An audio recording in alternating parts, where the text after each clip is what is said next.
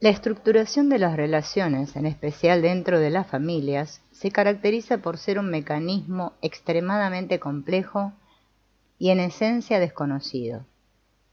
Desde el punto de vista empírico, esa estructuración puede ser inferida a partir de la regularidad y predecibilidad sujetas a ley de ciertos hechos reiterados en las familias. A lo largo de los años, buena parte de nuestros esfuerzos concentrados se han dirigido clínica y conceptualmente a identificar esas leyes sistémicas multipersonales. En ciertas familias se transmiten pautas multigeneracionales fácilmente reconocibles en las relaciones. Respecto de una familia, por ejemplo, nos enteramos de que durante generaciones enteras se repetían episodios de muerte violenta en las mujeres, a manos de los hombres, con quienes estaban vinculadas sexualmente. En otras familias se reiteraba una pauta distinta. Las esposas eran supuestas mártires victimizadas por maridos, que en forma continuada y evidente mantenían relaciones con amantes. En el caso de una tercera familia, durante 3 o 4 generaciones, se reprodujo una pauta según la cual una de las hijas terminaba siempre siendo expulsada de su seno, debido al pecado de deslealtad que cometía al contraer matrimonio con un hombre de distinta religión. Solo en estos últimos tiempos se están comenzando a discernir los elementos que determinan dichos tipos de organización reiterada en las relaciones de familia. El cuidadoso estudio a largo plazo de sistemas multigeneracionales de familias extensas, sometidas a atención, puede revelar a algunos de sus determinantes patógenos cruciales. No obstante ello, con el fin de elaborar un auténtico pautamiento multigeneracional de las relaciones familiares, tenemos que basarnos en información retrospectiva, incluidos los recuerdos que los vivos tienen de los muertos. Si no se interesa por esas leyes de funcionamiento que rigen las relaciones verticales formativas de larga data en las familias, el terapeuta se verá impedido de enfocar adecuadamente la patogenicidad y la salud de aquellas. Es necesario distinguir, en este sentido, entre mejorar las formas de interacción en el aquí y ahora e intervenir cabalmente en el sistema. La salud y la patología están juntamente determinadas por 1. La naturaleza de las leyes que rigen las relaciones multipersonales y 2. Las características psicológicas, estructura psíquica de los miembros considerados en forma individual. 3. La relación existente entre esas dos esferas de organización del sistema. Cierto grado de flexibilidad y equilibrio respecto de la adaptación del individuo al nivel superior del sistema contribuye a su salud, mientras que la adhesión inflexible a las pautas del sistema puede llevar a una patología. Probablemente uno de los principales aportes del método de terapia familiar haya sido el concepto multipersonal o sistémico de la teoría motivacional. Según este concepto, el individuo es una entidad biológica y psicológica dispar, cuyas reacciones, sin embargo, están determinadas tanto por su propia psicología como por las reglas que rigen la existencia de toda la unidad familiar. En términos generales, un sistema es un conjunto de unidades caracterizadas por su dependencia mutua. En las familias, las funciones psíquicas de un miembro condicionan las funciones de los demás miembros. Muchas de las reglas que gobiernan los sistemas de relaciones familiares se dan en forma implícita, y los miembros de la familia no son conscientes de ellas. El rol sustitutivo o implícitamente expoliador que puede cumplir una madre en un caso de incesto entre padre e hija, por ejemplo, tal vez no salte a la vista en las fases iniciales de la terapia familiar.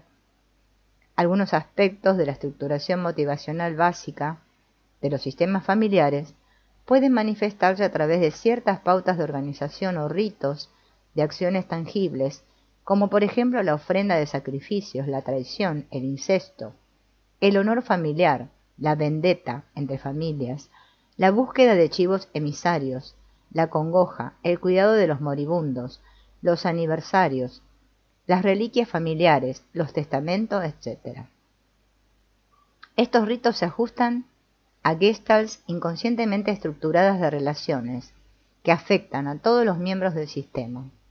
Además de cumplir funciones específicas, cada rito aporta algo al equilibrio entre las posturas y actitudes expoliadoras y las generosas. Un libreto o código familiar no escrito orienta los variados aportes del individuo a la cuenta. El código determina la escala de equivalencias de méritos, ventajas, obligaciones y responsabilidades. Un conjunto de ritos interrelacionados caracteriza el sistema manifiesto de relaciones de una familia en un momento dado.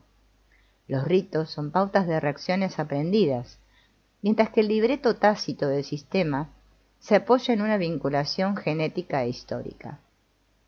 Esta distinción reviste importancia práctica para el especialista en terapia familiar. Las pautas ritualistas entrelazan con el sustrato existencial del sistema multipersonal de la familia en formas singulares que pueden sorprender al observador externo. La dificultad que se plantea al enfocar mensajes aparentemente carentes de sentido en una familia sometida a tratamiento se debe en parte a la comprensible necesidad que tiene el terapeuta de hallar una lógica en el modo en que los ritos relacionales característicos se enlazan causalmente entre sí. Se requiere tiempo y un aprendizaje especial para poder evaluar las cuentas básicas de las dimensiones históricas, vertical y profunda de los sistemas de acción. Si no se comprende la jerarquía de obligaciones, ninguna lógica será evidente. El concepto de lealtad reviste importancia para la comprensión de las relaciones familiares. Puede tener muchos significados, desde el sentido de lealtad psicológica e individual, hasta los códigos nacionales y sociales de lealtad cívica. El concepto debe definirse en consonancia con los requerimientos de nuestra teoría de las relaciones. El concepto de lealtad puede definirse en términos morales, filosóficos, políticos y psicológicos. Convencionalmente fue descrito como la actitud confiable y positiva de los individuos hacia lo que ha dado en llamarse el objeto de la lealtad. Por el contrario, el concepto de una trama de lealtad multipersonal implica la existencia de expectativas estructuradas de grupo, en relación con las cuales todos los miembros adquieren un compromiso. En este sentido, la lealtad hace referencia a lo que Weber denominó el orden del universo humano.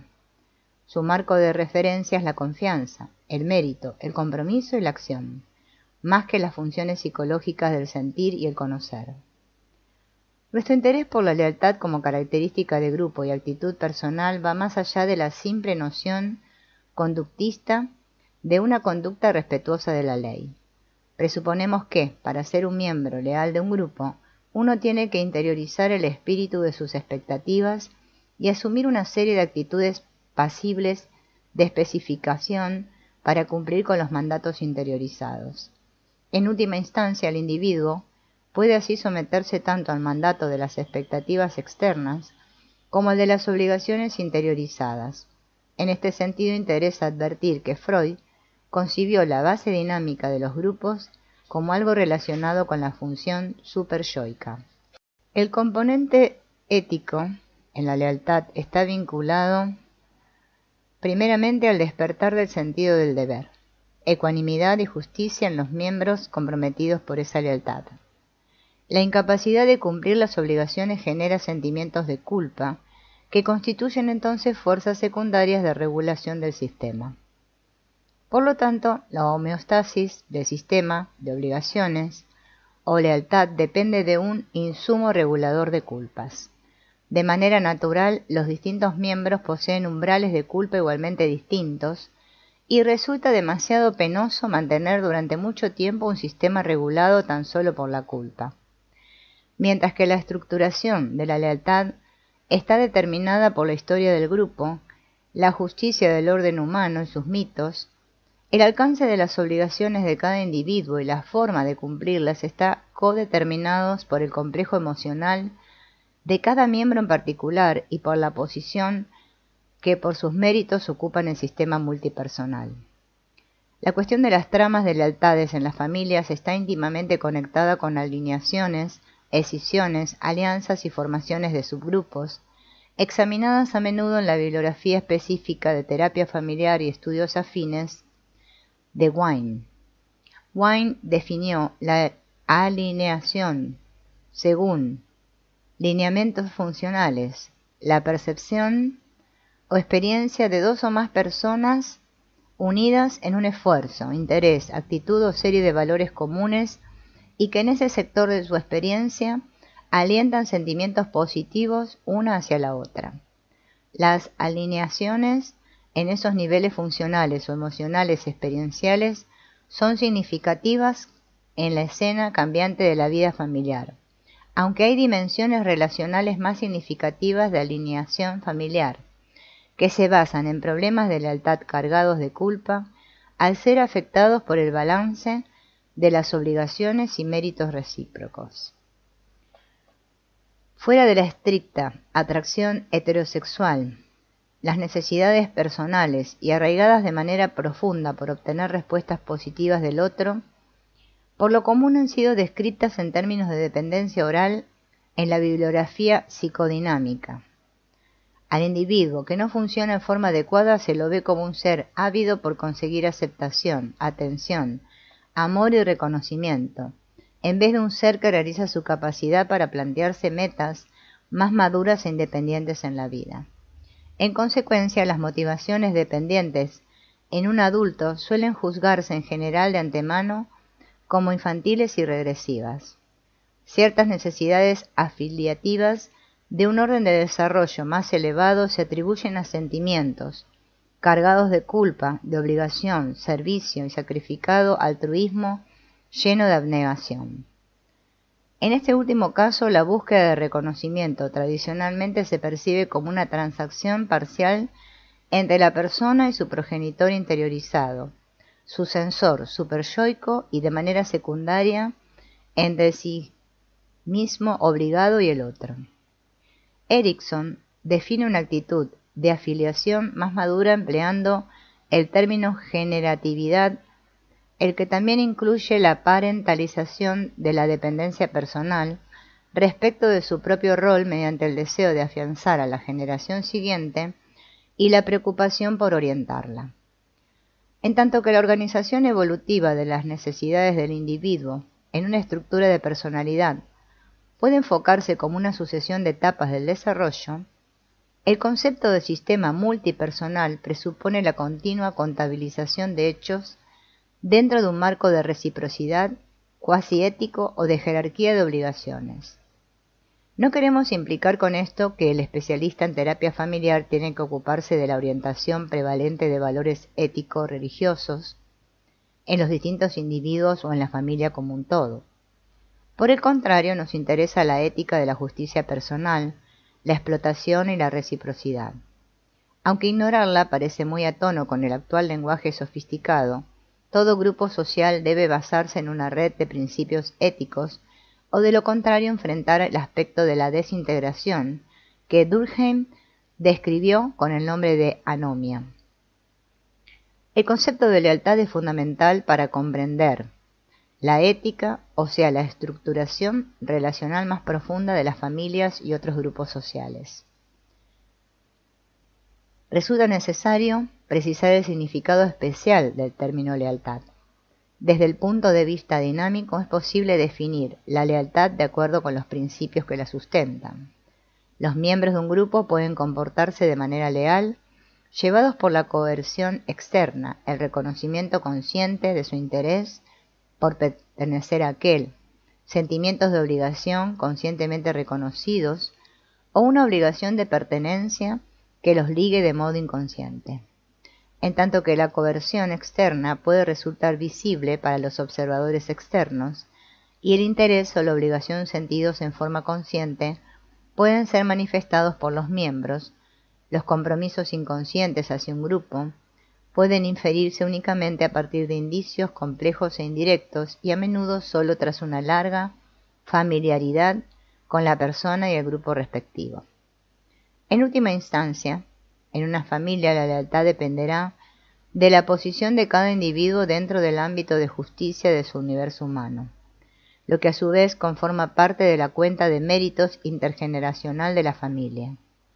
Una vez puesto sobre aviso en cuanto a la importancia de los compromisos sellados por lealtad, el especialista en terapia familiar se encontrará en posición ventajosa para estudiar las manifestaciones tanto individuales como sistémicas de las fuerzas relacionales y los determinantes estructurales. Los compromisos de lealtad son como fibras invisibles pero resistentes que mantienen unidos fragmentos complejos de conducta relacional, tanto en las familias como en la sociedad en su conjunto. Para entender las funciones que cumple un grupo de gente, nada es más importante que saber quiénes están unidos por vínculos de lealtad y qué significa la lealtad para ellos.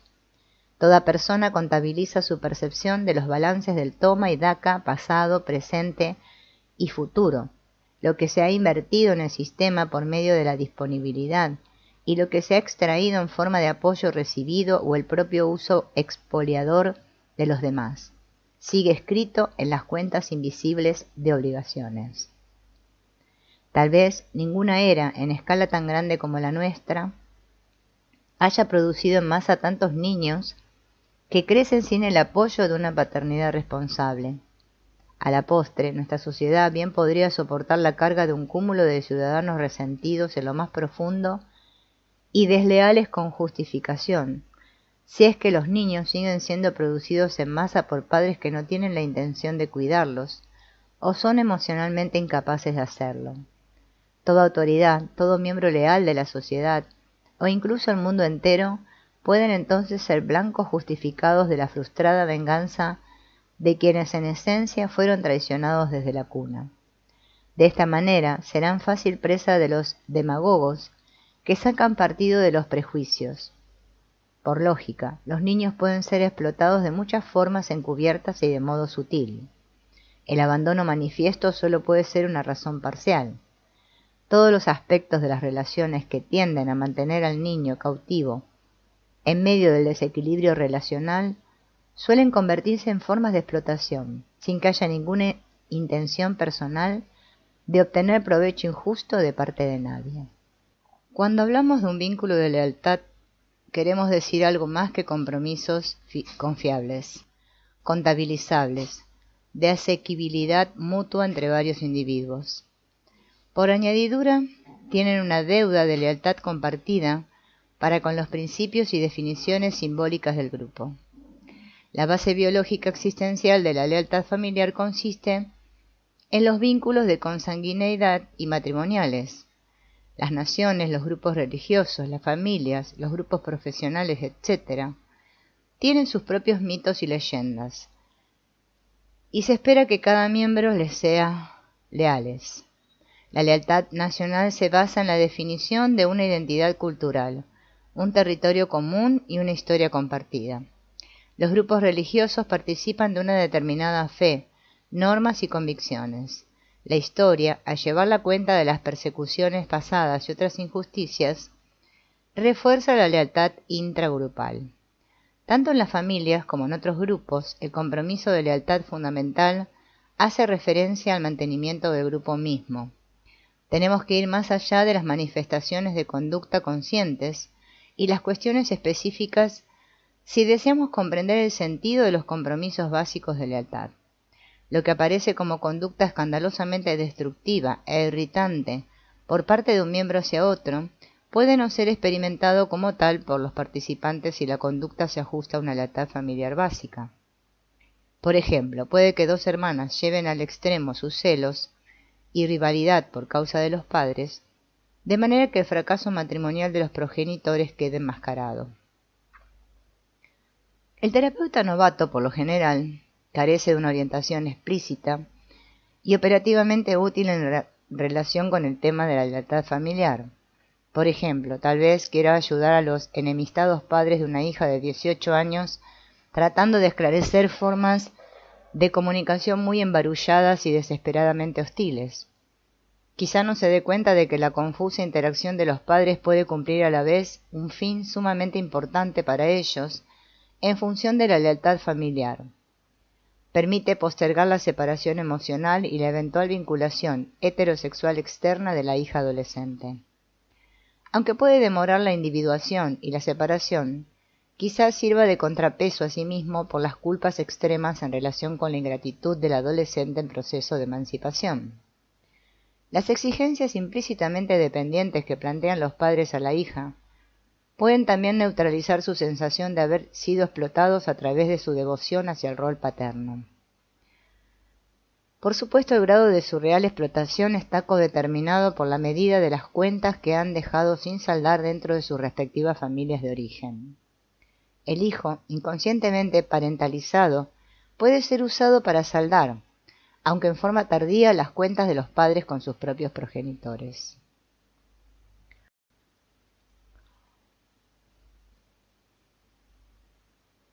Es difícil evaluar la auténtica disposición del adolescente o el joven adulto para asumir compromisos externos. Tal vez parezca preparado para la separación física y una vinculación heterosexual, pero íntimamente puede mostrarse muy reacio a sellar un lazo de lealtad con cualquier persona ajena a su familia. En toda familia resulta difícil definir qué actos de aparente rechazo sirven, paradójicamente, para eludir la individuación prematura del adolescente, lo que configura una amenaza para la lealtad familiar. Los ataques llenos de agresividad, el descuido insultante, la partida física, la desaparición de todo respeto, etc., puede herir a los padres pero no tocar la cuestión básica de la lealtad. Los roles manifiestos y las actitudes verbales rara vez explican el grado de profundo compromiso íntimo. Es posible que un miembro enfermo o malo complemente de manera eficaz el rol de otro miembro socialmente creativo y destacado. A menudo la ética de lealtad entra en conflicto con la del autocontrol. Una madre que le dice a su hija adolescente: «Puedes salir y pasar un rato divertido, siempre que me lo cuentes todo», tal vez esté preparándose para conseguir el compromiso de lealtad de la hija al precio de la permisividad sexual, quizá para siempre.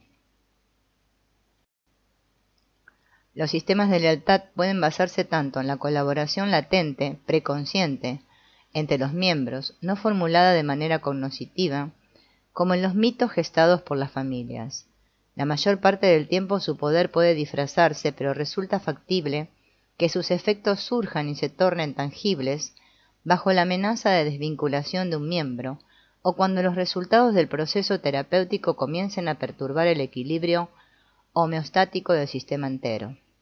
Por definición, el crecimiento o la maduración de cualquier miembro implica cierto grado de pérdida personal y desequilibrio relacional. Los vínculos de lealtad podrían considerarse operativamente instrumentados por medio de las técnicas de relación, aunque en sí participan más de la naturaleza de las metas que de la de los medios de existencia relacional. Ellos son la sustancia de la supervivencia del grupo. No existen medios confiables para medir el grado de los compromisos de lealtad, como resultado de que ni siquiera comprendemos sus dimensiones principales. La participación existencial en la cuantificación de la lealtad puede ilustrarse mediante el conocido cuento del cerdo y la gallina. Cuando descubrieron que ambos colaboraban en la producción de huevos con jamón, el cerdo sintió en forma aguda la disparidad de su relación. A ti solo se te pide una contribución, mientras que de mí se espera un compromiso total. La adquisición de insight en torno del significado específico de su lealtad es fundamental para la comprensión de la estructura profunda o dinámica de cualquier grupo social. El miembro leal lucha por alinear su propio interés con el del grupo. No solo participa en la consecución de los fines de su grupo y comparte su punto de vista, sino que también adherirá a su código ético de conducta, o al menos lo considerará con sumo cuidado. Los criterios relacionales de lealtad deben elaborarse a partir de la conducta del miembro, su pensamiento consciente y actitudes inconscientes. Desde el punto de vista de la persona de afuera, las lealtades del miembro pueden parecer manifiestas o encubiertas. Los códigos, mitos y rituales manifiestos siempre tienen sus más importantes contrapartidas encubiertas en las pautas inconscientemente expoliadoras o de convivencia en la función grupal. Los orígenes de la lealtad se remiten a varias fuentes. La lealtad familiar se basa, de manera característica, en el parentesco biológico y hereditario. Por lo general, los parentescos políticos tienen menores efectos en cuanto a la lealtad que los lazos de consanguineidad. La coerción externa puede controlar la lealtad hacia muchos grupos sociales, aunque no la determina necesariamente. A veces es el reconocimiento de los intereses compartidos lo que lleva a la identificación voluntaria con el grupo. Por otra parte, la lealtad familiar o la que se tiene hacia la propia escuela o lugar de trabajo puede verse reforzada por medio de la gratitud o la culpa experimentadas en relación con el desempeño meritorio, no recompensado de los mayores, quienes brindaron su abnegada atención y generosos dones de amor a los más jóvenes. La gratitud y el reconocimiento por el valor de los propios mayores suele llevar a la interiorización de obligaciones adoptando su sistema de valores, consciente o inconscientemente. Por su etimología, la palabra lealtad deriva de la voz francesa loi, ley, de manera que implica actitudes de acatamiento a la ley. Las familias tienen sus propias leyes en forma de expectativas compartidas no escritas. Cada miembro de la familia se halla constantemente sujeto a pautas variables de expectativas, las que cumple o no. En los hijos pequeños el cumplimiento se sanciona por medio de medidas disciplinarias externas. Los hijos mayores y los adultos pueden cumplir llevados por compromisos de lealtad internalizados. La lealtad como actitud individual abarca, entonces, identificación con el grupo, auténtica relación objetal con otros miembros, confianza, confiabilidad, responsabilidad, debido compromiso, fe y firme devoción. Por otra parte, la jerarquía de expectativas del grupo connota un código no escrito de regulación y sanciones sociales. La internalización de las expectativas y los mandamientos en el individuo leal proporcionan fuerzas psicológicas estructurales que pueden ejercer coerción sobre el sujeto, de la misma manera que la coacción externa dentro del grupo. Si no puede reclamar el más profundo compromiso de lealtad, ningún grupo podrá ejercer un grado elevado de presión motivacional en sus miembros. Cuando sugerimos que la comprensión de los compromisos de lealtad nos da la clave de la importancia de los determinantes sistémicos encubiertos de la motivación humana, también nos damos cuenta de que nos estamos desviando del concepto de motivaciones más profundas, tal como tradicionalmente se circunscriben a la psicología del individuo. En consecuencia, cualquier teoría satisfactoria de las relaciones debe ser pasible de relacionar los conceptos motivacionales individuales con los multipersonales o relacionales. Los estudios fenomenológicos y existenciales subrayan la dependencia óntica del hombre en sus relaciones, más que la dependencia funcional. Los escritos de Martin Buber, Gabriel Marcel y Jean-Paul Sartre configuran ejemplos de esta escuela de pensamiento. El hombre, suspenso en su angustia ontológica, experimenta un vacío total si no puede entablar un diálogo personal significativo con algo o alguien. Las relaciones ónticamente significativas deben ser motivadas por pautas mutuas entrelazadas de preocupación y solicitud presente y pasada, por un lado, y de posible explotación por el otro. De esta dependencia óntica de todos los miembros en su relación mutua, surge uno de los componentes principales del nivel supraordenado y multipersonal de los sistemas de relaciones. La suma de todas las díadas mutuas ónticamente dependientes dentro de una familia constituyen una de las fuentes principales de lealtad del grupo.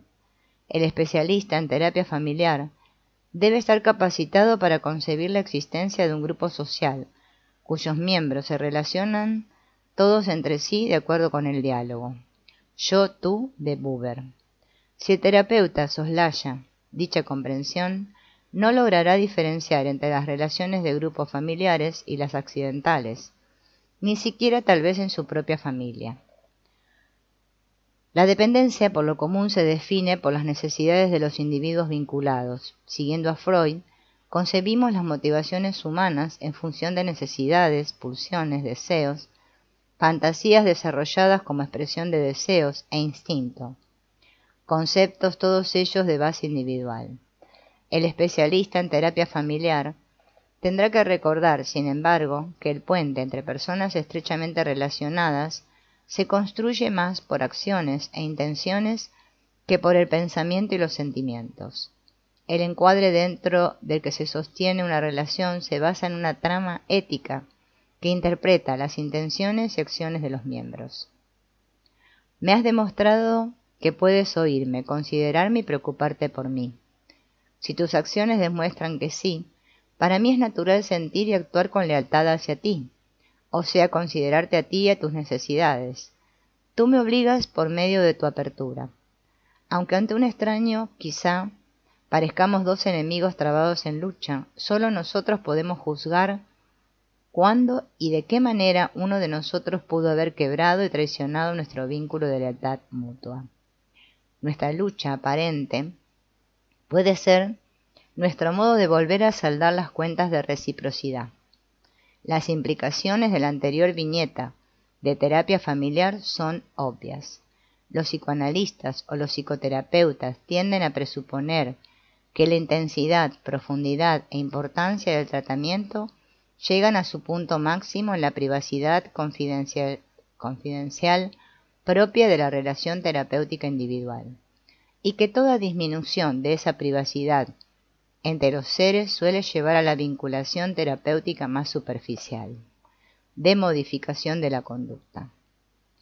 Sin embargo, la experiencia nos demuestra que el efecto principal del enfoque del tratamiento relacional o familiar no solo consiste en la ampliación, sino en la escalada de la participación terapéutica.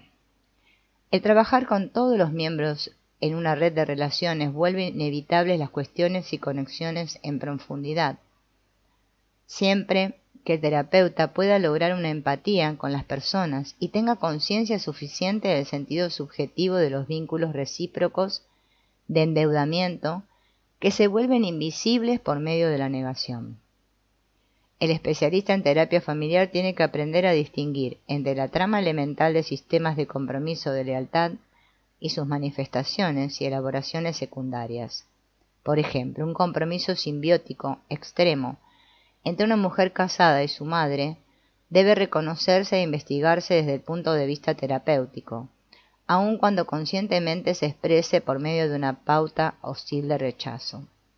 La cualidad manifiesta de la relación, por ejemplo, evitación, elección de chivos emisarios, guerra apasionada, es menos significativa para determinar los resultados terapéuticos que el grado de inversión y la extensión de las obligaciones negadas o no resueltas dentro de cada miembro.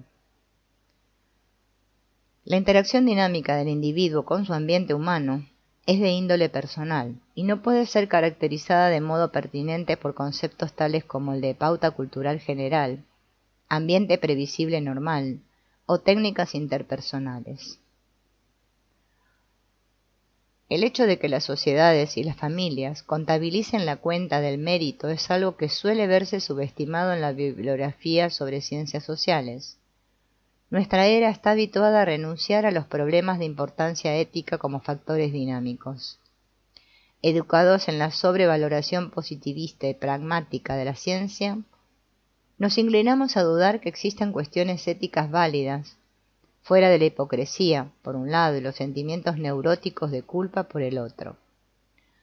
Entre los autores de la escuela psicoanalítica, Erikson ha subrayado el carácter genéticamente social del individuo humano, el fenómeno y concepto de organización social y su incidencia sobre el yo individual fue de este modo, y por el período más prolongado, eludido en virtud de tributos condescendientes a la existencia de factores sociales.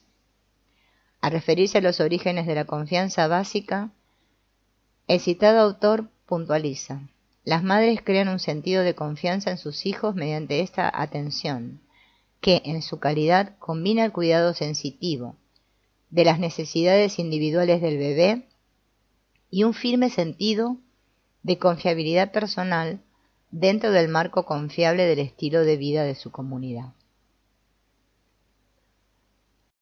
De esta manera, el ser digno de confianza o confiabilidad implica el concepto de méritos probados. Por añadidura, la frase marco confiable de su comunidad señala una fuente de confianza ubicada en el contexto social, fuera de la madre y el hijo. A medida que el ambiente paterno gana confiabilidad a ojos del niño, éste se convierte en deudor para con su madre y para con todos aquellos que le han brindado su confianza debido al valor de sus intenciones y acciones. El sistema de por sí comienza a plantear exigencias y expectativas éticas estructuradas al niño mucho antes que esta clase de obligación tenga posibilidades de tornarse consciente. Por añadidura, mientras el hijo vive, nunca está realmente libre de la deuda existencial para con sus padres y familia.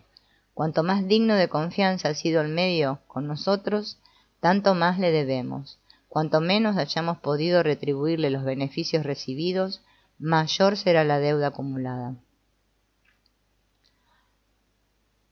Podríamos interpretar este punto dentro de un marco psicológico, más que existencial relacional, pero no estamos refiriéndonos a una patología de sentimientos neuróticos de culpa. Simplemente hacemos referencia al hecho de la deuda existencial que surge como resultado de haber recibido cuidados paternos de otros de manera confiable.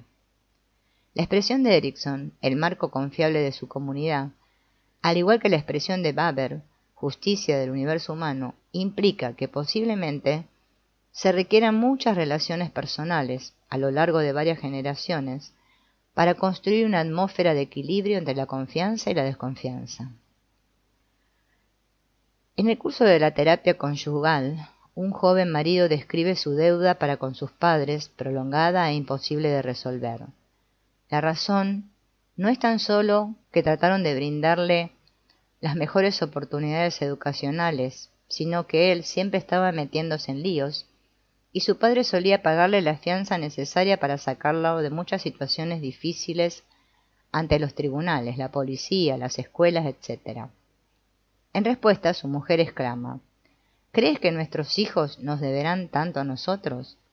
Cabe advertir que el problema de la pareja revelaba el tipo de conflicto de lealtad que otras parejas solo descubren en forma gradual.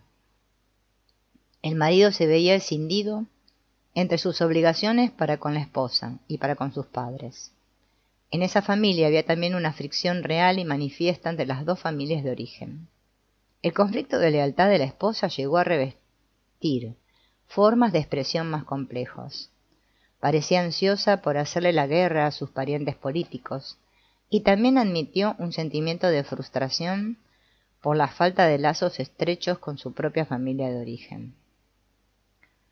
En la mayoría de las familias es posible descubrir el modo en que sus miembros han sido victimizados por expectativas de lealtad desproporcionadas y al ser arrastrados en esfuerzos de equilibrio mutuamente vindicados y desplazados. Al especialista en terapia familiar le corresponde iniciar, al menos en su propia mente, el trazado de un mapa de las interacciones confusas y destructivas dentro de su adecuada perspectiva multigeneracional.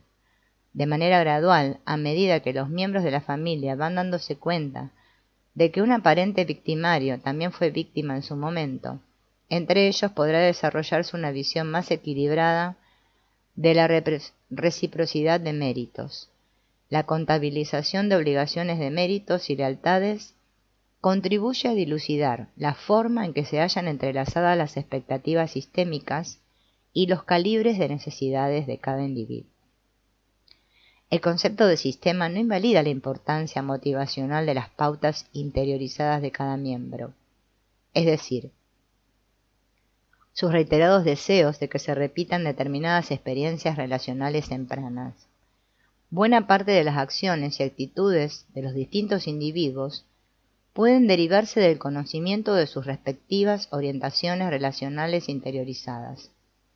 Sin embargo, la contabilización de méritos dentro del sistema total tiene su propia realidad fáctica y correspondiente estructuración motivacional a lo largo de las generaciones. En cada matrimonio no solo se unen la novia y el novio, sino también dos sistemas familiares de mérito, sin capacidad para percibir de manera intuitiva al futuro cónyuge como punto nodal en una trama de lealtades. Uno se casa con la recreación perfeccionada de la propia familia de origen. Cada cónyuge puede entonces luchar por coaccionar al otro inconscientemente, de modo de hacerlo responsable de las injusticias sufridas y los méritos acumulados a partir de la familia de origen. Enfocadas desde esta perspectiva de lealtades invisibles, las relaciones familiares tienden a asumir un significado más coherente e importante a ojos del terapeuta. Los mitos familiares revelan en forma gradual su supraestructura como contabilización autóctona de méritos que en forma encubierta o manifiesta comparten todos sus miembros. Los sentimientos de culpa de los individuos se vislumbran en correspondencia con los contornos de la configuración de méritos. La pauta de conducta patológica o normal visible constituyen el siguiente nivel del sistema. Por ejemplo, la elección de chivos emisarios es determinada a menudo por la lealtad común hacia el sistema de méritos, tal como lo define y describe el mito familiar. A la postre, el especialista en terapia familiar llega a ver un sentido en el hecho de que los individuos se dejen sacrificar de modo voluntario con el fin de honrar las cadenas multigeneracionales de obligación y endeudamiento existencial. Los orígenes de los compromisos de lealtad son de naturaleza típicamente dialéctica. Su estructura interiorizada se inicia a partir de algo que se le debe a un progenitor, o de la imagen interna de representación paterna, es decir, el superyo. En un sistema trigeneracional, la compensación por la instauración de normas y por el cuidado y solicitud que nos dispensaron nuestros padres puede transferirse a nuestros hijos, a otras personas sin relación de parentesco con nosotros o a los padres internalizados. Los compromisos de lealtad comúnmente se circunscriben a determinadas áreas de función, por lo general conectadas con la crianza o educación de los hijos. El adulto ansioso por impartir a su hijo su propia orientación normativa de valores se convierte ahora en acreedor en un diálogo de compromisos en el que el hijo se transforma en deudor. Finalmente, este último tendrá que saldar su deuda en el sistema de realimentación intergeneracional, internalizando los compromisos previstos, satisfaciendo las expectativas y con el tiempo transmitiéndoselas a su prole. Cada acto de compensación de una obligación recíproca aumentará el nivel de lealtad y confianza dentro de la relación.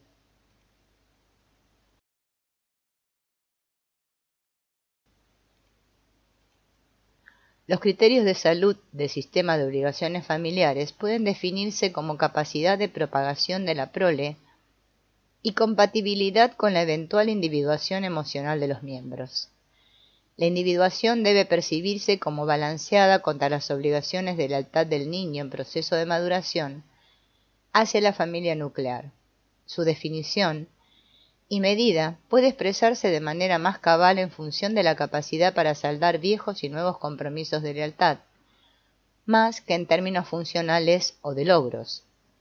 La potencialidad o libertad para entablar nuevos vínculos, esponsales, matrimonio, paternidad, debe pesar contra las antiguas obligaciones que empujan hacia una unión simbiótica duradera. Resulta difícil evaluar la medida del compromiso simbiótico con la familia de origen si los compromisos se han interiorizado y estructurado, en tanto que lo que aparece en la superficie es el descuido de las relaciones familiares. Vemos cómo personas rígidamente aferradas a pautas autodestructivas siguen manteniendo con su familia de origen un impas de lealtad no resuelta o en apariencia imposible de resolver. El punto de vista del sistema de lealtad implica en consecuencia que el compromiso con el propio cónyuge puede resultar secundario con respecto a un endeudamiento implícito hacia la prole aún por nacer. En todas las sociedades tradicionales, los matrimonios jóvenes deben de haber sido mucho menos vulnerables a la culpa por deslealtad que sus contrapartidas modernas en las comunidades urbanas industrializadas. El hecho de que los padres resolvieran habitualmente acerca de la elección matrimonial de sus hijos ayudaba a la joven pareja a escapar de las culpas. Incluso podían sentirse libres de proyectar la responsabilidad por sus fricciones matrimoniales en la elección realizada por sus padres. Como interesante extensión de estos argumentos podemos examinar sus implicaciones en relación con los orígenes de la culpa sexual y los tabúes sociales respecto de la heterosexualidad, además de lo que como transgresión moral implicaba todo placer, y la importancia ética de la responsabilidad para con una nueva vida humana potencial. Una de las raíces más profundas de la culpa sexual y la inhibición debe basarse en el temor a la deslealtad respecto de la familia de origen. Así como una relación heterosexual crea como perspectiva la generación de prole, también ha de trastocar de manera notoria la lealtad filial del joven adulto. La estructura de esta culpa difiere de la culpa edípica, que se basa en el concepto de celos triangulares heterosexuales entre el hijo y los padres.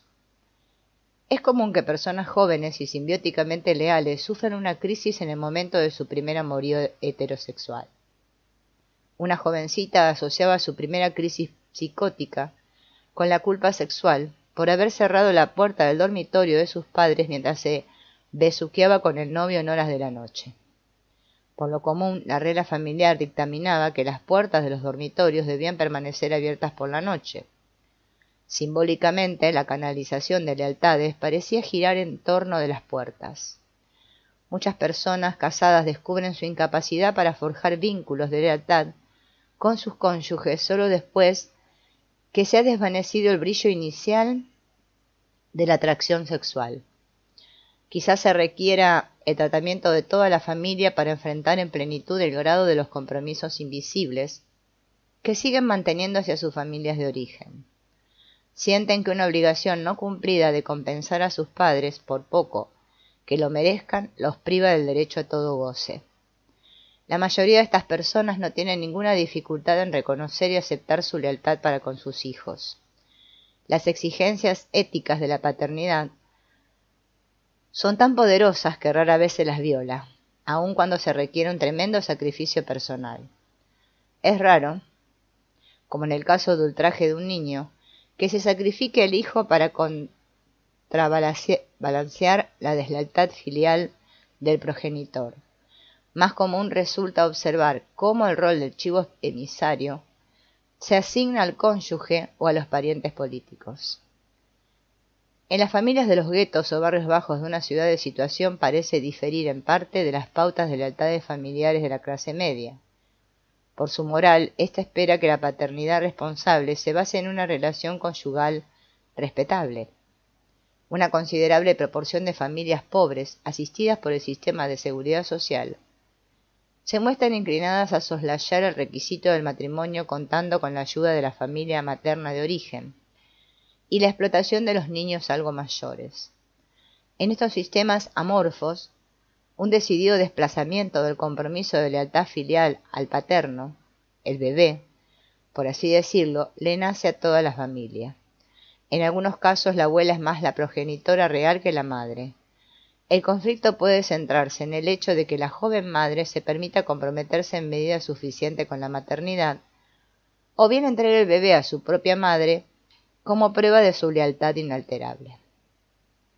Las luchas en torno de los compromisos de lealtad suelen ser invisibles, y solo las racionalizaciones secundarias resultan accesibles incluso para los participantes. En determinada familia comenzábamos a creer que el padre era en realidad un verdadero desastre, hasta que descubrimos que los 6 hermanos de la madre tenían cónyuges consideradas como auténticas inútiles. A la vez era notoria la manera en que los 7 hermanos dependían el uno del otro y hacían pocos esfuerzos por ocultar que se preferían el uno al otro sobre sus respectivos cónyuges. Los matrimonios, las aventuras amorosas, las queridas y los esposos homosexuales, todo ello puede, a menudo inconscientemente, ser utilizado con el fin de reforzar el compromiso de lealtad filial en vez de reemplazarlo. El hecho de jactarse de esas relaciones frente a los propios padres tal vez signifique una manera de reforzar la antigua devoción, poniéndola a prueba por medio de un desafío y despertando los celos de los padres. Cuando la batalla adquiere contornos tales que parece preanunciar la inminente separación emocional entre el joven adulto y la familia de origen, el observador de afuera podrá subestimar el grado de lealtad subyacente e inalterado. Desde el punto de vista de sistemas multipersonales, nos interesa el papel que cumplen las lealtades arraigadas de manera profunda, en apariencia dirigidas a objetos extrafamiliares. La religión es una esfera típica en la que suele desarrollarse una muy honda devoción, junto con esenciales vínculos de lealtad. Hemos visto cómo aumenta en grado extremo la importancia de dichas cuestiones en familias en las que se han celebrado matrimonios mixtos. Cuando ambos cónyuges renuncian a la religión dentro de la cual se han criado, se forma entre ellos una alianza implícita de lealtad a expensas de la religión y simbólicamente de la familia de origen. Los cónyuges, al cortar sus relaciones con sus respectivos endogrupos, crean una nueva estructura de lealtad por omisión. Sin embargo, el especialista en terapia familiar tendrá que preguntarse si el desplazamiento del problema de la separación al terreno religioso no significa que esos padres no han resuelto su propia separación respecto de los progenitores y que sus hijos se verán comprometidos a aceptar vínculos de una lealtad invisible aún más intrincada. Generación tras generación, los compromisos de lealtad verticales siguen en conflicto con los horizontales. Los compromisos de lealtad verticales son debidos a una generación anterior o posterior, en tanto que los horizontales se entablan para con la propia pareja, hermanos o pares en general. El establecimiento de nuevas relaciones, en especial a través del matrimonio y el nacimiento de los hijos, plantea la necesidad de forjar nuevos compromisos de lealtad. Cuanto más rígido sea el sistema de lealtad originario, más tremendo será el desafío para el individuo. ¿A quién eliges? ¿A mí, a él o a ella? A medida que van desarrollándose las fases de evolución de la familia nuclear, todos los miembros deben enfrentar nuevas exigencias de adaptación.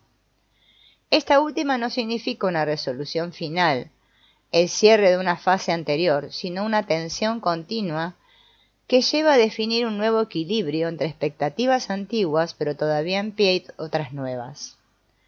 Nacimiento, crecimiento, lucha con los hermanos, individuación, separación, preparación para la paternidad, vejez de los abuelos y finalmente duelo por los muertos, constituyen ejemplos de situaciones que exigen un nuevo balance de las obligaciones de lealtad. Los ejemplos de transiciones de lealtad requeridas para el desarrollo están relacionadas con las siguientes expectativas. 1. Los jóvenes padres tienen que desplazar el uno al otro la lealtad que debían a sus familias de origen. Ahora tienen un mutuo deber de fidelidad sexual y de alimentación. Asimismo, se han convertido en equipo destinado a la producción de prole. 2. Deben a sus familias de origen una lealtad definida de manera nueva en relación con sus antecedentes nacionales, culturales y religiosos y sus valores. 3. Deben lealtad a los hijos nacidos de su relación. 4. Los hijos tienen una deuda de lealtad también definida de modo nuevo hacia sus padres y las generaciones anteriores. Los hermanos tienen una deuda de lealtad el uno para con el otro. Los miembros de la familia entre quienes hay una relación de consanguinidad tienen el deber de evitar las relaciones sexuales entre sí, aunque a la vez contraen una deuda de afecto el uno para con el otro. 7. Los padres tienen el deber de apoyar a sus familias nucleares a la vez que mantienen una deuda de apoyo para con sus padres o parientes ancianos o incapacitados. 8. Las madres tienen el deber de actuar como amas de casa y criar a los niños para con sus familias nucleares, aunque también se espera de ellas que puedan estar disponibles en relación con su familia de origen. 9. Los miembros de la familia tienen una deuda de solidaridad en relación con el modo en que se comportan hacia los amigos o los extraños, pero también tienen para con la sociedad el deber de ser buenos ciudadanos. 10. Todos los miembros tienen una deuda de lealtad que consiste en mantener la integridad del sistema familiar, pero deben estar preparados para acomodar nuevas relaciones y los cambios concomitantes del sistema. Un ejemplo clásico del conflicto de lealtades no resuelto entre un matrimonio y las familias de origen es la historia de Romeo y Julieta. El prólogo de Shakespeare sintetiza el sentido familiar de la trágica muerte de los dos jóvenes amantes, el terrible tránsito de su amor sellado con la muerte y la continuada saña de sus padres, que sólo el fin de sus hijos pudo aplacar, desfilarán durante 2 horas por este escenario. La lealtad, concepto clave dentro de esta obra, ha sido descrita como determinante motivacional con raíces en la dialéctica multipersonal del sí mismo y el otro, más que raíces individuales.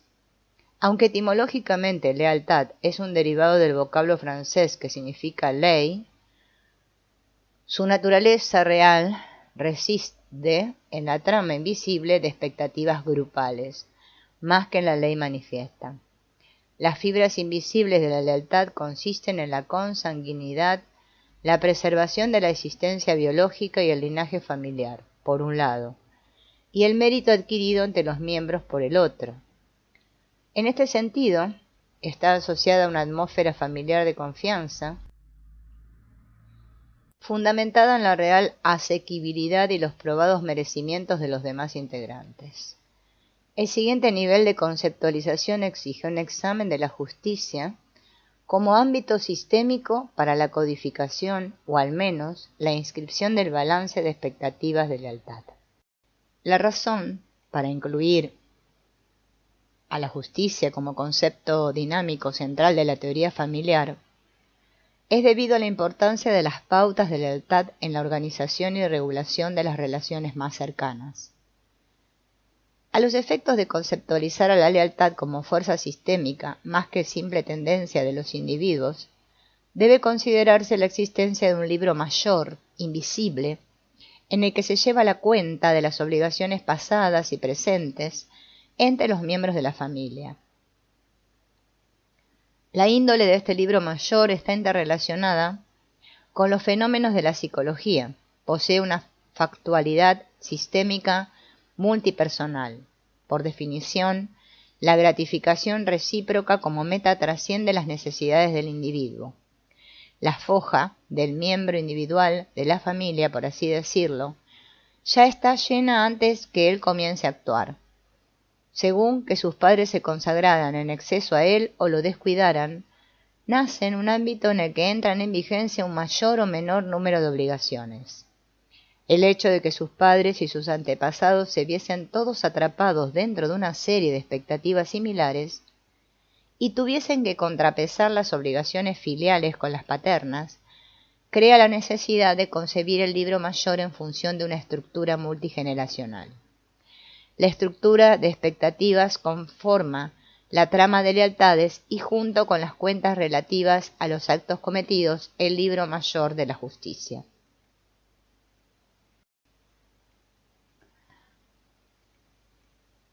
El invisible libro familiar mayor de justicia es un contexto relacional, el componente dinámicamente más significativo del inundo del individuo, aunque no sea externo a él, es su ámbito y está vinculado en esencia a la ética de las relaciones y no puede ser dominado por la inteligencia o la astucia por sí solas.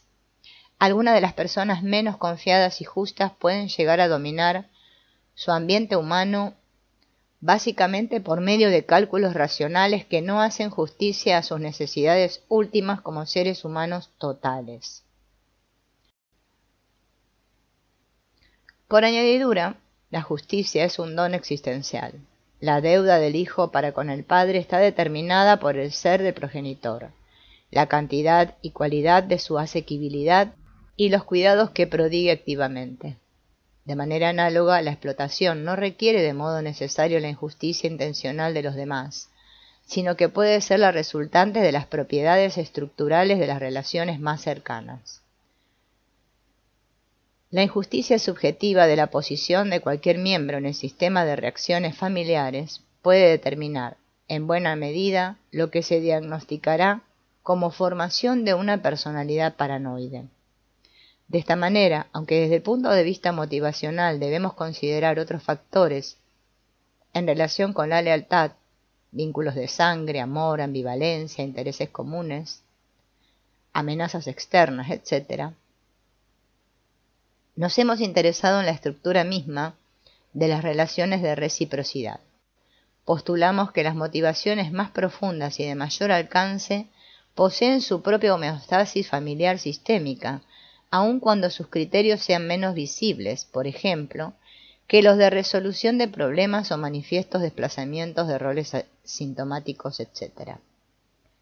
El especialista en terapia familiar puede ver facilitada en gran medida su tarea mediante el conocimiento de los determinantes relacionales más profundos de la conducta visible. Creemos que el concepto de justicia propio del orden humano es un denominador común de la dinámica individual, familiar y social. Los individuos que no han aprendido qué es el sentido de la justicia dentro de las relaciones de su familia suelen desarrollar un criterio distorsionado de la justicia social. El terapeuta puede aprender a aguzar su percepción de ese orden de justicia, ecuanimidad o reciprocidad que determina el grado de confianza y lealtad en las relaciones familiares. Puede considerarse que la justicia es como una trama de fibras invisibles extendidas a lo largo y a lo ancho de toda la historia de relaciones de la familia, que mantienen el equilibrio social del sistema a través de fases de proximidad y separación físicas.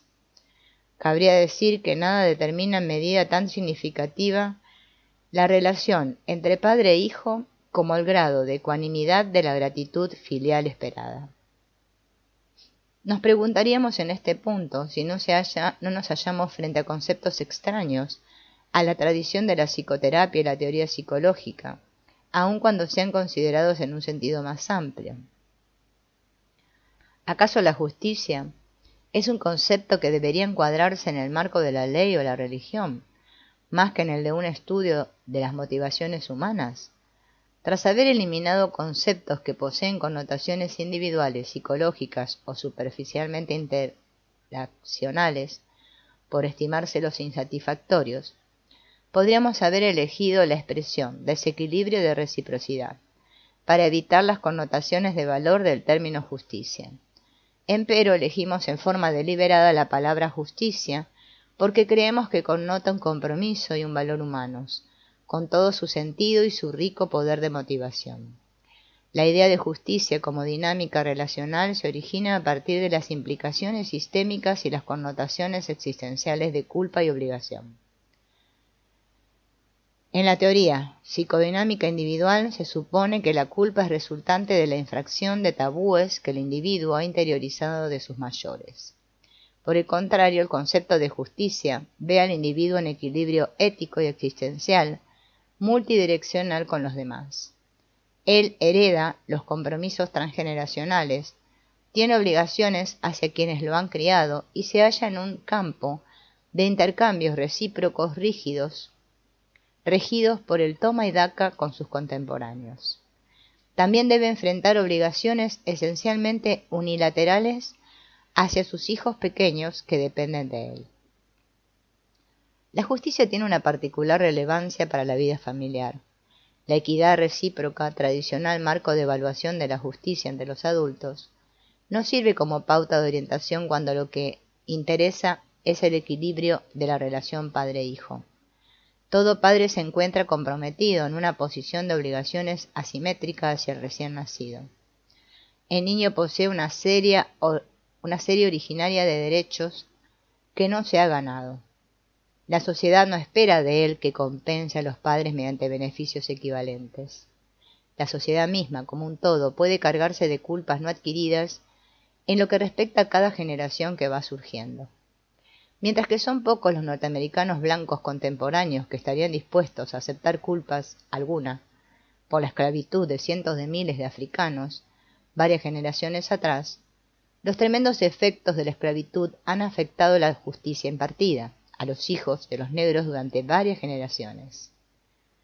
Es razonable presuponer que el hombre blanco que quiera negar o ignorar las implicaciones corrientes y continuas de la antigua esclavitud en relación con la justicia aplicada a los ciudadanos negros es culpable de lo que Martin Luther King llamó cubrir las fechorías con la capa del olvido. Sin embargo, la justicia como determinante social podría incluso conceptualizarse en los términos unidireccionales y monotéticos del bien y del mal. El concepto relacional de la preocupación llena de sensibilidad por la justicia de las obligaciones no debería confundirse con nociones abstractas sobre la distribución del poder económico basada en una presunta igualdad. El hecho de que el individuo deba saldar cuentas de justicia e injusticia no adquiridas, aunque acumuladas, necesariamente parte del supuesto de una cuantificación implícita de interacciones sobre la base de la equidad. Un libro mayor invisible, una contabilización de méritos transgeneracional. El mérito connota una propiedad ponderada de manera subjetiva y que no puede cuantificarse en forma objetiva como los beneficios materiales. En el diccionario se define el mérito como crédito espiritual o excedente moral acumulado, supuestamente ganado mediante la conducta o actos rectos y que asegura futuros beneficios. Toda relación caracterizada por la lealtad se basa en el mérito, ganado o no, y la justicia atañe a la distribución del mérito en todo un sistema de relaciones.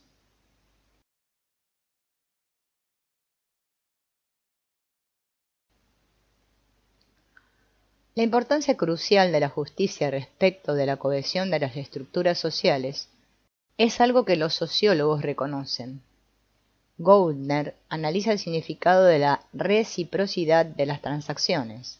La reciprocidad es definida como el carácter mutuo de los beneficios o gratificaciones, y Goldner manifiesta: la norma de reciprocidad es un mecanismo concreto y específico implícito en el mantenimiento de cualquier sistema social estable. Aunque coincidimos con el enfoque sociológico, según el cual una norma generalizada de reciprocidad se interioriza en los miembros de los sistemas sociales como especialistas en terapia familiar, deseamos centrarnos en un libro mayor de justicia multipersonal o sistémico que reside en la trama interpersonal del orden humano o en el ámbito del entre. El libro mayor abarca todas esas disparidades acumuladas de reciprocidad inherentes a la historia de las interacciones del grupo. Configura la base de la equivalencia de retornos. El peso de las pasadas transacciones de mérito sin compensar modifica la equivalencia del intercambio mutuamente contingente de beneficios en las relaciones interpersonales puestas en marcha. Los padres que no reciben nada afectan el libro mayor y por consiguiente el desarrollo de la personalidad de sus hijos de distinta manera que los padres que no dan nada. Al examinar el sentido dinámico de la justicia, la obligación, la lealtad y la fibra ética de los grupos, una de las cuestiones más importantes que se deben considerar es la de la explotación. Por lo común, la explotación se relaciona con los conceptos de poder, riqueza y dominación. Se requiere un marco conceptual mucho más amplio e importante para comprender la auténtica dialéctica de la explotación relacional en las familias. El concepto de explotación hay que analizarlo como base del tratamiento cuasi cuantitativo de la contabilización de méritos. La explotación es un concepto relativo que entraña una cuantificación implícita. Los desplazamientos en las posiciones de poder son medidas poco confiables de explotación. Hay modos en que un padre, jefe o líder puede ser explotado por quienes ocupan posiciones inferiores. El concepto de explotación con frecuencia aflora en forma implícita en el curso de discusiones espontáneas entre los miembros de la familia. Los padres tienden a comparar la cantidad de solicitud y afecto que, se supone, deberán dar a sus hijos con los que presuntamente han recibido de sus padres. En apariencia están buscando un equilibrio intrínseco. Los adultos pueden ser capaces de articular en forma retrospectiva el modo en que se les robó su infancia, tener que actuar de jueces de sus padres, trabados en interminables discusiones. Las relaciones sexuales suelen ser interpretadas como un acto egoísta y expoliador por esposas que se quejan de no obtener suficiente satisfacción, o por maridos que se sienten manipulados por la concesión de favores sexuales. Tradicionalmente el incesto se interpreta como forma de explotación del hijo a manos de uno de los padres.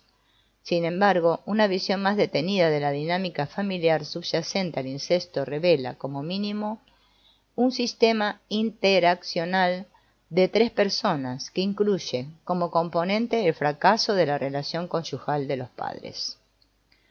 Importa en particular comprender las implicaciones del rol de hijo, como explotado, potencial no deliberado, de uno de los progenitores, ya que el niño merece recibir algo a cambio de nada. Muchos padres sienten que no se les permite quejarse de su sensación de ser explotados, e inconscientemente encubren sus sentimientos bajo una máscara de sobreprotección, excesiva permisividad, devoción propia de un mártir u otras actitudes defensivas.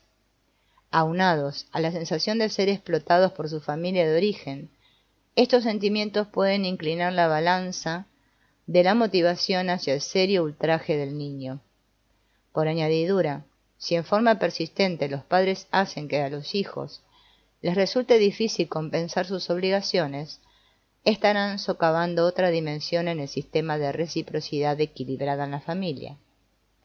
Un diálogo pleno requiere mutualidad tanto en el acto de dar como en el de la aceptación de lo dado. Pueden surgir aspectos importantes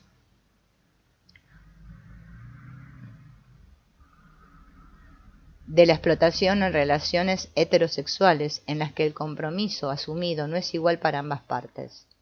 Por ejemplo, las actitudes tradicionalmente restrictivas y sobreprotectoras hacia la conducta sexual femenina tienden a hacer que la joven rechazada parezca ser ella la explotada, en especial si su romántica infatuación no halló un sentimiento de correspondencia de parte de su amado. Sin embargo, muchas enamoradas que han sido abandonadas sostienen que a pesar del agudo dolor que acarrea la pérdida, es mejor ser cortejadas y luego recibir calabazas que no haber sido cortejadas nunca por el objeto de su pasión. El equilibrio entre la acción de recibir y la de ser usado es una propiedad intrínseca de toda relación, que sólo puede comprenderse en su nexo con todos los otros balances de justicia. El concepto de reciprocidad como dinámica del sistema relacional puede implicar 2 tipos básicos de explotación. En primer lugar, uno de los miembros de la familia puede ser explotado de manera abierta o sutil por otro miembro al no dar nada o no tomar nada en forma recíproca. Ese modo de expoliación interpersonal debe distinguirse del segundo tipo, la explotación estructural. Esta última se origina a partir de características del sistema que victimizan a ambos participantes al mismo tiempo. El sentido de la palabra retribución incluye tanto el de recompensa como el de castigo administrado o exigido a modo de compensación. Entre 2 personas puede desarrollarse una relación de manera tal que se niegue a ambos cualquier posibilidad de retribución equilibrada en todos o algunos de sus aspectos. Los sentimientos de venganza no descargados son simplemente uno de los aspectos de ese tipo de desequilibrio relacional fijo. Un padre puede sufrir por su avidez de reconocimiento y gratitud, mientras que el hijo se ve sofocado por un deseo no expreso ni reconocido de demostrar gratitud filial. De manera análoga, un hijo puede estar deseoso de recibir un correctivo, una respuesta airada y punitiva de un padre, la que éste es incapaz de brindar o está poco dispuesto a proporcionar. El amor y la venganza sin descarga son consideraciones estratégicas fundamentales de una relación. Los problemas relativos a la conveniencia de que los padres se muestren de acuerdo frente a sus hijos o sobre sus bondades como equipo encargado de disciplinar a los hijos, tienen una importancia fáctica secundaria. Debemos destacar cuán importante es, particularmente en la esfera de las relaciones familiares, definir las cuestiones específicas de reciprocidad, en especial las que trascienden el dominio de lo material. En este caso, el poder es definible en términos diferentes a los que rigen para la sociedad como un todo. Lo que parecen ser relaciones familiares débiles, caóticas o fragmentarias, pueden significar el más fuerte de los vínculos para los miembros, debido a su culpa intrínseca y excesiva devoción. Las cuentas de méritos acumulados, tanto de generaciones presentes como pasadas, afectan la línea de base de las cuentas de lo que parece ser un balance de reciprocidad funcional corriente. Goldner cita formas dispares de reciprocidad introducidas por las diferentes posiciones de poder de los miembros de cualquier grupo social.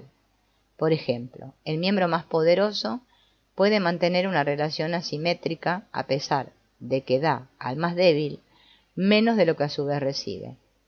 Otros mecanismos de compensación para mantener la disparidad en la reciprocidad incluyen actitudes como la de dar la otra mejilla y el de la clemencia. Sabemos que en las familias las obligaciones no saldadas persisten desde el pasado y que pueden compensar los presentes desequilibrios en materia de gratitud, culpa por obligaciones no cumplidas, ira por la explotación de que se es víctima, etc. El desequilibrio en el balance concerniente a la igualdad de méritos o intercambio de beneficios entre dos o más partes de una relación se registra subjetivamente en la explotación de que uno hace objeto al otro. Goldner da a entender de manera implícita que la reciprocidad posee una medida cuantitativa intrínseca, determinada por el grado de equidad en las interacciones. En un extremo se da la equidad plena de los beneficios intercambiados y en el otro, la situación en que una de las partes no da nada a cambio de los beneficios recibidos. Entre ambos casos limítrofes, hay toda una serie de formas de explotación aparentes o reales. La manera de definir la equivalencia de los beneficios mutuamente intercambiados plantea un problema clave en las relaciones padre-hijo.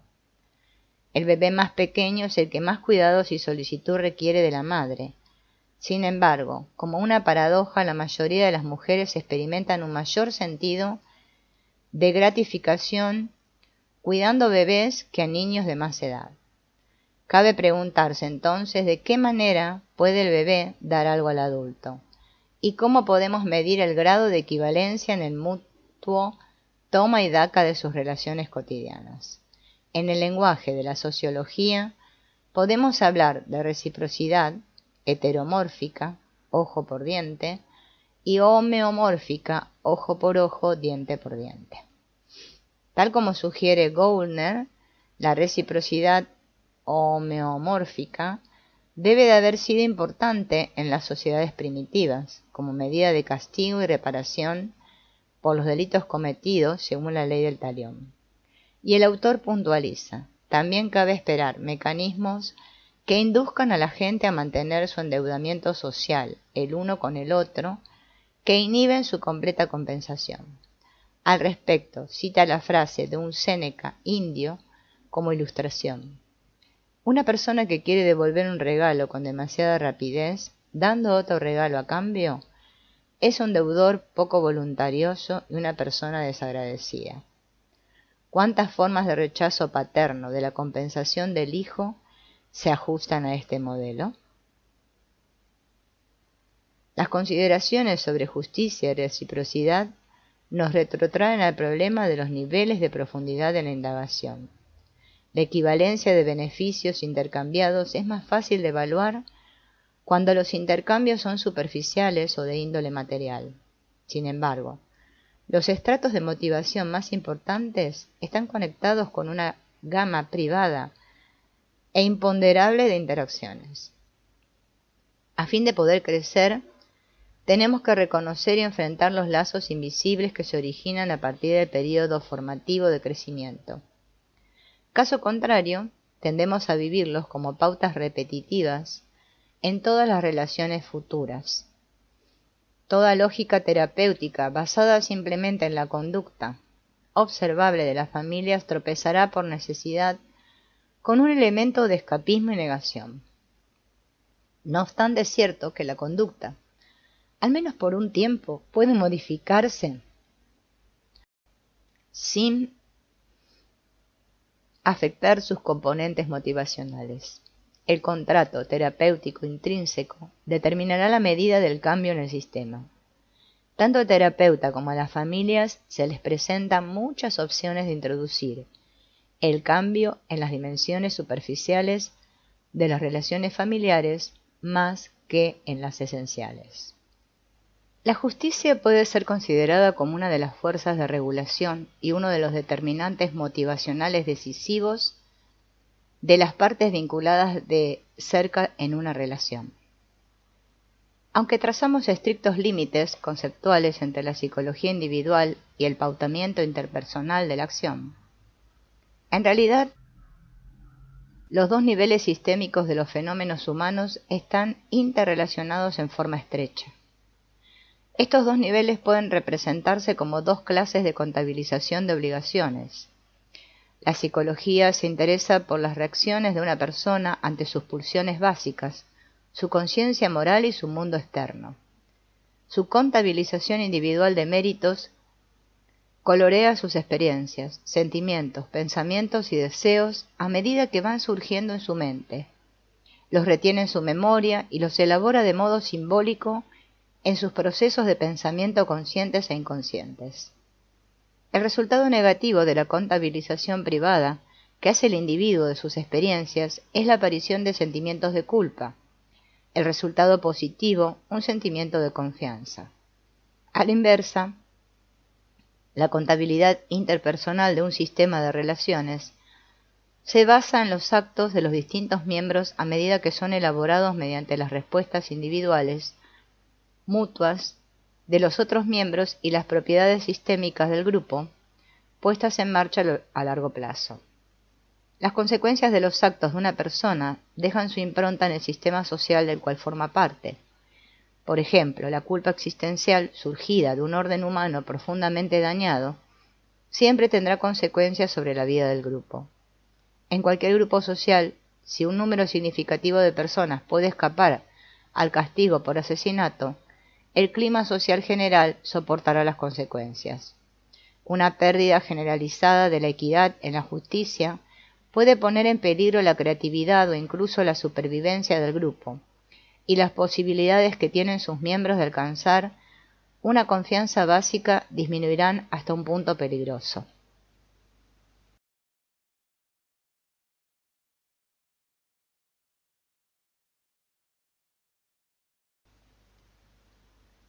La psicología académica y psicoanalítica siempre han compartido el punto de vista de que el ambiente humano individual, relacional, puede concebirse en esencia como una constante, un locus de expectativas normales, medias, a las que el individuo puede o no adaptarse de manera satisfactoria. Nuestro punto de vista dialéctico no solo postula que el individuo está incrustado en un contexto de mérito fluctuante y dinámicamente balanceado, sino que este último es un componente indispensable para la comprensión de la dinámica y la motivación individual. Por consiguiente, mientras que los sentimientos de culpa del individuo pueden entenderse sin tener en cuenta los sentimientos y reacciones de los otros miembros, no ocurre lo mismo en relación con la culpa existencial que está en su base. Nuestra herencia cientifista posiluminista fomenta una primacía conceptual del individuo que supera a los demás, basada en la negación del sentido ético de las obligaciones interpersonales. Hemos aprendido a entregarnos al juego de elaborar elegantes fórmulas psicológicas, por ejemplo, para las transformaciones simbólicas y los programas de desarrollo, que hallan su mérito en la comprensión de la dinámica individual. Sin embargo, a la vez, hemos olvidado la cadena de acciones y reacciones que impregnan el sistema social y determinan su balance de justicia. Incluso el significado de la palabra reacción se ha desplazado de la esfera de la acción hacia la experiencia psicológica o reflexión. Existe un paralelo histórico, aparente, entre el proceso de reparación atenuada del delito y la progresiva centralización del enfoque en las dimensiones individuales de la responsabilidad. Las sociedades de la antigüedad, mediante la justicia del talión, no solo hacían responsable en forma inmediata al individuo, sino que a menudo responsabilizaban también a su familia por las transgresiones de sus miembros. Son pocos los que osarían cuestionar el valor de los enormes progresos realizados por la humanidad en pos del ideal de responsabilidad judicial individual. Ninguna persona que esté en su sano juicio desearía volver a los días en que la vendetta estaba en vigencia. La horrible posibilidad de reparación colectiva en forma de matanza o esclavitud de toda una raza todavía sigue acechándonos hoy en día. La responsabilidad legal colectiva es la peligrosa puerta que lleva a dar pasos regresivos, ejemplificados por el prejuicio, la elección de víctimas propiciatorias y el genocidio. Paradójicamente, corresponde al teórico especializado en familias señalar los factores de motivación en la familia que podrían plantear la cuestión de responsabilidad judicial familiar. Es muy posible que, llevando a sus últimas consecuencias el concepto de responsabilidad individual, sea el equivalente invertido de la elección de víctimas propiciatorias. Al no responsabilizar al niño inocente por los pecados del padre o a los padres por las transgresiones del hijo, podemos estar soslayando fuerzas ocultas, pero reales, de complicidad que residen en el sistema familiar. En un brillante resumen de las teorías psicoanalíticas clásicas, Fenichel suministra una lista de defensas contra la culpa. Sobre el particular señala: hay formas de obtener tranquilidad respecto de los sentimientos de culpa, derivadas de muchas fuentes. Ciertos caracteres pueden usar a otras personas con este solo propósito. Pueden mostrarse hirientes y de ese modo provocar el castigo para terminar rápido con el asunto. O si el perdón no llega pronto, tratar al menos de tener la sensación de que se ha cometido una terrible injusticia. Aunque la anterior estrategia se practica con frecuencia entre los miembros de una familia, debemos destacar los importantes mecanismos reductores de culpa basados en la injusticia preexistente. Las injusticias pasadas, sufridas realmente, pueden de por sí equilibrar el balance del libro mayor en contra de la responsabilidad cargada de culpa por los propios sentimientos hostiles. De manera natural, si nos valemos de otra persona como defensa contra la culpa preexistente, esa relación tendrá pocas posibilidades de resultar equilibrada y llevará a nuevas formas de explotación y elección de víctimas propiciatorias. Sobre la base de nuestro creciente reconocimiento del significado de las cuentas de mérito multigeneracionales, sugerimos la inclusión de padres de edad avanzada en el proceso de terapia familiar. Al dejar la puerta abierta para el nuevo balance de méritos mediante la acción, el proceso de terapia puede invertir la acumulación y perpetuación de cuentas cargadas y sin saldar, cuentas que en caso contrario podrían ir en detrimento de las posibilidades de las generaciones futuras. Como cada individuo tiende a distorsionar la evaluación de sus relaciones de acuerdo con sus deseos subjetivos, cabría postular que la noción de justicia es de índole totalmente ilusoria. De acuerdo con la correspondiente subjetividad ética, el miembro más poderoso podría justificar que él está autorizado a pasar por alto los derechos de todos los demás. Sin embargo, considerando a la sociedad como un todo, podría argumentarse que existe un equilibrio dinámico invisible entre todas las nociones individuales y opuestas de justicia.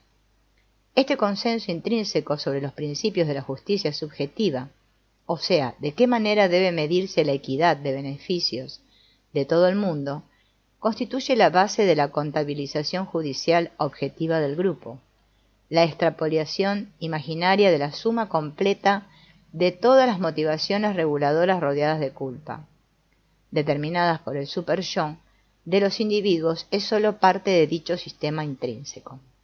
El libro mayor de justicia de cualquier grupo social toma en cuenta toda la historia de sus interacciones, además de sus principios éticos compartidos.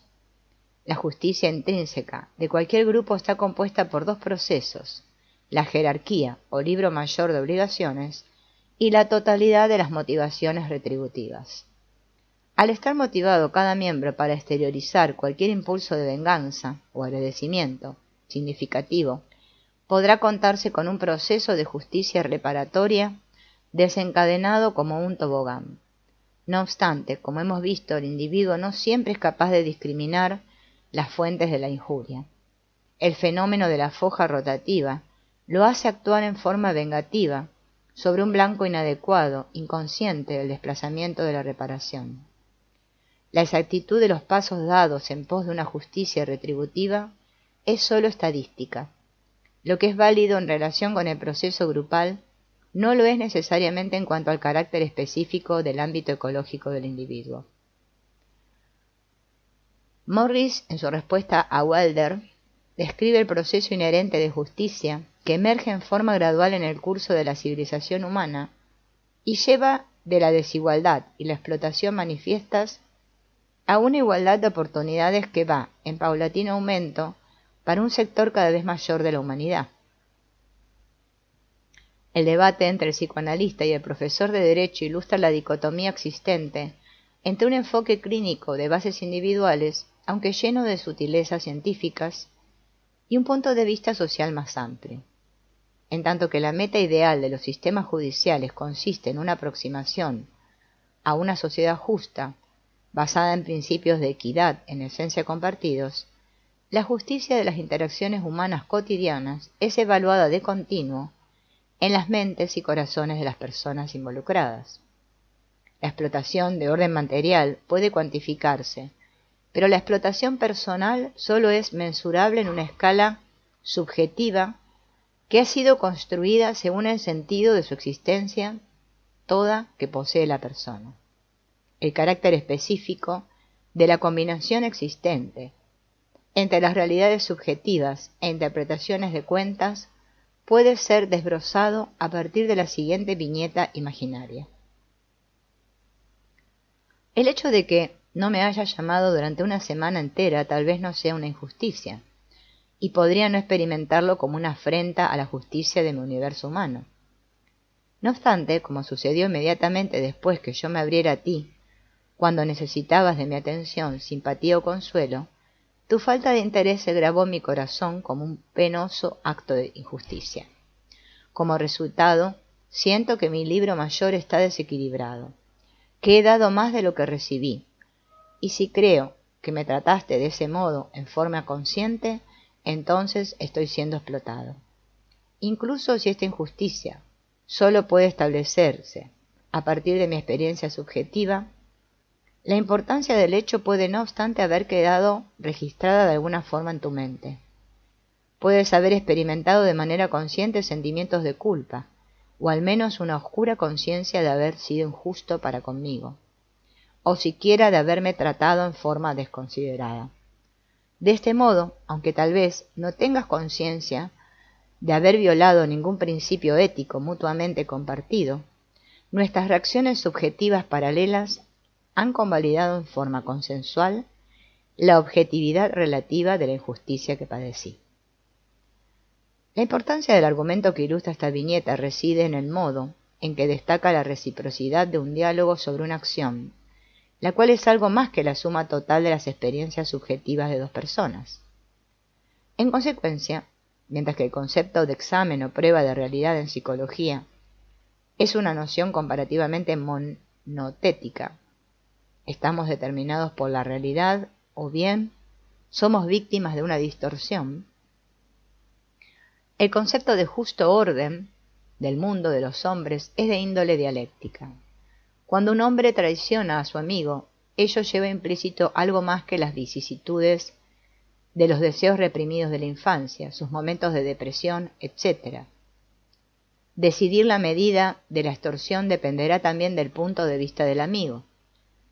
Como consecuencia práctica de esta tesis, precavemos al especialista en terapia familiar contra el peligro de renunciar a su rol intrínseco en cuestión de problemas personales, éticos y de justicia, y de restringir su visión a los campos intrapsíquico y psicológico. Sin embargo, el hecho de ser arrastrado a un debate sobre, por ejemplo, el derecho que tiene alguien de culpar o no a sus padres, llevaría a un punto muerto no dialéctico. Una postura terapéutica dialéctica lucharía por establecer la esfera en que reside la auténtica contabilización subjetiva de justicia de cada participante. Mediante la discusión abierta de estas cuentas podría abrirse el camino que lleve a su balance a través de una orientación basada en la acción. En caso de elección de víctimas propiciatorias en forma abierta y aparentemente maliciosa, el especialista en terapia familiar puede verse en una difícil situación desde un comienzo. El resto de la familia puede señalar que a menos que el terapeuta admita la idea de la maldad intrínseca de la víctima propiciatoria, no aceptarán su ayuda. No obstante, la rudeza y crueldad misma de las acusaciones determinará, como contrapeso, que los victimarios se acusen de modo recíproco.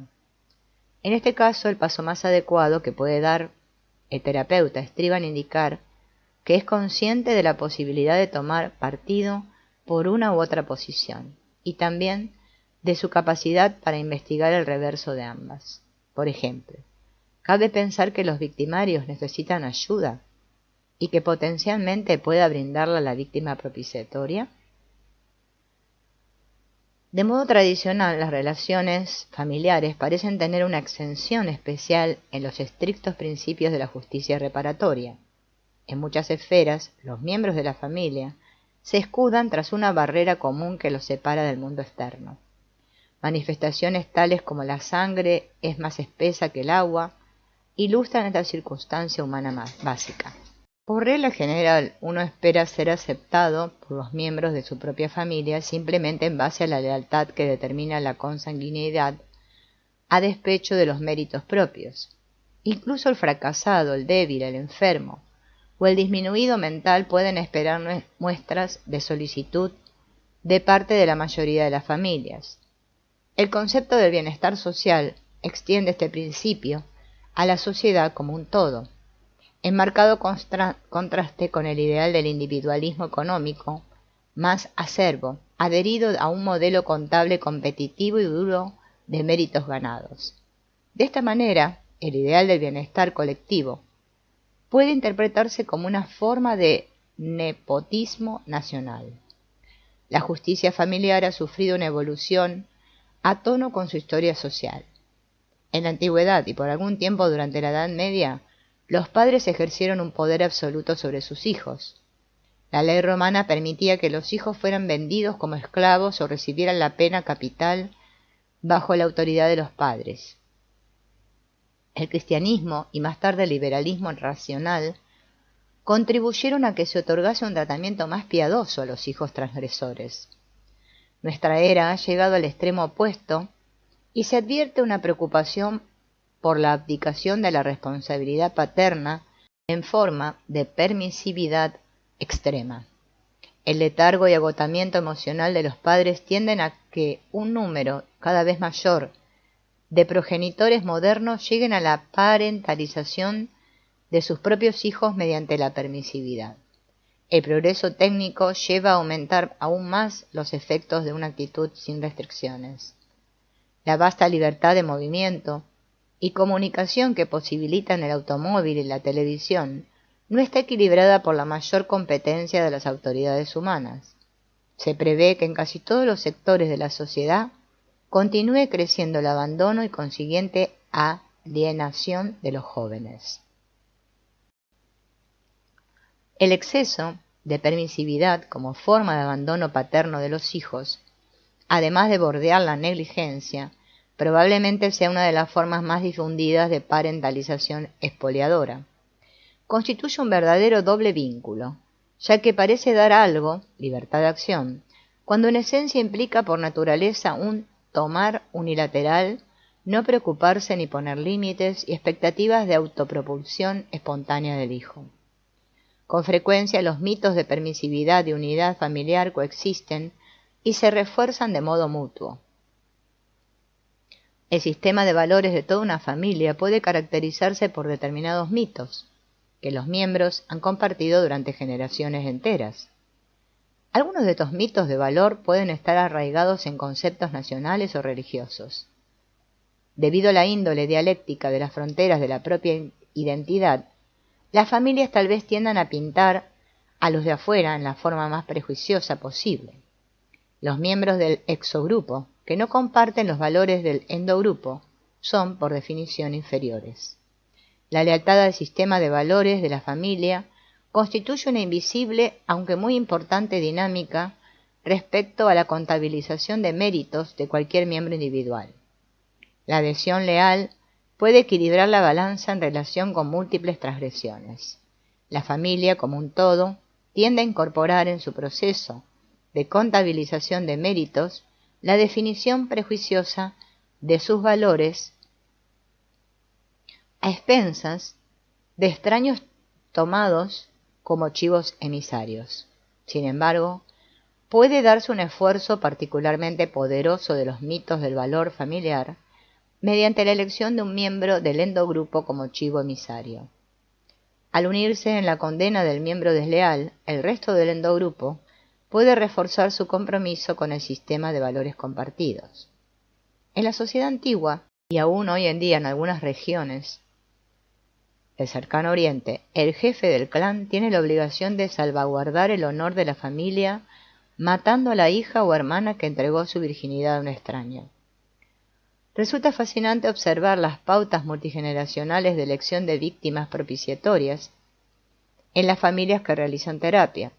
En algunos casos las pautas consisten en la reiteración idéntica del mismo tipo de elección de chivos emisarios en el curso de varias generaciones. En una familia observamos que el rol de chivo emisario rebelde era asumido de manera voluntaria por 3 miembros del sexo femenino, cada uno en el curso de una generación sucesiva. En otra familia, las hijas de 3 generaciones consecutivas estaban condicionadas de modo tal de luchar contra la maldad de los hombres con quienes formaban pareja. Esto llevó a asesinatos cometidos dentro de un marco heterosexual en el curso de 2 generaciones y a un intento de asesinato en la tercera. Otra pauta de elección de chivos emisarios puede consistir en la escalada gradual de roles de deslealtad a lo largo de varias generaciones. Hemos visto cómo los miembros de la segunda generación en una familia religiosa ortodoxa se convertían en un grupo de rebeldes ateos. Tras contraer matrimonio con una joven proveniente de un medio similarmente tradicional, uno de los hombres crió a sus 2 hijas en una atmósfera liberal y permisiva en exceso, de acuerdo con su ideal confeso de no creyente. El conflicto no resuelto entre la primera y la segunda generación siguió sin tocar hasta que ambas hijas hicieron saber sus intenciones de casarse con jóvenes de otra fe y con una orientación de valores muy distinta. A través de la enorme injusticia de la subsiguiente victimización de las 2 hijas, elegidas como chivos emisarios por toda una familia extensa, sus padres al final asumieron una posición responsable para enfrentar y posiblemente resolver el problema de deslealtad entre ellos y la generación anterior. La elección de chivos emisarios en los miembros de la joven generación fue instrumental en la expiación retroactiva de la culpa de la generación intermedia. Aunque el libro mayor de méritos constituye tan solo uno de los aspectos de la estructura de la relación padre-hijo, consideramos que desde el punto de vista dinámico es el fundamental. En tanto que buena parte de las investigaciones sociológicas se han centrado en los roles complementarios, pautas de conducta y motivaciones psicológicas de la parentalización, hasta el momento no se ha enfocado en mayor medida el tema básico de la equidad recíproca de beneficios intercambiados entre progenitor e hijo. ¿Cuáles son los criterios que determinan el momento en que la devoción paterna puede tornarse una carga excesiva que va en detrimento del padre o del hijo? ¿Qué grado de devoción filial puede recompensar la disponibilidad paterna? ¿Hasta qué punto es normal e inevitable la parentalización de un hijo? ¿En qué momento las necesidades del progenitor llegan al punto de la explotación del hijo y cuando constituyen un abuso para éste? ¿En qué reside la simetría del toma y daca entre padres e hijos? ¿Qué determina la elección del momento adecuado para el pago de obligaciones o la elección de un receptor sustitutivo de ese pago? ¿De qué manera el sistema familiar como un todo hace un balance equilibrado de las cuentas intrínsecamente asimétricas entre padres e hijos dentro de la contabilización global de méritos? El orden humano imperante en las sociedades de la antigüedad esperaba que el progenitor velara por la existencia física del hijo, le diera apoyo material y protección en las etapas vulnerables del desarrollo.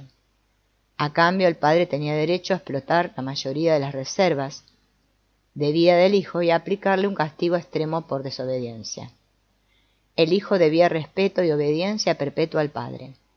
A su vez, podía exigir una devoción y sumisión similares de sus hijos. En nuestra era, las relaciones entre padre e hijo se encuadran dentro de una mezcla de conocimiento científico y anacrónicas formulaciones de valor, hipócritas a menudo y pseudoéticas, respecto de los derechos de padres e hijos. Se podrá llegar a una justicia más perfecta en las relaciones de padres e hijos según la claridad con que definamos los problemas éticos fundamentales, tal como son afectados por el cambio en los roles actuales de padres e hijos.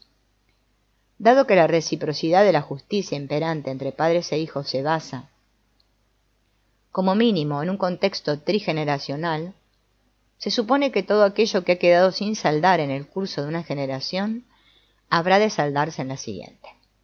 Desde el punto de vista del progenitor, parecería ser que el hijo tiene más derechos cuando su padre fue criado en un ambiente en el que recibió amor y consideración en dosis apropiada, y así se continúa la cadena.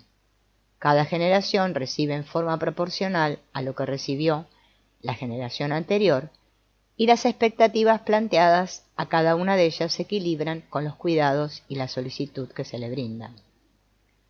Una brecha generacional en la continuidad de las cadenas enlazadas de servicios o expectativas de gratitud paternas puede trastocar el equilibrio del balance de justicia entre padre e hijo.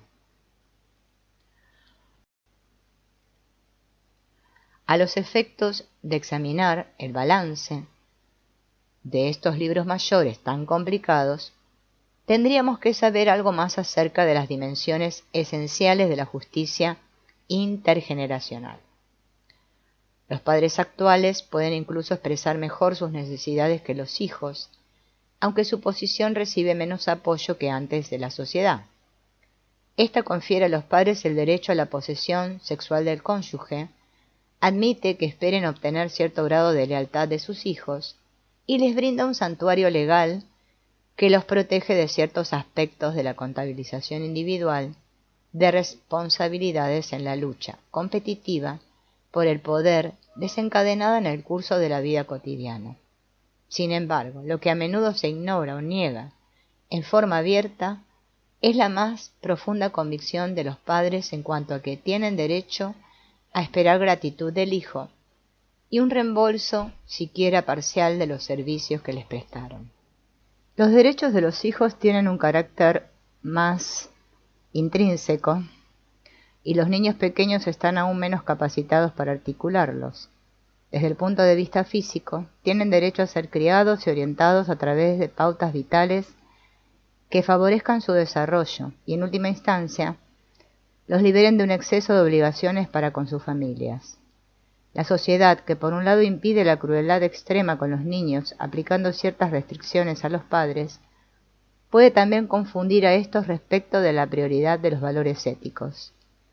La obligación ética primaria de criar al hijo hasta que llega a la madurez por lo común no se subraya en igual medida que determinados valores secundarios, tales como el control de la libertad de las mujeres para abortar, la vergüenza provocada por las funciones sexuales o por la sexualidad premarital y el embarazo, etc. Incluso la mayor libertad de los padres para obtener el divorcio puede considerarse una meta cuestionable, a menos que tenga su contrapeso en la investigación obligatoria de la medida en que los refriegas paternas llevarán a la explotación de los hijos. Toda propensión a subrayar los valores éticos secundarios tiende más a oscurecer que a recalcar lo más importante de las obligaciones humanas, la de dar todo lo necesario a un bebé desvalido sin esperar ningún retorno de beneficios, al menos por un tiempo. Este es el punto en que los padres cuyos propios antecedentes no alentaban su confianza en la justicia del mundo, necesitarían el máximo de apoyo por parte de la sociedad. No puede esperarse que todos los padres superen la paradoja de darle a un hijo más de lo que ellos mismos recibieron en calidad de tales. Los hijos tienen el derecho innato a ser criados en forma responsable. La crianza no es una recompensa por méritos que haya acumulado. Sin embargo, paradójicamente, si se lleva a extremos la posición privilegiada del hijo, es posible que conduzca a su explotación al crear una dependencia permanente y simbiótica respecto de sus padres. El contar en forma segura con un socio obligado, en especial si este último es un progenitor disponible con exceso, puede generar el irrefrenable deseo de no renunciar nunca a esa relación. Por añadidura, una obligación cargada de culpas para progenitor devoto en demasía quizás llegue a dificultar toda consideración de cambio y crecimiento. De este modo, el exceso de indulgencia puede llevar tanto a la explotación como al abuso manifiesto del hijo. Múltiples factores pueden complicar las cuentas abiertas entre padre e hijo. Un ejemplo son los nuevos matrimonios que hacen que hijos de distintos padres deban vivir juntos. Otro factor de confusión es el inherente a los casos de adopción. Los padres adinerados que se dan el lujo de dejar la crianza de sus hijos en manos de terceros que los sustituyan, también pueden introducir ulteriores complicaciones. Debido a que los niños pequeños deben aceptar de manera incondicional la autoridad de sus padres, es posible que ellos no tengan conciencia en absoluto de la injusticia intrínseca de ciertas acciones u omisiones paternas. Los niños no pueden tomar represalias en forma directa, aun cuando se vea injuriado su sentido de justicia, sea que ocurra en un instante o por acumulación a lo largo de su crecimiento. Con frecuencia, solo cuando el hijo crece y se convierte en padre, descubre su profundo resentimiento por el abandono, la injusticia o la explotación de que fue objeto anteriormente. Muchos padres afirman que al darse cuenta de las injusticias que sufrieron en su infancia y que debieron soportar durante largo tiempo, han jurado no infligirlas también a sus hijos. Sin embargo, ¿cuántos de ellos han descubierto años después que, a pesar de su resolución consciente, habían expuesto a sus hijos a injusticias similares? Siempre es difícil de cuantificar el grado en que un padre mantiene una obligación atrasada respecto de lo que por lo común serían los derechos del hijo. Los niños no son todos iguales. Algunos tal vez sean físicamente débiles o enfermos de nacimiento y necesiten mayor apoyo para sentirse seguros. La atención paterna también puede variar en forma enorme. Algunos padres pueden darse a sus hijos dentro de ciertos límites de tiempo, pero compensan la falta de tiempo que les dedican con la cualidad de sus actitudes. La calidad de la paternidad depende siempre de la medida e integridad propias de lo que el padre mismo vivió en su experiencia como niño. La contabilización multigeneracional de responsabilidades determina el balance de la nueva generación. Weiss y Weiss publicaron un diálogo desarrollado entre un padre y un hijo, en el cual investigaban el rol de la obligación filial del hijo hacia los padres por el sacrificio económico que habían hecho al costearle los estudios universitarios. De acuerdo con el hijo, si no se informa a éste de la existencia de ese acuerdo implícito entre padre e hijo y de su consiguiente deuda, la culpa es del progenitor por no haberlo hecho, y el hijo no tiene para con él una deuda de gratitud. El padre replica: no, si ha sido criado mal es porque probablemente contribuyó a ello. No olvides que en una familia todo el mundo contribuye a lograr el resultado final. el hijo educa a los padres educan al hijo, los hijos educan el uno al otro. En otro lugar, el hijo le dice, anteriormente implicaste que no tienes una deuda de lealtad hacia quienes te hacen daño dentro del grupo familiar. Considero que esto es muy interesante a la luz de nuestra discusión del problema referido al momento en que una persona joven puede juzgar lo que las demás gentes están haciendo. Veo aquí una contradicción. La implicación era que una persona que todavía no es adulta no puede juzgar en su totalidad lo que tiene o no valor para él. A lo que el padre responde, por cierto, ningún hijo está realmente en condiciones de juzgar si se le hace justicia plena dentro de la familia. No obstante, hay formas de crueldad muy ostensibles que cualquiera puede juzgar. Pero, por lo común, normalmente el tipo de formación y disciplina a la que el hijo está sujeto es buena para ellos. La difícil situación en que se ve una madre al experimentar el desequilibrio entre lo que recibió como hija y lo que ella puede darle a sus propios hijos es notablemente ilustrada por el siguiente fragmento, tomado de una sesión de tratamiento familiar. Esposa. Mi padre nunca me dijo que yo era linda y mi madre nunca me quiso. Llora. Anoche me cansé de pensar cuántos besos debía darle a Tommy y a Terry. Ya sabes lo que hice. Les grité que pararan. Llora más fuerte. Yo les estoy dando más de lo que nunca recibí.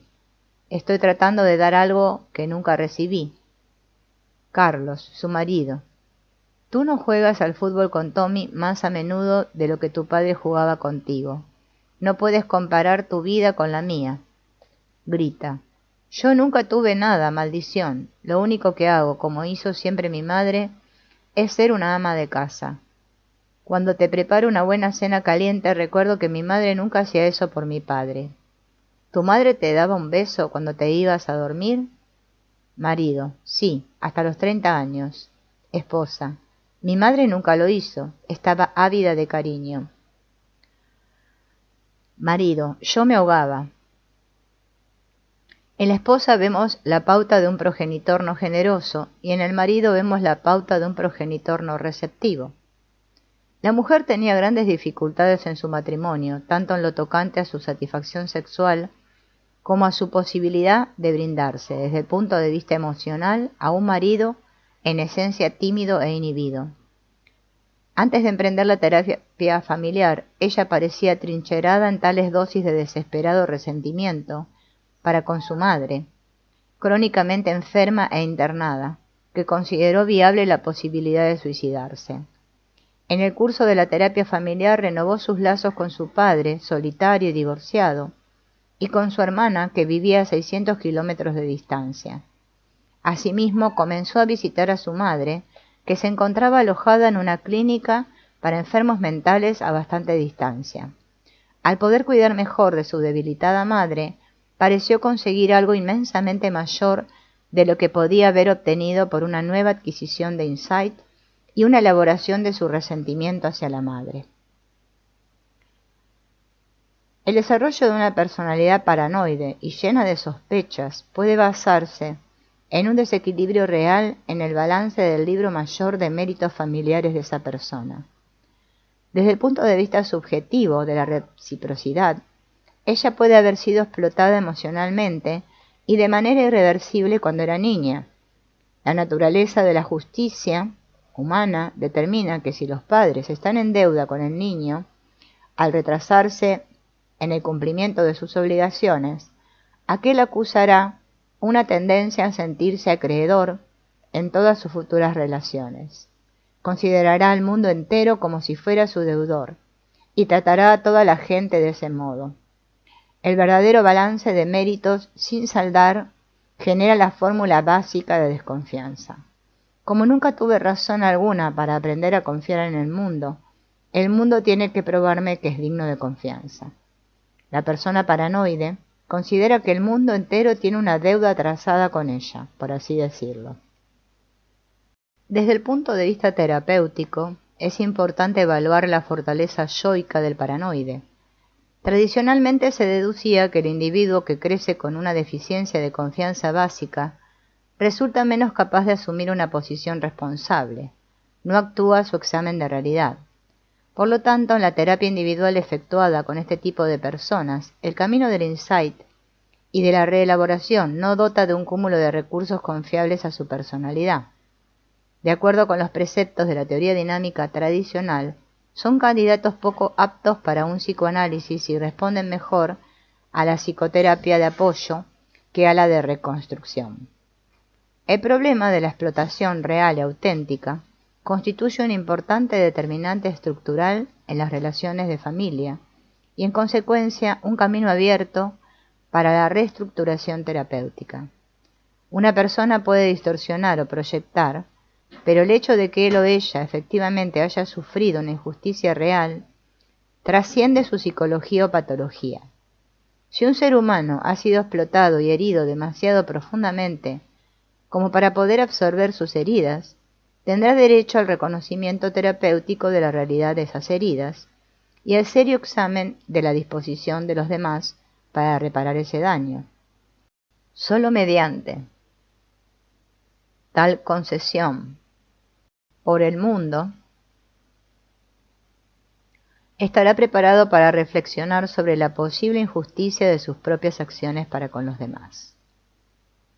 Tal vez nos preguntemos si esta técnica puede reemplazar de manera justificada las acostumbradas expectativas terapéuticas del autoexamen crítico.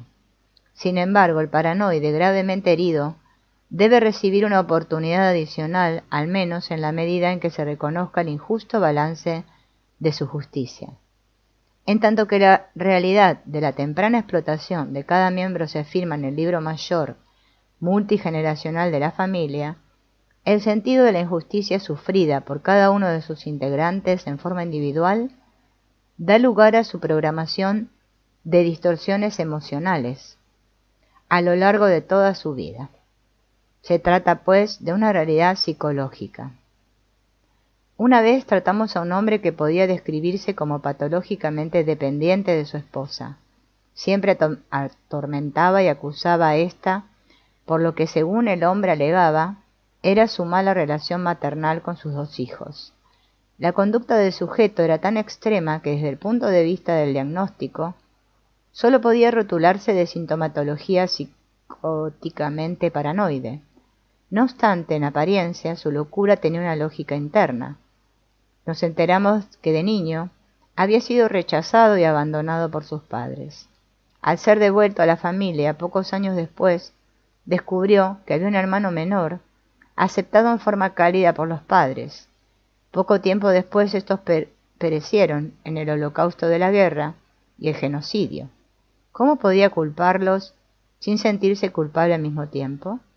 ¿Quién escucharía su pequeña tragedia comparada con las tragedias más grandes de otros? Lo dejaron solo con su cuenta no saldada de justicia. A su vez se veía empujado, a la par que exonerado, por su sentido subjetivo de justicia, a victimizar de manera injusta a otra persona, su esposa. Sin embargo, él era por completo incapaz de enfrentar la realidad objetiva de lo que hacía en esos momentos, y sinceramente esperaba que los terapeutas se pusieran de su lado. La transgresión cometida por el miembro de una familia contra un integrante de otra familia aparentemente es un acto individual, pero puede producir una respuesta sistémica cuando lleva a una vendetta entre las familias. Individualmente, cada miembro de la familia puede interiorizar las implicaciones de reciprocidad de la vendetta, pero el todo es más que la suma total de todas las interiorizaciones. La justicia está compuesta de una síntesis del balance de reciprocidad de todas las actuales interacciones individuales con el libro mayor, de las cuentas pasadas y presentes de reciprocidad de toda la familia. El concepto de libros mayores del balance de justicia epitomiza la diferencia existente entre los modelos teóricos individuales y relacionales, es decir, de dinámica familiar. En tanto que el cambio esté dirigido a la personalidad del individuo mediante el análisis de sus experiencias y desarrollo del carácter, el terapeuta podrá ignorar el cambio en un sistema relacional. solo tomando en cuenta las jerarquías de obligaciones en el sistema, todo y las motivaciones de todos los individuos, comenzaremos a entender y a afectar el contexto total de las personas en una relación. Las teorías psicodinámicas o motivacionales de base individual son inadecuadas para encarar la realidad ético-social de las consecuencias de una acción humana. La reafirmación, logros o proezas sexuales de una persona, si bien en esencia son pertinentes a las metas de búsqueda de sí mismo del individuo, no comprenden las vicisitudes derivadas del modo en que afectarán las necesidades de otros. Mientras que la teoría freudiana clásica subraya de manera adecuada la importancia de la responsabilidad individual como meta terapéutica válida, el modo en que soslaya la ética propia de la realidad social exige urgente reconsideración.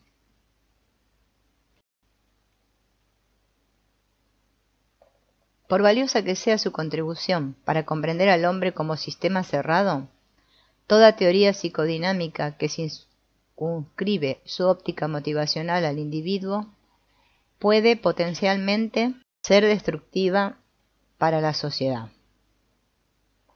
Una teoría de estas características ya no está a tono con nuestra era, con sus crecientes exigencias éticas que nos instan a tomar conciencia de las necesidades de los demás y a darles respuesta.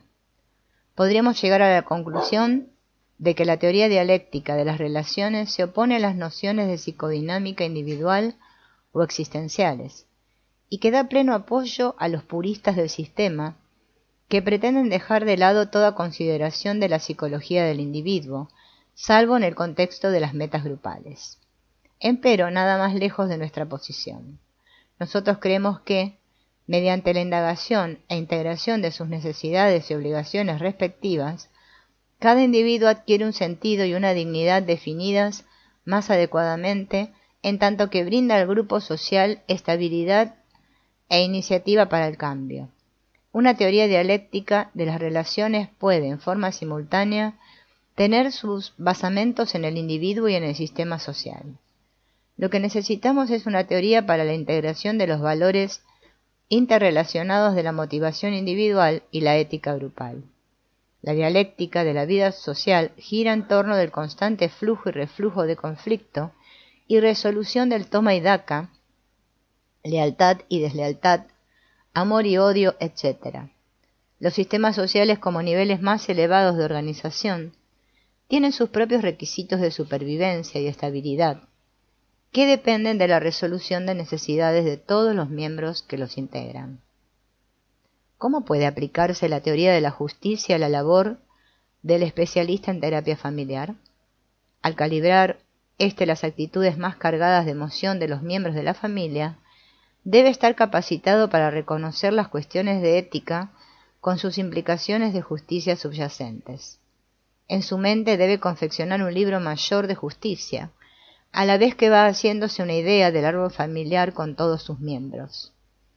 ¿De qué manera fue injuriado el mismo miembro que se mostraba abiertamente ofensivo? ¿Por quién? ¿De qué modo evitar toda una cruzada contra el aparente infractor?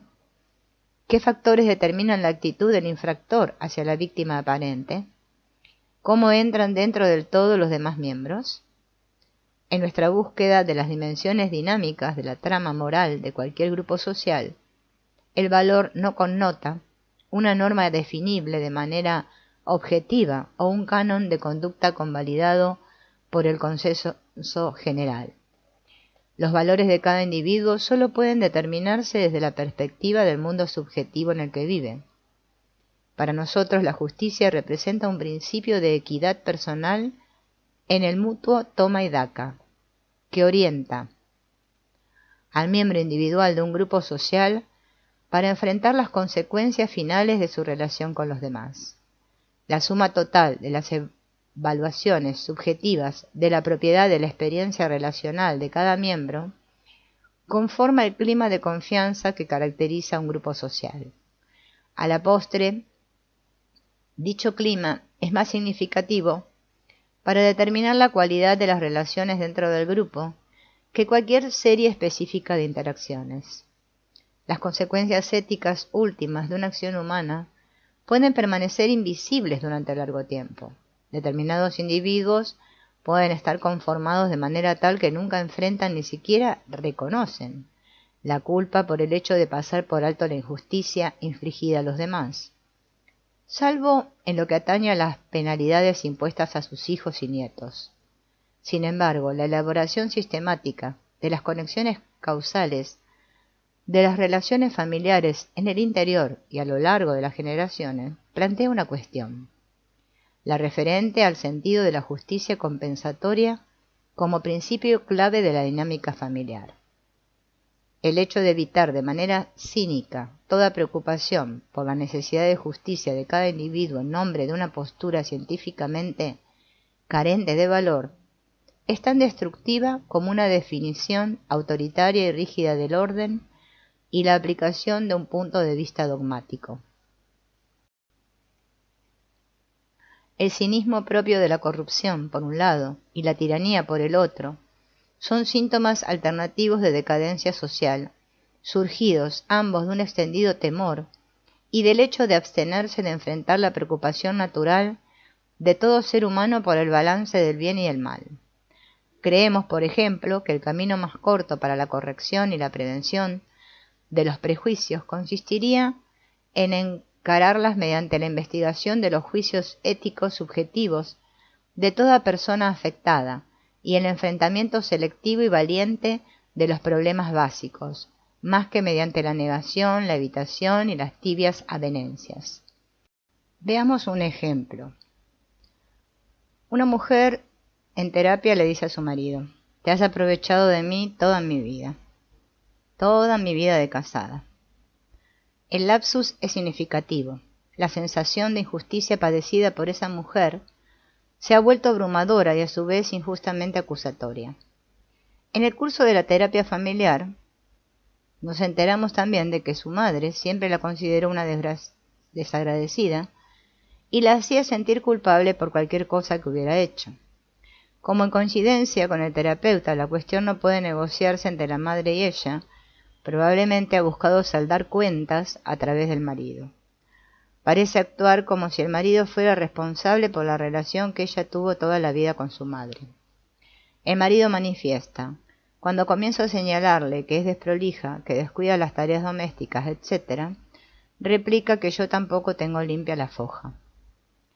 Este fenómeno puede designarse como la foja rotativa, ya que la cuenta sin resolver que permanece abierta entre una persona y el malhechor originario puede rotar interponiéndose entre él y cualquier otro. Puede usarse a un tercero inocente, tomado como víctima propiciatoria, para salvar la cuenta. Así observamos que la justicia es un libro mayor, históricamente gestado, que registra el balance de mutualidad en el toma y daca. Debe considerárselo como un principio dinámico que explica la aparente irracionalidad de las proyecciones y los prejuicios. De acuerdo con su propia fórmula de contabilidad existencial, toda persona está programada para buscar un justo equilibrio del toma y daca entre sí misma y el mundo. En sus orígenes, su universo humano incluía su relación pasada con los padres, pero ha logrado implicar otras relaciones emocionalmente significativas. La extensión del desequilibrio que percibe en el balance de justicia determina el grado en que habrá de explotar todas las relaciones posteriores.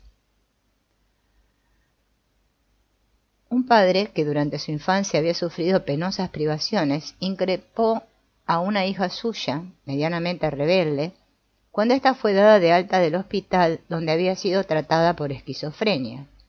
Primero debes arrepentirte y luego realizar buenas acciones. Al igual que otros miembros sintomáticos de tantas familias, la jovencita era considerada loca y mala a la vez. Una esposa, tras haber aceptado en apariencia la foja rotativa en su matrimonio, descubre sus propios sentimientos por las injusticias padecidas y lo expresa en esta dramática confesión. Señora S., usted dijo algo muy importante, que había estado rondando por mi mente desde que me casé. Usted siempre pensó que mi infancia había sido maravillosa porque tuve a mis padres, que en realidad me faltaron desde mis 13 años, mientras que él no, su vida fue muy dura. De manera que ahora que estamos casados se supone que yo debo darle todo a él, que nunca tuvo nada, y se supone que debo volcarme entera en él. Y lo hago, procuro hacerlo feliz. Trato de brindarle mucho afecto, de mostrarle que me preocupo por él. Pero en todo esto, ¿dónde entra mi propia sed? Yo también estoy sedienta.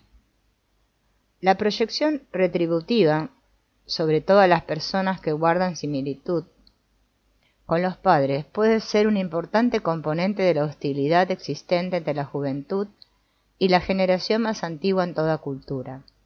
El problema no es tanto el de la brecha de información o comprensión, como el del reclamo de la justicia anhelada.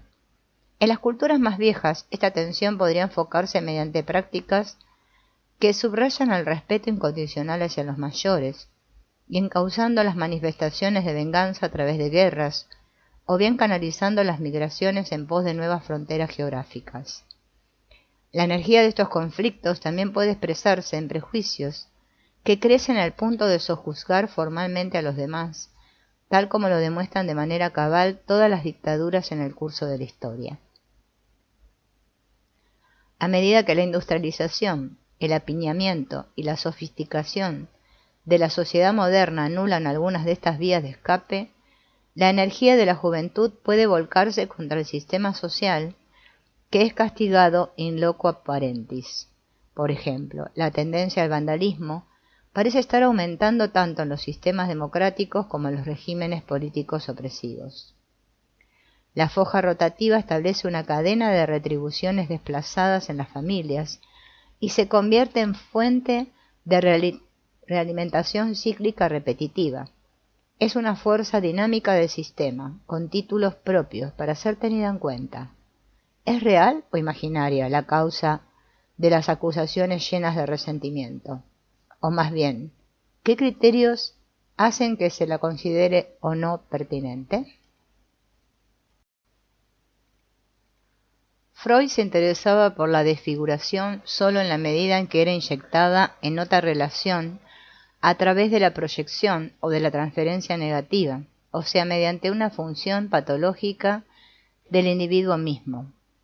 Esto derivaba de la falta de interés de Freud por la reciprocidad de la justicia relacional, a menos que estuviese interiorizada en un individuo.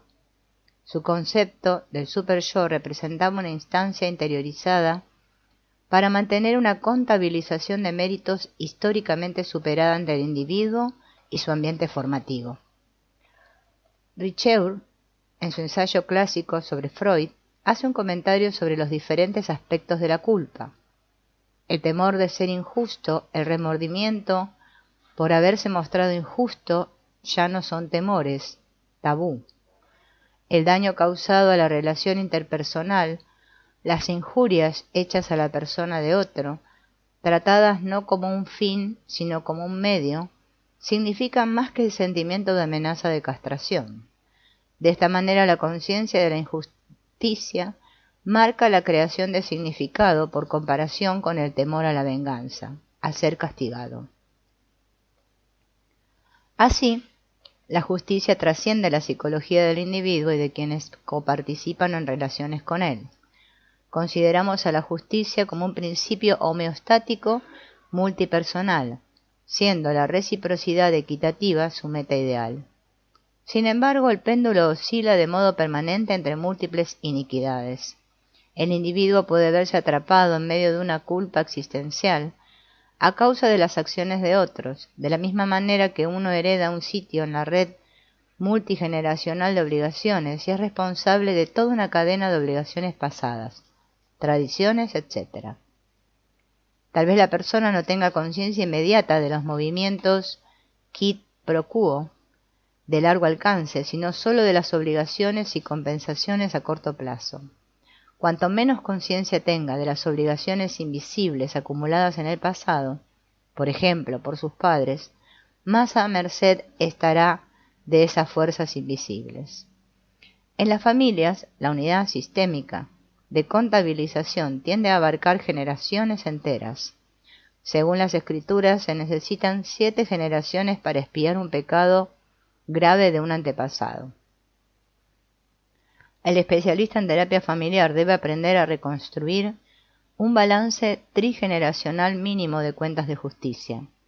Los abuelos pueden culpar a los nietos por su solidaridad hacia sus padres, ya que consideran que estos últimos han sido desleales hacia ellos y su familia. Entonces, el hijo puede adoptar de manera inconsciente una estrategia destinada a exonerar a los padres o a perpetuar la carga de culpa a lo largo de la siguiente generación. Podrían suministrarse ejemplos adicionales acerca de hijas criadas por familiares respetables debido a la vida vergonzosa que llevaba la madre, y que deciden buscar a esa madre y unirse a ella, de hijos que sufren por tener que ocultar las sospechas de que su madre fue asesinada a manos de la amante del padre, etc. En última instancia, el mayor alivio que esos hijos pueden encontrar reside en la reivindicación de sus padres a sus propios ojos, al comprender la injusticia de las circunstancias que llevaron a los progenitores a cometer estos actos condenables. En la medida en que los grupos mantienen su unidad en virtud de los valores, es dable señalar que el valor de cohesión supremo es la justicia. Si la necesidad de un balance equitativo de beneficios constituye una importante fuerza reguladora y motivacional de cualquier grupo social, nuestra misión consistirá en comprender cuáles son las disposiciones sociales que permiten supervisar la justicia. Por ejemplo, ¿qué mecanismos sociales evalúan y regulan cuestiones tales como qué deber tiene cada hombre para con su familia? ¿Qué es lo que merece el hijo? ¿De qué manera consideran padre e hijo la ecuanimidad de su quid pro quo? ¿En qué medida debe gratitud cada hijo a sus padres? Aplicando el concepto de justicia, podemos definir un sistema a partir de un nivel motivacional más importante que utilizando un marco interaccional. El orden humano es un concepto basado en un sentido de justicia o equidad subjetivo y normativo. Debe contrastárselo con definiciones funcionales y descriptivas, como un sistema social es un sistema de acciones de los individuos, cuyas principales unidades son roles y constelaciones de roles. Como es obvio, el hecho de que yo haya traicionado a mi amigo o su confianza es un aspecto estructural de la relación, ubicado en un plano diferente al de las definiciones de rol.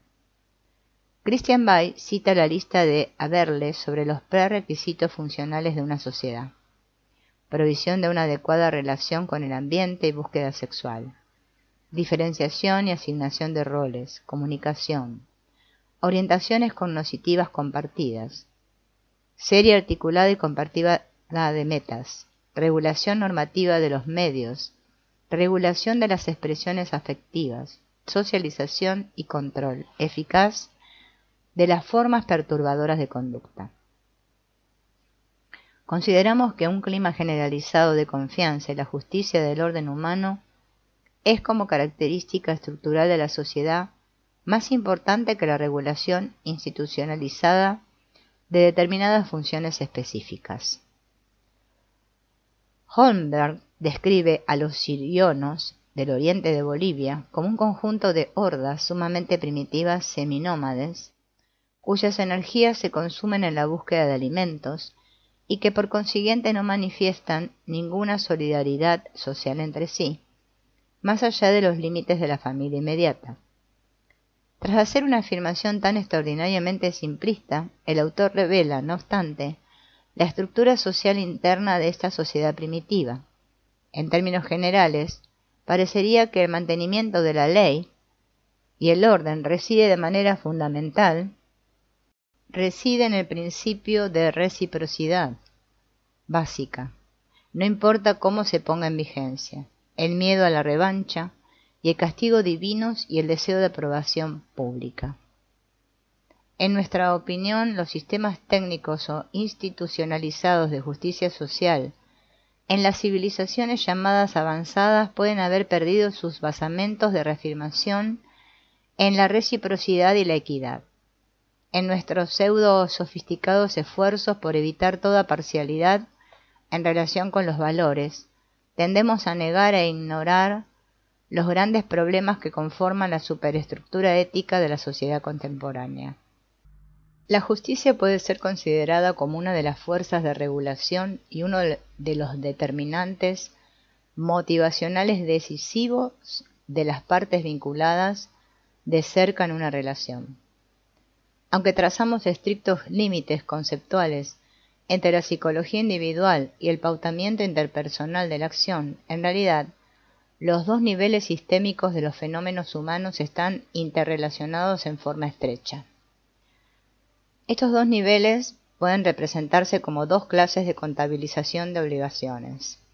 La psicología se interesa por las reacciones de una persona ante sus pulsiones básicas, su conciencia moral y su mundo externo. Su contabilización individual de méritos colorea sus experiencias, sentimientos, pensamientos y deseos a medida que van surgiendo en su mente. Los retiene en su memoria y los elabora de modo simbólico en sus procesos de pensamiento conscientes e inconscientes. El resultado negativo de la contabilización privada que hace el individuo de sus experiencias es la aparición de sentimientos de culpa, el resultado positivo un sentimiento de confianza. A la inversa, la contabilidad interpersonal de un sistema de relaciones se basa en los actos de los distintos miembros a medida que son elaborados mediante las respuestas individuales mutuas de los otros miembros y las propiedades sistémicas del grupo, puestas en marcha a largo plazo. Las consecuencias de los actos de una persona dejan su impronta en el sistema social del cual forma parte. Por ejemplo, la culpa existencial surgida de un orden humano profundamente dañado siempre tendrá consecuencias sobre la vida del grupo. En cualquier grupo social, si un número significativo de personas puede escapar al castigo por asesinato, el clima social general soportará las consecuencias. Una pérdida generalizada de la equidad en la justicia puede poner en peligro la creatividad o incluso la supervivencia del grupo, y las posibilidades que tienen sus miembros de alcanzar una confianza básica disminuirán hasta un punto peligroso.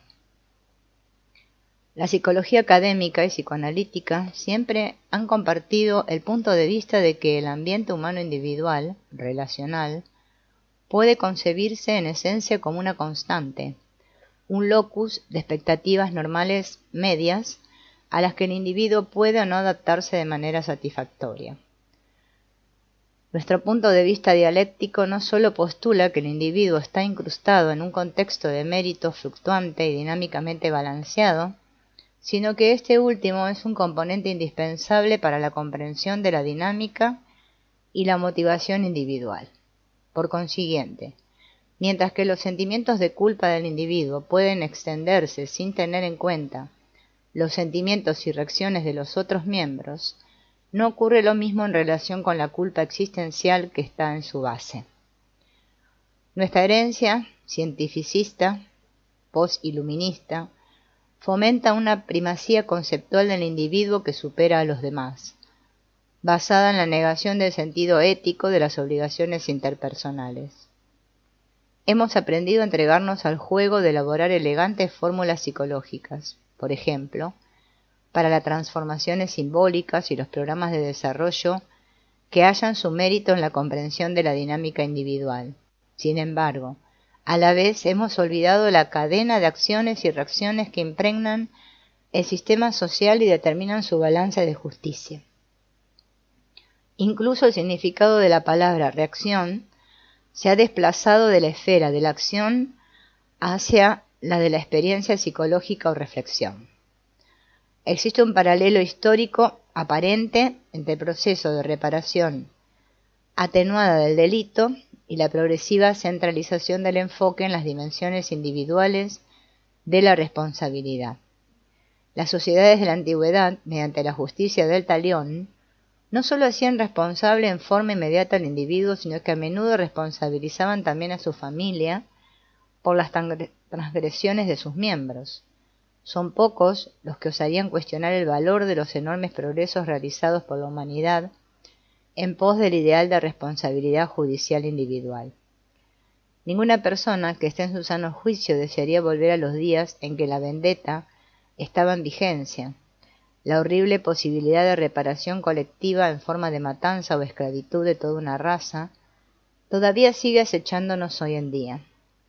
La responsabilidad legal colectiva es la peligrosa puerta que lleva a dar pasos regresivos, ejemplificados por el prejuicio, la elección de víctimas propiciatorias y el genocidio. Paradójicamente, corresponde a teórico especializado en familias señalar los factores de motivación en la familia que podrían plantear la cuestión de responsabilidad judicial familiar. Es muy posible que, llevado a sus últimas consecuencias, el concepto de responsabilidad individual sea el equivalente invertido de la elección de víctimas propiciatorias. Al no responsabilizar al niño inocente por los pecados del padre o a los padres por las transgresiones del hijo, podemos estar soslayando fuerzas ocultas pero reales de complicidad que residen en el sistema familiar. La importancia dinámica de los libros mayores de méritos familiares conecta las motivaciones entrelazadas con la responsabilidad ética compartida en forma abierta. En cierto sentido, el progenitor sería legalmente responsable como cómplice de la violencia cuando incluso en forma inintencional manipula los impulsos inconscientes del hijo, que éste luego convierte en una actuación delictiva. Sin embargo, ¿quién puede abrir la peligrosa puerta del castigo, de las motivaciones e intenciones inconscientes?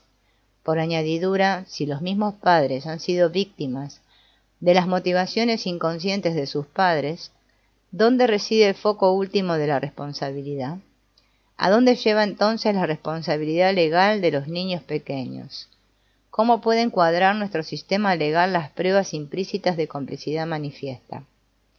¿Qué medidas legales y judiciales pueden sugerir el especialista en terapia familiar como apropiadas para que se tomen en serio las presentes observaciones clínicas sobre la participación inconscientemente sustitutiva de los adultos en la delincuencia juvenil?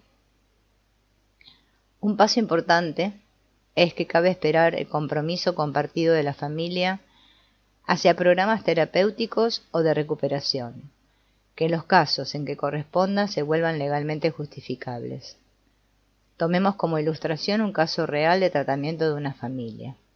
Se pudo observar que un padre actuaba de manera por demás objetable y hostil hacia su hija, a la que en forma incuestionable convertía en chivo emisario.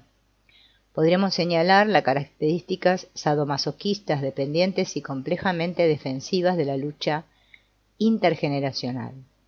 Podríamos registrar los sentimientos heridos de la víctima y la culpa del victimario. Pero el concepto de orden injuriado de la justicia tiene implicaciones sistémicas más amplias y de mayor alcance para la práctica terapéutica. El especialista en terapia familiar aprenderá que ciertas cuentas relacionales pasadas que no pueden saldarse por medio del análisis autorreflexivo, la resolución de la transferencia y el insight, en realidad, pueden resolverse por medio de la iniciativa interpersonal y la acción correctiva, a menudo en un contexto trigeneracional. Otra forma de estancamiento relacional es la congelación inconsciente del sí mismo interior y una incapacidad del compromiso con alguien en una relación íntima. Aun cuando esta forma de estancamiento hace referencia a un sí mismo individual, sus determinantes se ubican en un libro mayor trigeneracional de justicia. Lo que sucedió en una generación se salda mediante determinados hechos en el curso de las 2 o más generaciones siguientes. La lealtad a la familia interiorizada de origen excluye cualquier clase de compromiso personal más profundo. Sin embargo, una pauta de desempeño funcional productivo puede crear la apariencia de compromiso y capacidad de respuesta. Un padre de 3 hijos, en una familia en apariencia separada, pero atrincherada de una manera simbiótica, había perdido a los 16 años a sus 2 progenitores en un accidente automovilístico. Por ser hijo único, perdió así a toda su familia nuclear. Respondió a la pérdida con un acatamiento externo hacia la persona de una tía materna que los llevó a vivir con ella. Nunca pudo liberarse de irracionales sentimientos de culpa. Por obra de una suerte de amnesia, a menudo se preguntaba, ya que él también estaba en el auto, si no había sido de algún modo responsable del accidente. ¿Tratábase realmente de una culpa psicológica o era expresión de un balance fáctico negativo de sus obligaciones? Nunca más podría saldar su deuda para con los padres, y era doblemente culpable por sobrevivir. Estaba tan congelado en su interior que, a pesar de ser un marido y un padre que atendía en forma responsable las necesidades de su familia, no podía sostener un compromiso emocional con su esposa e hijos sin experimentar la sensación de haber traicionado y sido desleal a sus padres muertos. Irónicamente, la esposa recordó que se había casado con ese hombre por su capacidad de devoción perruna. La congelación interna y el estancamiento relacional pueden parecer, a ojos de algunos, expresiones de estabilidad y confiabilidad. Muchas mujeres frígidas parecen ser cautivas de obligaciones ambivalentes hacia su anciana madre, tal como lo ilustra el caso de una familia remitida al consultorio a causa de 2 hijos adolescentes fóbicos a la escuela. Su madre, la señora A, una mujer activa en lo profesional, había establecido una vinculación endeble con su marido, hombre reflexivo pero falto de iniciativa. La mujer rechazaba sus pedidos en muchas esferas de responsabilidad hogareña. La casa estaba descuidada, la comida era preparada con apatía, etc. Ella informó sobre su frigidez prácticamente total durante el matrimonio.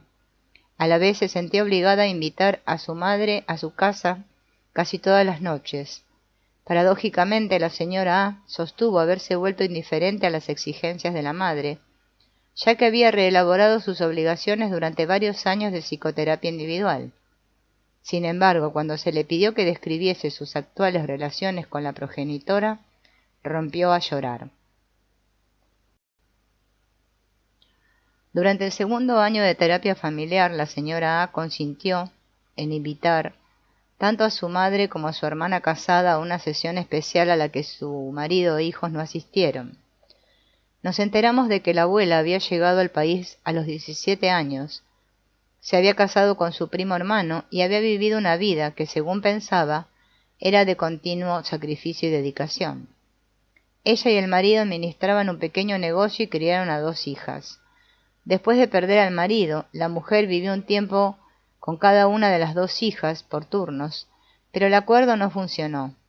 Durante los últimos años había vivido sola en un departamento y tenía un trabajo de jornada completa. La terapia familiar había revelado el dilema insoluble que carcomía a la señora A, como complacer a su madre, ese ser frustrado, sin amigos, solitario y abnegado. Sabía que si necesitaba ayuda podía acudir a la madre en forma incondicional, quien estaría contenta de prestarle todo el servicio que necesitara. Por otra parte, la señora A nunca pudo librarse de un sentido de obligación cargada de culpas hacia su madre. Ella sentía que tendría que estar capacitada para dar algo más de sí a su marido y sus 2 hijos. Sin embargo, siempre que hacía planes para pasar algún tiempo con ellos, comenzaba a sentirse culpable por el hecho de dejar afuera a la madre. Cuando la señora A pudo superar su renuencia y su sentido de desesperanza, invitó a la madre y a la hermana a una sesión especial. Ahora estaba lista para sostener un enfrentamiento triádico con el sistema de lealtad de su familia. Los siguientes son extractos de afirmaciones representativas efectuadas por las 3 mujeres en esta sesión especial. Hermana: quería venir a Nueva York, pero me inquietaba la idea de que mamá estuviera aquí. No quería que mi hermana la hiriera. Tenía miedo de formular graves acusaciones contra mi hermana.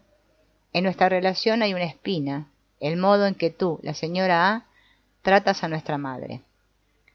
Madre: nuestra relación se acabó. Ya no me preocupa más. Melita, la señora A, no tiene tiempo para mí, aunque también puedo sentirme fuera de lugar con mi otra hija. Estoy contenta de tener un trabajo de jornada completa aunque tenga 70 años. Llora. Hermana: mamá, siempre tendrás un lugar a mi lado. Madre, Melita, en 1952 yo estaba muy enferma en el hospital, pero tú tenías cosas más importantes que hacer. Sin embargo, siempre hice lo imposible para tus hijos. Señora A. Pero mamá, yo iba al hospital 2 veces por día. Madre, tal vez, pero cuando te necesité realmente, cuando tuve que comenzar a caminar de nuevo, no viniste a ayudarme. Señora A. Pero, ¿cómo podría haberlo sabido? No me lo dijiste. Madre, a mí nadie tuvo que decirme cuando mis hijos me necesitaban. Yo estaba allí cuando los necesité, ellos no estaban. Para mí, morir y seguir viviendo da lo mismo. Hermana, creo que los hijos de Melita no tratan bien a mamá. Su hija refleja su propia actitud. Melita, tú puedes ser amable con un extraño y encogerte de hombros ante tu hermana. Estoy muy enojada, no eres agradecida con mamá. Madre, Melita, siento que nunca haces nada por mí. No hablemos de amor, pero al menos cierta consideración. Señora A. Oh, mamá, ¿crees que no te amo? Siento que hago tanto por ti como tú por mí. ¿No te das cuenta cuán a menudo modificamos nuestros planes familiares los fines de semana, de modo de poder incluirte? ¿Tengo yo la culpa de no saber cuándo me necesitas si no me lo dices nunca? Madre, yo estuve allí todo el tiempo. Tú no estuviste cuando yo necesitaba. Te pedí que vinieses conmigo para comprar un abrigo y dijiste que no tenías tiempo, pero cuando quieres que vaya contigo lo hago el 99% de las veces. Después de esta sesión, debido tal vez al abierto enfrentamiento de tantos problemas dolorosos y profundos, la señora A debe de haberse sentido más tranquila. 3 días después, totalmente por propia voluntad, se apareció con la madre para asistir a otra sesión especial. La sesión comenzó cuando la señora A relató su satisfacción por el hecho de que la madre expresara en forma tan directa sus sentimientos heridos y airados. Una vez más, la madre insistió en que era mejor que la señora A desapareciera, porque había matado el amor de su madre. La madre agregó también que sentía vergüenza por tener que decir cuán mal se sentía después de la sesión anterior, cómo había perdido el sueño y había tenido toda suerte de malestares durante 2 días. En cierto modo parecía que el cielo de culpa se estaba quebrando de manera gradual. Los coterapeutas pudieron ayudar a la abuela, airada y desesperadamente sola, para que hablara de su propia historia personal. Esta pareció demostrar una silenciosa gratitud hacia los terapeutas por su comprensión de todos los esfuerzos que había hecho por la familia, recibiendo muy pocas gratificaciones a cambio. Cuando alguien me da algo, siento que les debo mucho, dijo a los terapeutas. Admitió tener dificultades en aceptar nada de nadie. Se describió a sí misma como alguien que hacía todo dentro de márgenes estrechos, con poca capacidad para la compensación postergada y la confianza. Resultaba claro que la mujer había funcionado la mayor parte de su vida de acuerdo con ciertas pautas fijas. Como individuo se la podría describir como una trabajadora compulsiva y una mártir. En función del balance de los sistemas relacionales, desplazaba sobre su hija sus actitudes de relación introyectadas de su familia de origen. Al hacerlo, ella misma se convertía en hija y exigía aprecio por su trabajo de parte de su hija, parentalizada, como si ésta fuese la madre de quien había dejado en Europa a los 13 años. Cabe meditar sobre los fundamentos de este desequilibrio relacional interiorizado y congelado. ¿Cuáles eran las pautas de relación de la familia de origen de la abuela? ¿Por qué la madre de la señora A respondía revelándose tan hipersensible y culposa cuando se le brindaba cierta consideración? ¿Por qué se mostraba ciega ante los esfuerzos transparentes y groseros que hacía por convertir a su hija en chivo emisario? ¿Por qué tenía que inducir en sus hijos una lealtad cargada de culpas hacia ella? ¿Qué le permitió elegir un marido en conveniencia con el cual podía mantener el sistema? Superficialmente solo tenía palabras de elogio por su madre muerta, aunque también dijo que cuando su marido a los 29 años le brindó una oportunidad de visitar a su familia, ella la rechazó. Por ese entonces sus pautas de lealtad multigeneracional interiorizada deben de haber estado forjadas en medida suficiente como para mantener un diálogo interno, sin ninguna conciencia de la posibilidad de saldar realmente sus deudas. Así, el sistema de contabilidad original se proyectaba de manera parcial sobre su familia nuclear, y se requerirían grandes esfuerzos para imprimir una nueva dirección a su giroscopio interiorizado. Interesa asociar el cuadro obtenido en esas 2 sesiones con el que fue desarrollándose durante más de un año en terapia familiar con el señor y la señora A y sus hijos. En sus orígenes, la señora A era de manera incuestionable la madre exigente y franca, y la esposa algo espoliadora que parecía ser inflexible para manifestar sus necesidades y expectativas. La única expectativa que su marido podía expresar era su constante insatisfacción por su descuido como ama de casa.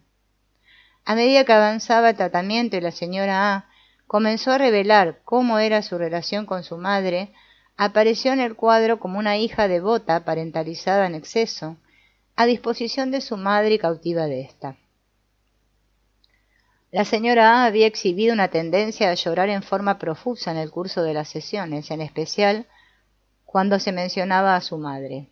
Su visión de esta última también estaba llena de paradojas. Era una ama de casa desordenada, pero estaba dispuesta a hacer las tareas de la casa en el hogar de la señora A.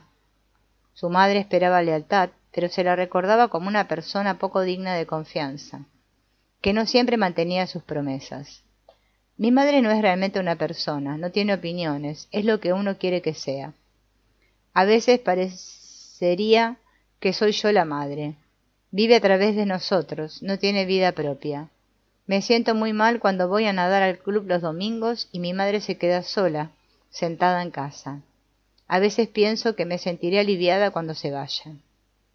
La señora A veía en su hija de 12 años una réplica de su madre, por cuanto la hija la hacía sentir enojada y culpable en forma casi constante. La hija también sentía que la señora A la controlaba mediante sus continuos regaños que le generaban culpa. La señora A informó que en el caso de su hijo veía en él una réplica de su relación con su padre. Era un hombre estimulante, impulsivo, desafiante. Como resultado de 2 años de terapia, la señora A se volvió capaz de darse a sí misma como mujer y se convirtió en una madre más comprensiva y receptiva, en proporción casi directa con sus deseos de enfrentar y encarar en forma activa sus obligaciones para con su propia madre. El que en el curso de las relaciones conyugales pueda darse algo más depende de lo rígidamente congeladas que estén las pautas de lealtad transgeneracional. ¿De qué manera puede un cónyuge irrumpir en un cerrado sistema de lealtades entre 3 generaciones y modificarlo, en vez de sentirse explotado e inculpado por su fracaso?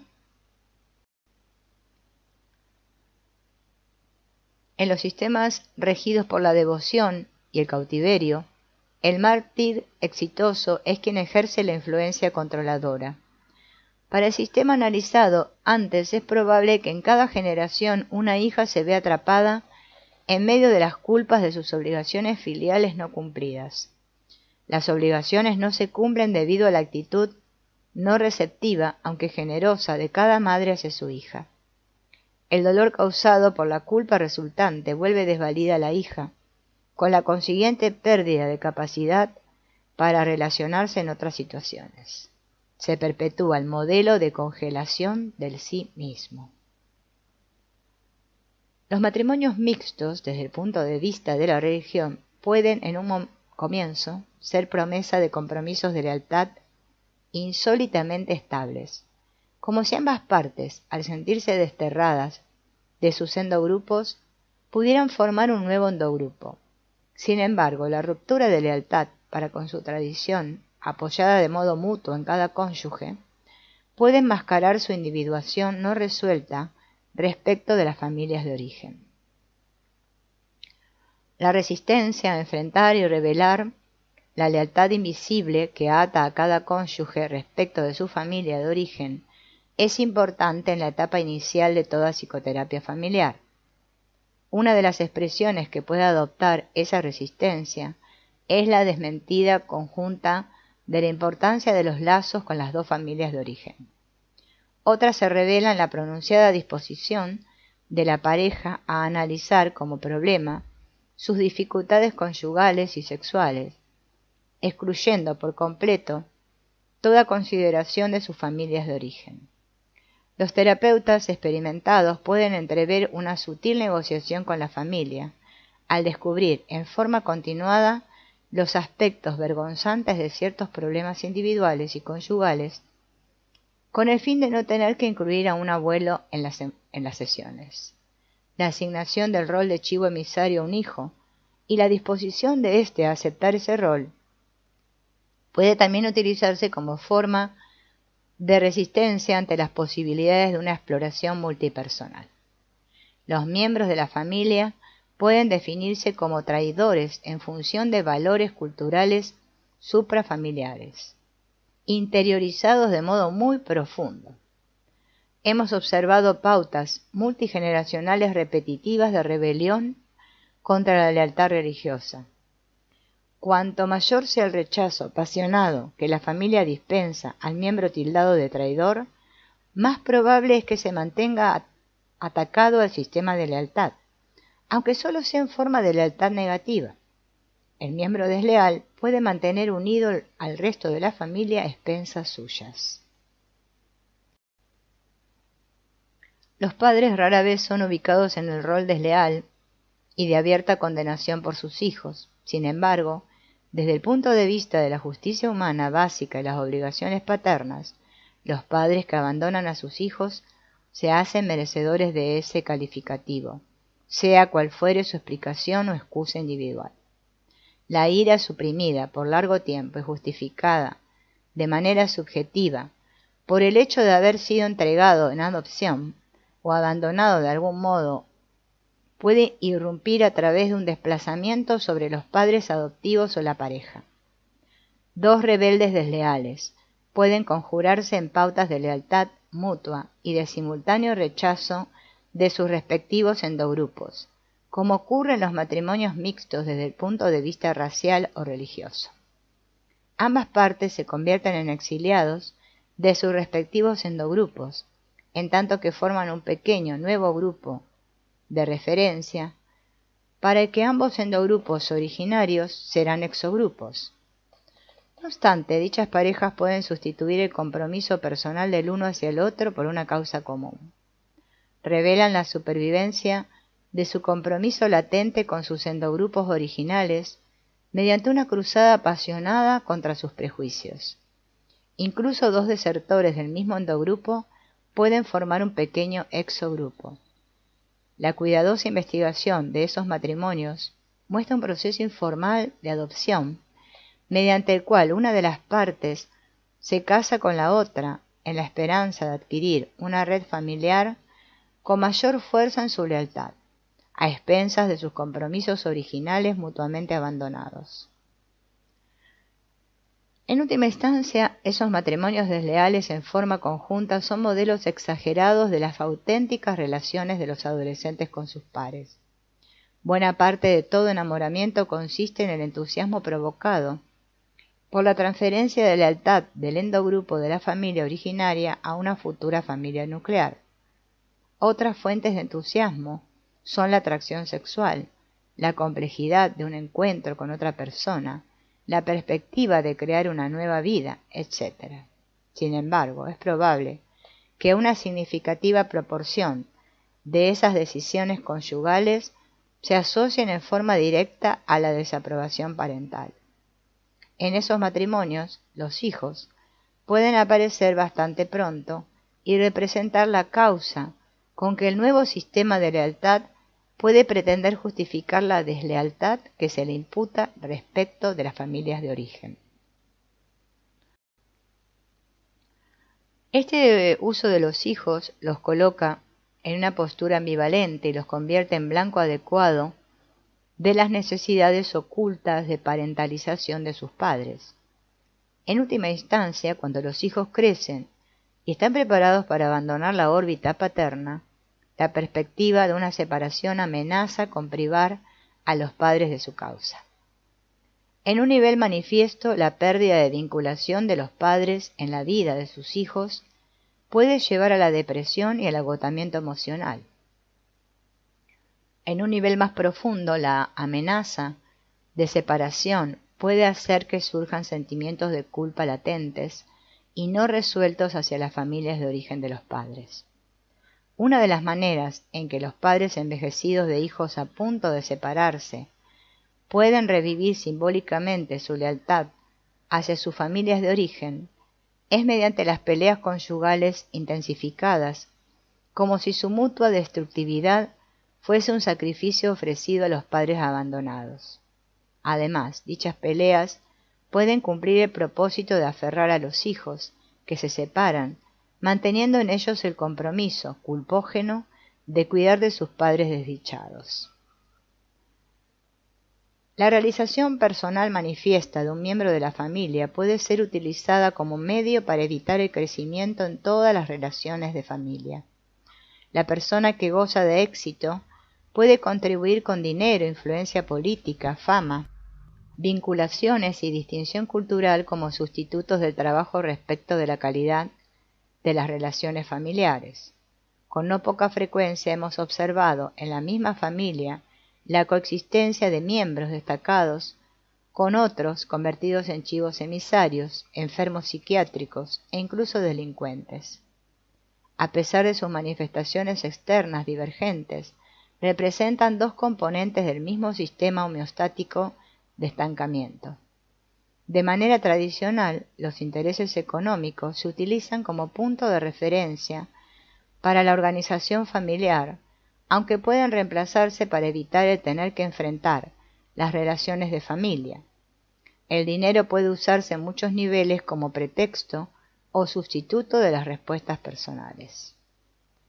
El hijo adolescente de un rico e influyente hombre de negocios se vio envuelto en conflictos cada vez más embarazosos con la ley.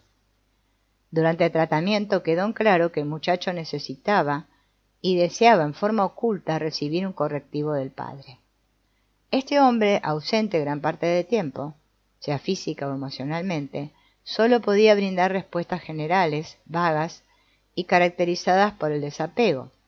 No obstante, estaba dispuesto a utilizar su riqueza para sobornar al juzgado o a los funcionarios policiales con el fin de evitar que esos monos mudos interfirieran. El rol familiar confirmado y mejor apoyado del padre era el de manipulador exitoso, poderoso e influyente. Por otra parte, al ofrecer un soborno a los funcionarios, privaba al hijo de obtener la respuesta que necesitaba, hacerlo responsable de su conducta.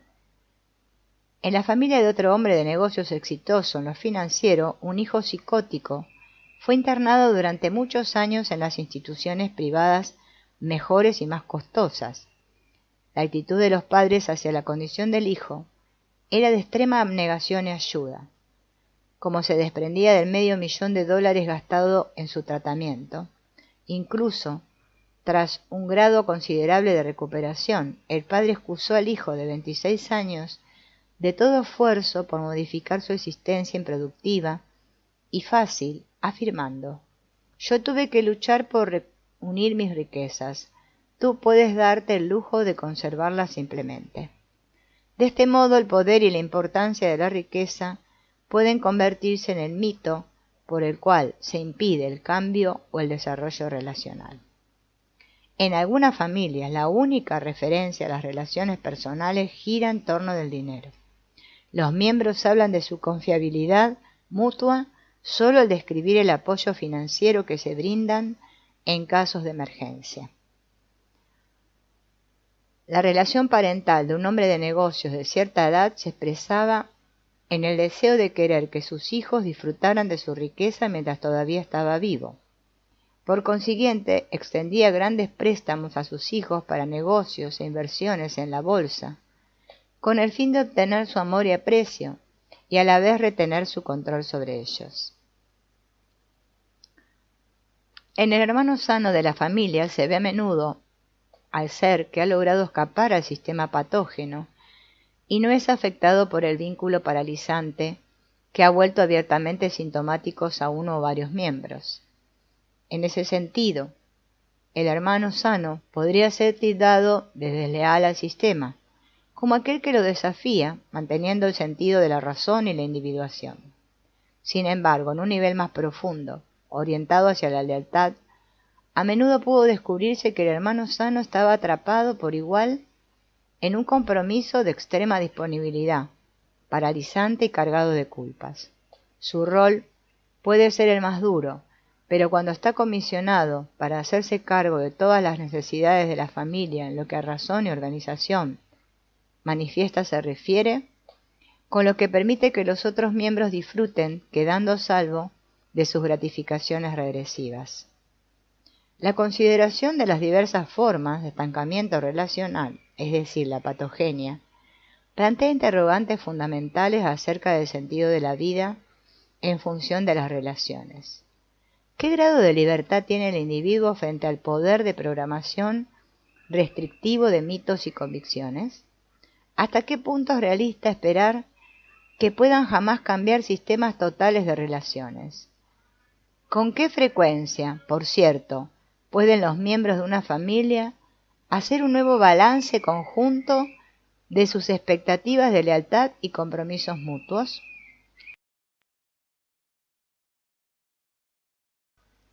¿El individuo tiene realmente oportunidad de ser libre? ¿Y cuál es el significado de esa libertad?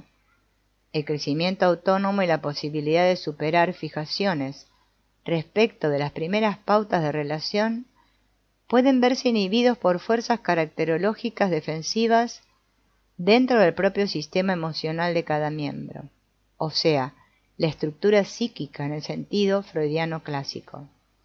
Un determinante dinámico significativo del desarrollo fijado distorsionado es un compromiso de lealtad compartido de manera inconsciente respecto de las necesidades de estancamiento, estabilidad o identidad invariable del sistema de relaciones de la familia, tal como las experimentan los otros miembros, aun cuando uno de los miembros fuese capaz de superar, por ejemplo, la resistencia a la resolución de la pena, ligado por el deber, seguiría obligado a congelar su capacidad de crecimiento con la finalidad de no causar heridas o sentimientos de pérdida en los otros miembros. Sus compromisos personales inconscientes de manera de mantener el sistema corresponderán a las expectativas reales que le asignen los otros miembros.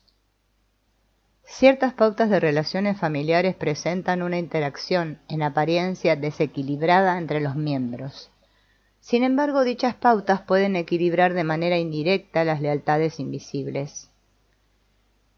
La lealtad negativa es una lealtad basada en actos aparentemente negativos y es importante para comprender los vínculos subyacentes en los sistemas de relaciones. El traidor y el chivo emisario, por ejemplo, en realidad no son extraños al sistema del que fueron excluidos. Constituyen importantes eslabones en una cadena de posiciones relacionales complementarias. Las relaciones familiares traicioneras en la superficie, aunque leales en su esencia, pueden ser descritas mediante la paradoja del traidor leal. Históricamente, la bruja ha sido la portadora de roles negativos para la sociedad del sistema de lealtad. Hay muchos relatos de brujas que por su propia voluntad, aunque tal vez de modo inconsciente, adoptaron la personificación que determinó su cruel fin. Las actitudes conyugales leales en forma negativa pueden hacer que el íntimo apego de los esposos corra riesgos, a menos de contarse con ayuda. En su primera sesión de terapia con su familia, una esposa resentida y llena de vengativa cólera declaró: «Lo único con lo que puedo contar en lo que respecta a mi marido es la imposibilidad de contar con él». La mujer se rehusaba a mostrarse afectuosa o tener intimidad sexual con su marido y le decía que se fuera donde quisiera. Sin embargo, el hombre seguía yendo a ella. A veces no lo dejaba entrar en la casa y dormía en un auto estacionado afuera. El marido, un obrero buen mozo de tipo bien masculino, informó que era cierto que tenía relaciones con otra mujer, pero que fundamentalmente lo hacía para tomarse la revancha de su esposa, que unos 15 años antes, mientras él estaba en la marina mercante, había tenido relaciones con otro hombre. Aunque esto podría haber sido utilizado en defensa del hombre en la sesión de terapia, él se abstuvo de hacerlo. La esposa no negó lo sucedido y añadió que no le importaba que el marido durmiera con otra mujer, siempre que no la molestara en el curso de otros 5 o 6 meses, hasta que ella pudiera enfriarse. También había indicios de que la mujer había sido una madre negligente con sus hijos. Los estratos de lealtad y deslealtad entre esas dos personas se complicaron aún más cuando se reveló que la mujer había sostenido una guerra constante con su madre desde su más tierna infancia. En una sesión de terapia familiar a la que asistieron su madre y su abuela, resultó claro que ella se había sentido aceptada por su abuela, pero rechazada por su madre, una mujer narcisista, fría y superficial, y a quien ella nunca pudo expresarle su amor. Su más profundo resentimiento estaba conectado con la idea de que su madre nunca se había tomado la molestia de tratar de enderezarla de niña. Describió entonces el modo en que luchaba con su hijo rebelde en vez de abandonarlo, tal como había hecho su madre con ella. De producirse un enfrentamiento directo entre ella, su madre y la abuela, la mujer podría haberse vuelto mucho más aceptable, femenina y dispuesta a aceptar al marido. Una vez que se rastrean los orígenes de los libros mayores de lealtad en la familia de origen, la necesidad de relacionarse con el cónyuge por medio de una lealtad negativa habitualmente desaparece. La dinámica relacional más profunda puede hacer que cada integrante de la familia entable una lucha permanente por equilibrar sus necesidades de autonomía individual y asegurar su identidad contra una subordinación a formas de lealtad hacia el sistema familiar que disminuyan su culpa. Al individuo puede asignársele cierto sector de la red multipersonal de significados y se espera que se ajuste a él. Su obligación es participar y no trastocar la gestalt de significados personales entrelazados. En algunas familias la elección de una persona como chivo emisario ofrece la única posibilidad para una interacción significativa entre los otros miembros. Cualquier forma de crecimiento sano de parte de alguien desajustaría al equilibrio relacional. El mártir desempeña siempre el rol más fuerte en un sistema motivado por la culpa, ya que sobre él pesan menos los sentimientos de culpa. Su sufrimiento devoto mitiga cualquier culpa por deslealtades pasadas, presentes o futuras. Esta ventaja la comparte el chivo emisario cuando aún su camino difiere del propio mártir.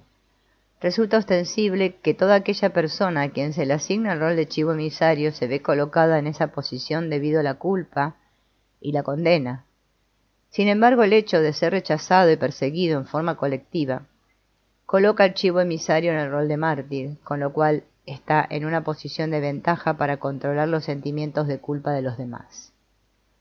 Este aspecto es aún más evidente si consideramos las vicisitudes de las necesidades de ajuste en los chivos emisarios y los inculpadores. Al culpar o rechazar a una persona, el resto de los miembros de la familia refuerzan su alianza mutua y cada miembro puede reparar su propia lealtad hacia la familia. En un sistema relacional homeostático, si no se deteriora mi relación con A, mi relación con B no puede mejorar. Por medio de su rol negativo, el chivo emisario puede disminuir su propia cuenta deudora cargada de culpas. La rotación de los roles de chivo emisario a mártir entre los miembros de la familia permite el balance seriado de todas las cuentas. Tal vez los miembros no pueden cumplirlo por medio de actos de entrega positiva. Por añadidura, los tipos de beneficios ofrecidos como compensación por un miembro pueden no resultar aceptables para los demás. Como resultado surge un sentido de obligación impaga, aumentando la culpa en uno de los miembros y el sentido de ser explotados en los otros. Mediante los actos de elección de un chivo emisario y deliberada victimización, la víctima se ve aliviada en forma parcial de su culpa por la falta de pago, y los victimarios experimentan una temporaria disminución de su frustración por haber sido explotados. No solo importa señalar el sentido relacional de los intentos de un miembro individual de la familia por expiar la culpa convirtiéndose en chivo emisario, sino también demostrar un sistema de relaciones que funcione de modo de elegir chivos emisarios por fases y de manera multidireccional. En el caso de una familia pudimos observar que la elección de chivos emisarios se venía produciendo en forma casi idéntica a lo largo de 3 generaciones. En cada una de ellas había una hermana que desafiaba los valores familiares, era considerada la oveja negra y posteriormente expulsada o exiliada del grupo familiar. En 2 generaciones las hijas traidoras contrajeron matrimonio con hombres de distinta religión y en la 3ª generación una hija amenazaba de manera constante a sus escandalizados padres con un matrimonio de las mismas características. El hecho de que los restantes miembros de la familia acataran de modo rígido los principios de su religión hacía de aquel comportamiento un pecado imperdonable. La familia reaccionó condenando al ostracismo a esas mujeres, las cuales, a su vez, vivían su vida en un exilio ostentosamente elegido por ellas mismas. Interesa contrastar el extremo rechazado del chivo emisario con las relaciones estrechas de manera uniforme y no separadas en lo individual de los demás miembros de la familia. Ellos vivían en una forma singularmente falta de individuación respecto incluso de sus más importantes decisiones personales. La menor desviación de esa postura unánime, como por ejemplo el hecho de planificar unas breves vacaciones, implicaría una deslealtad inaceptable. Cabe presuponer que esa lealtad tan excesiva solo puede mantenerse si se la contrapesa con el extremo distanciamiento del chivo emisario. Tanto las pautas de relación positivas como las negativas eran componentes de un sistema total de relaciones, más que relaciones humanas distintivas por propio derecho. En la generación más joven el rol malo, rebelde, desleal, desconsiderado de la hija, aunque emocionalmente sano, independiente, brillante, se veía contrapesado por el rol del único hijo, bueno en lo moral, leal, siempre disponible, preocupado, devoto y enfermo en lo emocional, psicótico, crónico, improductivo, dependiente. Parece ser que en ausencia de otros miembros con quienes compartir la carga, el muchacho tuvo que soportar las consecuencias de la extrema devoción hacia los padres en una interminable unión simbiótica. La hija, si bien era ostensiblemente desleal y molesta para los demás, también cumplía en forma devota por cuanto, como era de prever, desempeñaba el rol de lealtad negativo y de esa manera se ofrendaba a la familia como complemento de la lealtad positiva de ésta. El compromiso persistente con un rol sacrificadamente negativo puede en principio configurar la base de muchos casos de delincuencia en niños y adolescentes. En este caso el papel del chivo emisario se ve reforzado por la ulterior desaprobación de las instituciones de la sociedad. Erikson destacó el beneficio psíquico de la identidad negativa de un joven delincuente por contraste con la terrorífica alternativa de la difusión de identidad. Cabe presuponer que una obligación de lealtad familiar negativa puede cumplir un papel en el fenómeno que Freud describió como reacción terapéutica negativa, en el que el paciente muestra un deterioro sintomático después que el analista exterioriza aprecio por sus progresos terapéuticos. Freud asociaba el fenómeno con el sentido de culpa inconsciente del paciente y su necesidad de castigo, o sea, su masoquismo. Desde nuestro punto de vista, una reacción terapéutica negativa puede estar codeterminada por la lealtad del paciente hacia el sistema familiar simbiótico. En este sentido, la reacción misma es, por cierto, psicológicamente incorrecta, ya que el fenómeno se afirma en el sistema multipersonal de obligaciones más que en la psicología del individuo. Al buscar una teoría motivacional amplia de la delincuencia basada en el sistema, debemos trascender el ámbito de los determinantes individuales. Johnson y Surek describieron la falta de control interiorizado de los impulsos. lagunas del superyo en los padres de los delincuentes como determinante de la delincuencia. De hecho, las acciones del niño, al inducir las consiguientes reacciones punitivas de la sociedad, medidas adoptadas por la policía, los tribunales, la escuela, etc., constituyen un refuerzo externo de la función yoica intrafamiliar, también en beneficio de los propios padres. Una definición familiar socialmente redentora de la delincuencia pintaría la conducta censurable en forma abierta del hijo como sancionada de manera implícita. En concordancia, el hijo delincuente no solo se beneficia al adquirir lo que Erikson denominó identidad negativa, sino que también cumple un compromiso de lealtad negativa para con su familia de origen. El desempeño de esas obligaciones de lealtad puede explicar la llamativa falta de remordimiento del adolescente en relación con la delincuencia. Por añadidura, el acto delictivo puede de por sí gratificar las necesidades paternalistas y dependientes de los padres, incluso sin ninguna intervención de la sociedad como forma de control. La unión familiar y los sentimientos de seguridad se ven reforzados en los miembros buenos de la familia como resultado de la conducta supuestamente traidora del hijo. Los terapeutas deben estar alerta ante la prueba de conducta de estas pautas ocultas de relación familiar. Un hijo puede ser orientado hacia una conducta negativa deseable de modo oculto mediante mandatos repetitivos en sentido inverso, aprendiendo qué es lo que no debe hacer.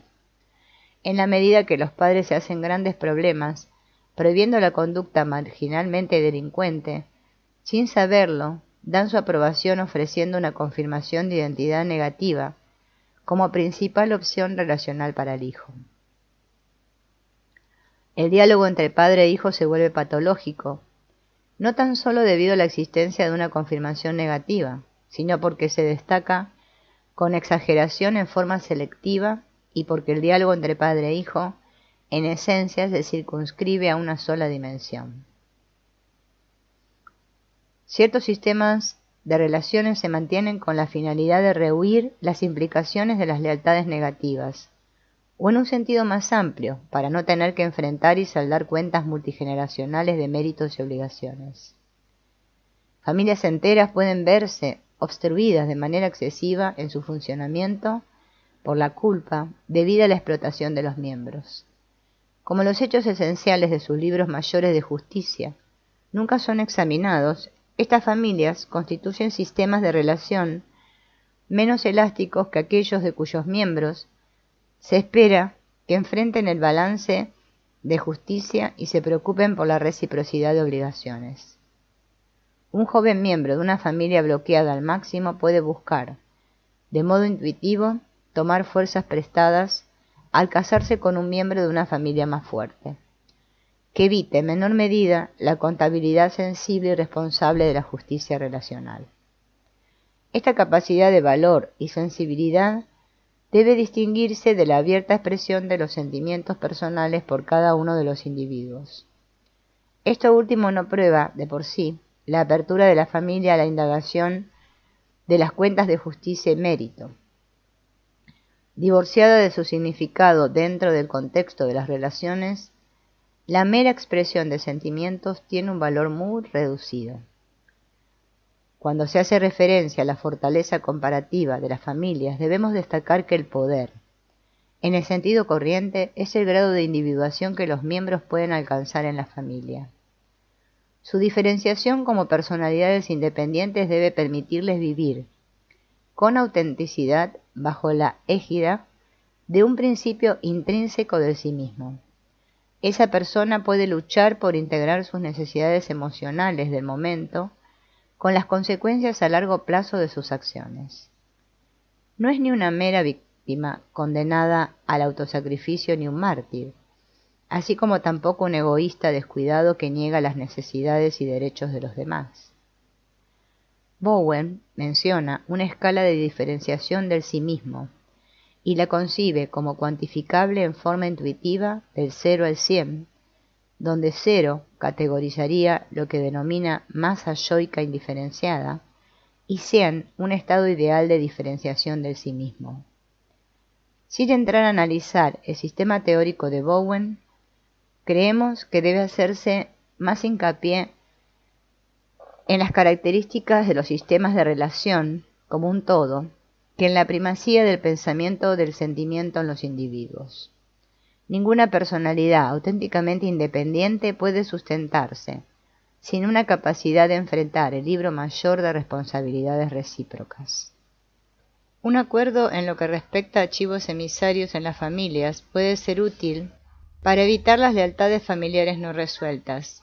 Sin embargo, la elección de chivos emisarios tiene múltiples determinantes y persigue una serie de finalidades dentro de la familia nuclear. Es posible enmascarar la penosa discordia conyugal de los padres mediante el recurso de asignarle el papel de culpable a alguien.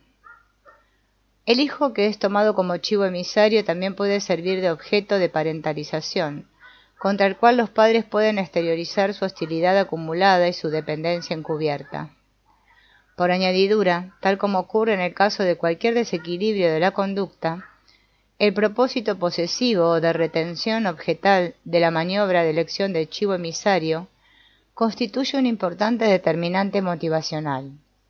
En un nivel aún más profundo, la disposición sobre chivos emisarios puede entrelazarse de manera significativa con el sistema de obligación de lealtad de la familia de origen del progenitor. Un progenitor puede no tener conciencia del modo en que utiliza sus interacciones con el niño para evitar el enfrentamiento con sus propios conflictos no resueltos de separación y maduración. Las nociones conscientes que tiene el progenitor sobre la separación de sus propios padres pueden mascarar sencillamente sus sentimientos latentes de obligación y culpa acerca de la deslealtad.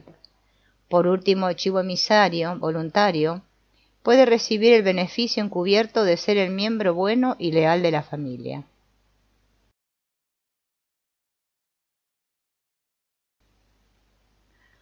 El caso de una niña de 12 años con fobia a la escuela ilustra en parte las complejidades de entrelazar las motivaciones ocultas.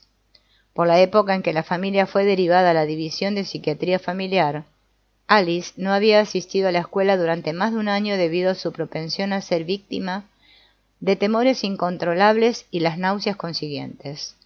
Los padres presionaron en gran medida al terapeuta para internar a su hija, a quien describieron como en un estado de agitación incontrolable, amenazando con hacer trizas sus ropas, golpearse en las paredes de la casa del vecino, etc. Uno de los primeros indicios obvios acerca de la dinámica de este sistema familiar fue la histérica agresividad de la madre hacia el marido, manso y dócil, y hacia el terapeuta. Tras la primera sesión de evaluación, el padre llamó a éste y se quejó de no saber cómo convencer a la esposa de que aceptara la idea de la terapia familiar como sustituto de la internación de Alice. El terapeuta lo alentó a examinar las maneras en que pudiera mostrarse más fuerte y seguro de sí mismo, y de ese modo ayudar a su familia. Al día siguiente recibimos un mensaje según el cual la propia esposa había sido admitida en una clínica psiquiátrica. También nos enteramos de que durante ese período Alice se comportaba maravillosamente bien. Según los informes del padre, cocinaba y hacía las tareas de la casa mejor que la madre. Esta última fue dada de alta de la clínica 2 días después, y al cabo de una semana pudimos persuadir a los padres para que forzaran el retorno de Alice a la escuela. A la madre le aconsejamos realizar tareas como voluntaria en la escuela durante varias semanas para ayudar a que Alice se quedara allí y ayudarse a sí misma a enfrentar su angustiosa soledad durante el proceso de separación. Casi de inmediato, Alice retomó su anterior nivel de buen rendimiento escolar. Asimismo, al sentirse tranquilizada por la creciente participación de la madre en el proceso terapéutico, se permitió hacer nuevas amistades entre el grupo de pares. Toda una novedad en Alice. A medida que nos enteramos de las fantasías personales de la madre, descubrimos que creía que la hija se quedaba en casa en vez de ir a la escuela, por miedo a que la madre no pudiera por sí sola realizar los quehaceres domésticos en forma competente. En el mismo contexto salieron a relucir tempranos recuerdos de su propia madre, quien había estado ausente del hogar la mayor parte del tiempo. Durante varios meses en el curso de la terapia, la madre produjo recuerdos casi exclusivamente negativos de su familia de origen. Luego, y de modo gradual, tuvo lugar una reversión casi total. Ella comenzó a mostrar preocupación por la imagen que podrían tener de ellos sus familiares. Empezó a preguntarse si ella misma había sido justa con su madre y hermanas. Este cambio en la lealtad de la madre hacia su familia de origen coincidió con la cada vez mayor toma de conciencia por parte del padre de sus obligaciones hacia su madre.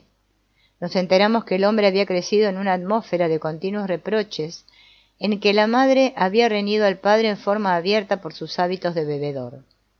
Sin embargo, él recordaba a su padre como un trabajador consciente que proveía de manera adecuada las necesidades de la familia. Recordó que al poco tiempo de la muerte de su padre, uno de sus hermanos abandonó a su esposa o hijos, perdió su trabajo responsable y se mudó a la casa de la madre, en la que comenzó a beber fuerte y se hizo objeto de continuas y amargas reprimendas de la progenitora. En ese punto de la terapia también salió a relucir la correspondencia secreta que había tenido lugar entre el padre y su madre. Un hecho clave se desarrolló cuando en el curso de una sesión de terapia se produjo un abierto enfrentamiento entre la abuela paterna y la esposa, y la abuela afirmó su derecho a proteger al hijo contra su poco razonable esposa. Podemos postular un desarrollo del superyo conflictuado en forma bastante insidiosa en el hijo, que en este tipo de familias actúa como chivo emisario, por la época en que se desarrolló el síntoma de fobia a la escuela. Alice debió elegir entre dos opciones contradictorias para cumplir con sus obligaciones filiales: alcanzar un rendimiento responsable en la escuela o mantenerse lealmente asequible hacia la madre y, en un sentido más amplio, a la familia.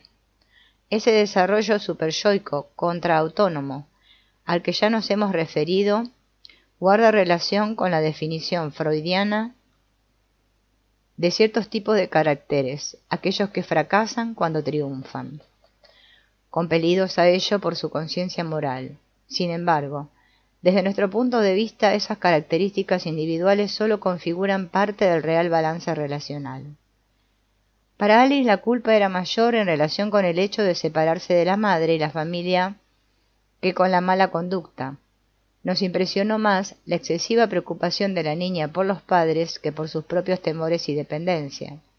En general, en cuanto a los niños fóbicos a la escuela y sus familiares se enfrentan con sus lazos invisibles de lealtad, los hijos pueden volver a la escuela y rendir al menos con un nivel medio. Resulta importante destacar que el mantenimiento de una pauta de familia patógena no solo lo comparten los padres y el hijo, que desempeña el papel de chivo emisario, sino también el hermano sano. La lealtad escindida, en el sentido de rechazar a una persona y en forma simultánea mostrarse devoto de otra, puede ser motivo de gran dolor psíquico y causa frecuente de intensos celos.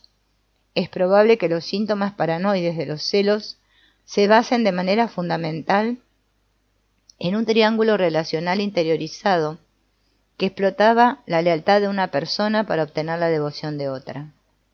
Un joven amante le ofrece sus mejores cartas de presentación relacionales a la persona que está cortejando. En contraste, su familia de origen puede ver en él, al mismo tiempo, a un ser sucio, desconsiderado y negligente. Una madre puede herir al hijo mostrando su devoción por los extraños en presencia de aquel. La esposa de un médico siente a menudo que su marido se dedica de lleno a sus pacientes. El dueño de un perro puede explotar al animalito sin saberlo, despertando su devoción y a la vez negándose a considerar las necesidades del ansioso perro. Dado que el hecho de llevar libros mayores se basa en una contabilización cuantitativa de méritos, se deduce que la comparación del grado de devoción recibida es una dinámica relacional más importante que el grado absoluto de devoción de que se goza.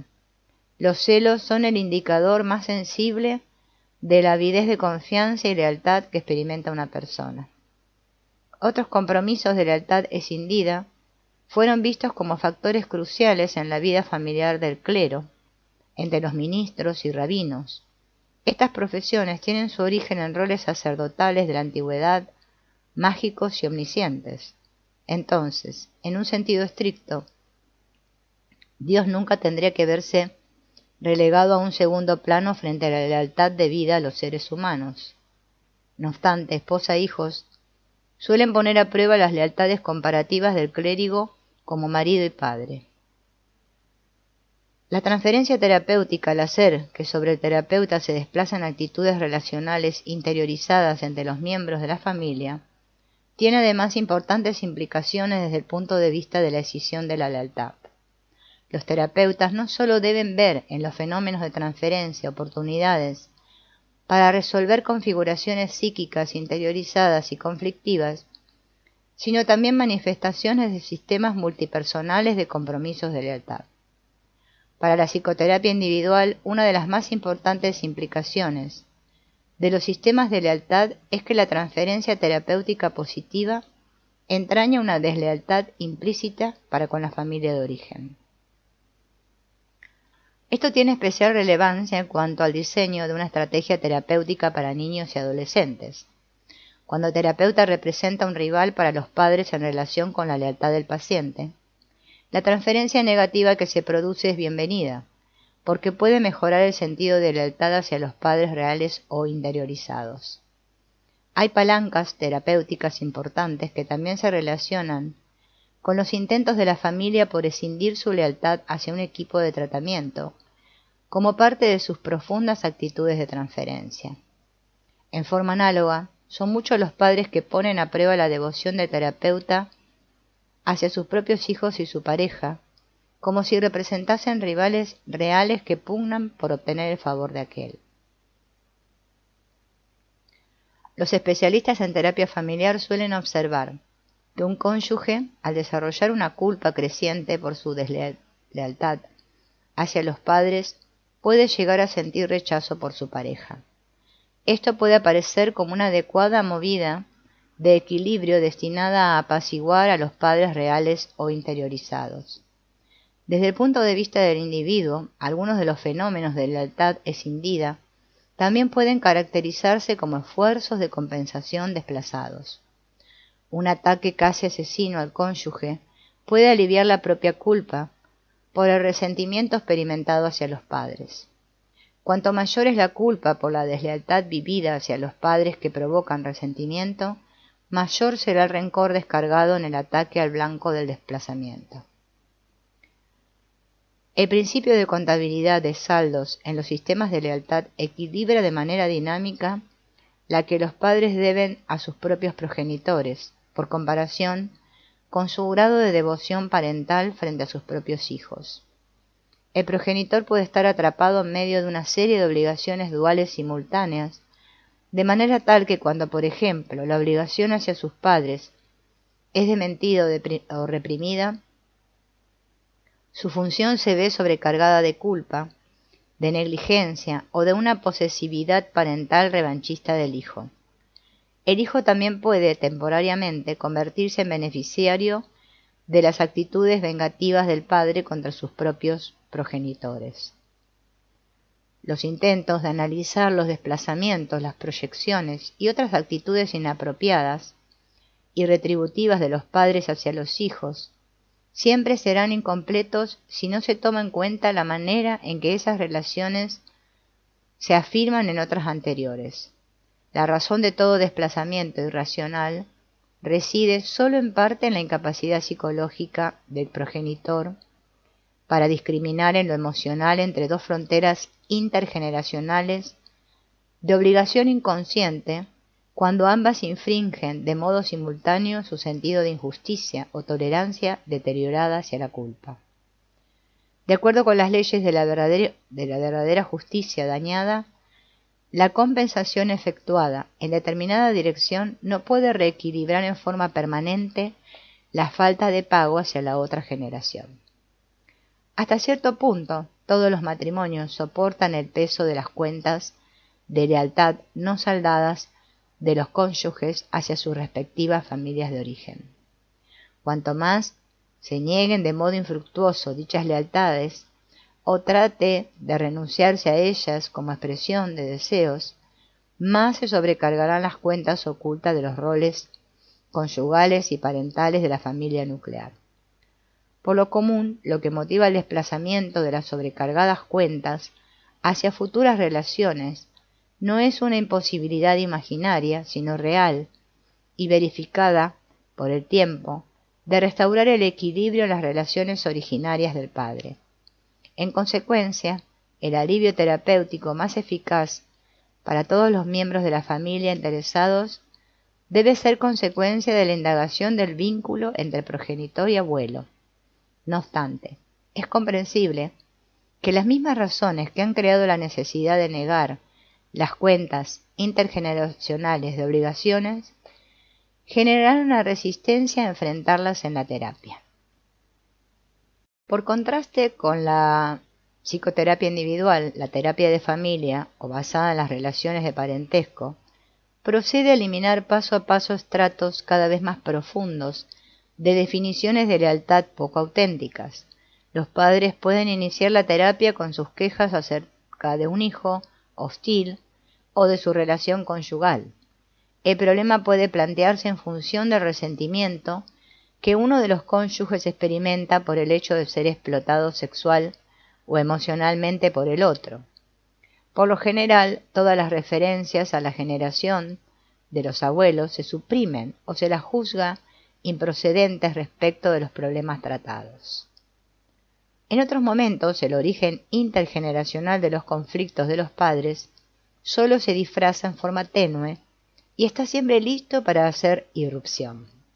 En apariencia, la esposa puede ponerse de parte del marido al criticar la conducta de la suegra durante su última visita. El marido puede estar de acuerdo y escribir una carta llena de críticas a su madre, culpándola por mostrarse fría con los nietos, comprarles regalos innecesarios o inútiles, irse demasiado pronto, etc. Al día siguiente puede producirse una fuerte discusión y el marido, de modo impulsivo, alinearse junto a sus padres y contra la esposa, a quien decide dejar. En otros casos nos enteramos de que hay impotencia, eyaculación precoz o demorada, frigidez, temor de los impulsos asesinos, etc. En muchas circunstancias, estos síntomas, que resistieron la terapia individual durante años enteros, pueden acusar una rápida mejoría cuando la indagación trigeneracional se torna productiva. Una forma de vínculos de lealtad esclavizante y repetitivo es el ejemplificado por una pauta multigeneracional de cuidados maternos martirizados. Una madre puede forjar obligaciones que atan a su prole al dar demasiado de sí y no aceptar o exigir nunca una compensación del hijo. De esta manera, los padres, convertidos en aparentes mártires, refuerzan las obligaciones culposas del hijo hacia sus providentes y abnegados progenitores. El resultante libro mayor de obligaciones de los hijos muestra una cantidad inmensa de deudas de lealtad que nunca pueden reducirse de manera significativa. Los padres, convertidos en mártires aparentes, pueden producir con su hijo una permanente ansiedad, combinada con un amargo resentimiento, y crear obligaciones cargadas de culpa, así como una capacidad altamente desarrollada para manipular la culpa de los otros. Como los padres utilizan al hijo como sustituto, con el fin de reequilibrar el balance de las cuentas que quedaron sin saldar con los propios padres, han perdido de vista el contexto apropiado para cumplir su tarea. Pueden deshacer el nudo solo acercándose de nuevo hacia los propios padres, en la esperanza de que antes que sea demasiado tarde, puedan inducir pautas más generosas en sus relaciones. En otros casos, una o varias personas reciben un tratamiento prejuicioso dentro de la familia. Una forma específica del vínculo de lealtad es aquella en la cual el hijo tiene que saldar la obligación irreconciliable del padre hacia un abuelo, por ejemplo, cuando el progenitor ha tenido que mantenerse disponible después que el abuelo enviudó o fue abandonado por la esposa. El hijo de un hombre de negocios agresivo y despiadadamente egoísta Abandonó la idea de llegar a ser ingeniero tras la temprana muerte de su madre e ingresó a la empresa paterna. Durante los 25 años siguientes el hombre pareció convertirse en una mezcla de imitador del padre, por un lado, y de espectador que aplaudía a regañadientes los éxitos de este último, quien había realizado una hazaña casi épica al elevarse en lo económico desde su medio de origen, de inmigrantes muy modestos. Supuestamente el hijo asumió formas éticas más estrictas de realizar los negocios. El padre comparaba todo el tiempo la ineficacia del hijo con sus propias formas astutas y arteras de conducir los negocios. Por ser virtuoso y respetuoso de la ley, el hijo se vio atrapado por la necesidad simultánea de tener que rebelarse contra los métodos del padre, en tanto que se mantenía leal al sistema básico de valores adquisitivos de aquel. Siempre que el padre trataba de convertir al hijo adolescente en público, admirador de su sistema de valores, el hijo lo rechazaba como si se ubicara en la escala de valores del abuelo. El nieto, un ser aventurero, desafiante y rebelde de modo activo, se convirtió en crítico de la pasiva posición del padre, en esencia la de un perdedor. Los problemas del dar y el recibir deben aclararse antes de definir los criterios de explotación relacional. En contraposición con lo que sostienen las concepciones populares, el hecho de esperar y exigir responsabilidad del hijo equivale a las formas más cruciales de dar de parte de los padres. La crianza permisiva o liberal del hijo se equipara a una forma de explotación que elude obligaciones y abriga la encubierta esperanza de que el hijo asuma un papel adulto en forma prematura, es decir, que sea parentalizado. En términos de sistema, una parentalidad indulgente y dadivosa, en demasía, implica una tiranía de la permisividad. El hijo que no ha recibido suficiente orientación de sus padres respecto de los valores vigentes, tiende a crecer en medio del resentimiento para con toda forma de autoridad, que para él representa en una forma simbólica a los padres despreciados, poco exigentes pero sutilmente expoliadores. El hijo sentirá que ellos no se preocuparon lo suficiente por él como para guiarlo y orientarlo, y en consecuencia lo privaron de valores interiorizados. No me enseñaron lo que está bien o está mal. De manera inconsciente el hijo de esos padres tiende a desplazar su furor contra supuestos tiranos, como si éstos fueran responsables por hacer del mundo algo tan tremendo y caótico. Algunos de los contestatarios más violentos de cualquier sistema político son los hijos de padres liberales de clase media alta que han recibido una crianza permisiva.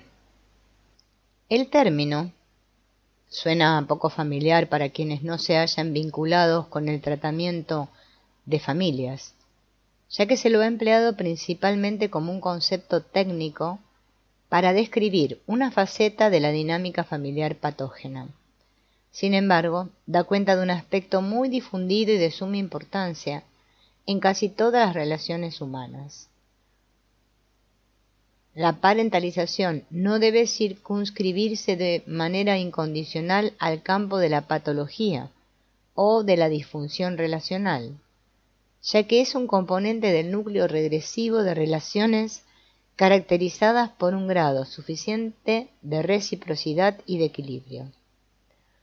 Por definición, la parentalización implica la distorsión subjetiva de una relación, como si en ella la propia pareja o incluso los hijos cumplieran el papel de padre. Dicha distorsión puede efectuarse en la fantasía, como expresión de deseos, o de modo más notorio mediante una conducta de dependencia. Por ejemplo, los padres pueden alentar a su hijo a que se esfuerce por convertirse en un genio, o negarse a tomar de manera responsable decisiones cruciales. Si el acto de enamorarse se basa siempre en forma parcial en una parentalización imaginaria, puede considerarse que la mayoría de los matrimonios entrañan los consiguientes contratos de por vida destinados a equilibrar esa fantasía por medio de una reciprocidad conyugal responsable y generosa. En los casos afortunados, la medida de parentalización conyugal sigue una pauta simétrica. La exigencia del otro se tolera mejor si también yo puedo exigirle algo. Asimismo, hasta cierto punto, todo hijo debe ser parentalizado por sus propios padres en determinados momentos, De lo contrario, no aprendería a identificarse con roles responsables para su existencia futura. La interiorización de la imagen de sí mismo, como progenitor que puede dar algo de sí, es un importante paso hacia el crecimiento emocional. Por otra parte, si se la rodea de una atmósfera de obligatoriedad cargada de culpa en exceso, esa interiorización puede configurar un lazo que atrapa al hijo en una larga sujeción a las exigencias unilaterales de parentalización. Más que condenar cualquier manifestación de parentalización, el especialista en terapia familiar debe interesarse por su importancia dinámica dentro del balance de relaciones, a los efectos de evaluar su grado de inconveniencia. Si un adulto parentaliza a otro, por ejemplo a su cónyuge, por lo común, la distorsión se da mediante una regresión fantaseada y a menudo inconsciente de sí mismo hacia una condición infantil. Por comparación con el sí mismo, el cónyuge aparece como persona obligada a convertirse en proveedor, defensor o enfermera.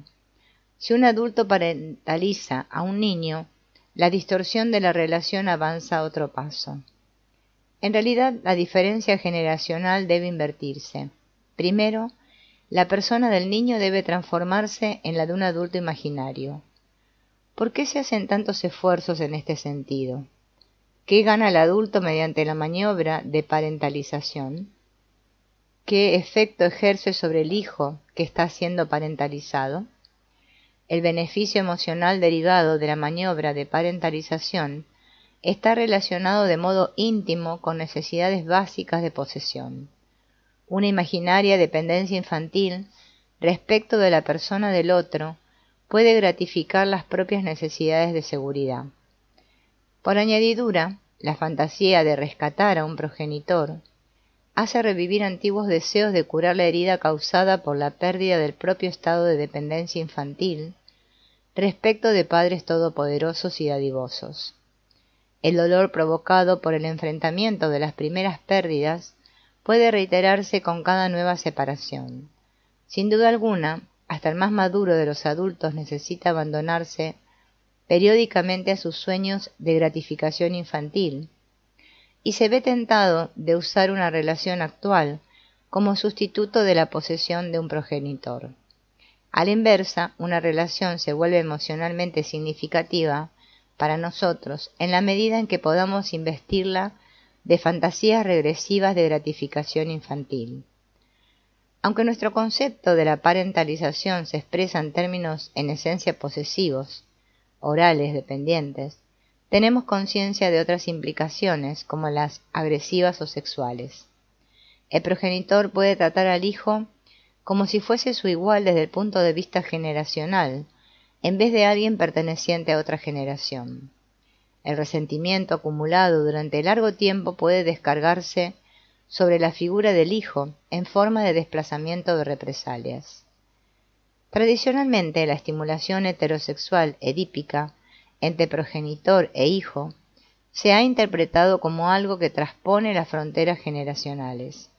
El uso del hijo como igual para gratificar las necesidades sexuales del progenitor se convierte en incestuoso en el punto en que se viola la frontera generacional y se introduce un vínculo sexual entre los dos adultos. Este análisis de la estructura relacional no pretende sustituir el estudio clínico.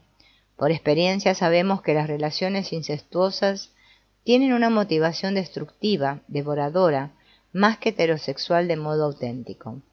Descubrimos que, fuera del hecho de que en lo individual el progenitor puede actuar llevando por sus impulsos sexuales o destructivos, en la interacción de un progenitor con otro y en la de todo el grupo familiar existen determinantes que condicionan la explotación agresiva y sexual de los hijos en el seno de ciertas familias.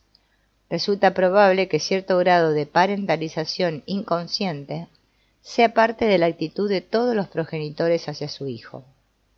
En este sentido, configura un intento por impedir el agotamiento emocional del progenitor.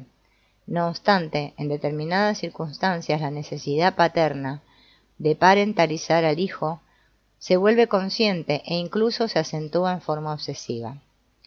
Hemos visto casos de madres que manifiestan solazarse con el retrato de determinado hijo como un verdadero adulto en miniatura, desde el momento mismo del nacimiento.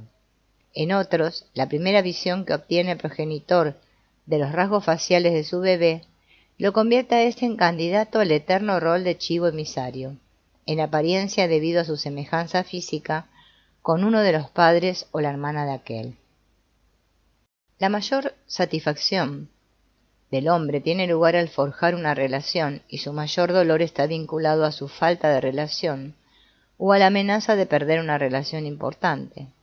Así como la posibilidad de levantar una familia es fuente universal de felicidad anticipada, la perspectiva de perder un hijo, aun cuando sea a raíz de su crecimiento y madurez, puede generar la más profunda congoja.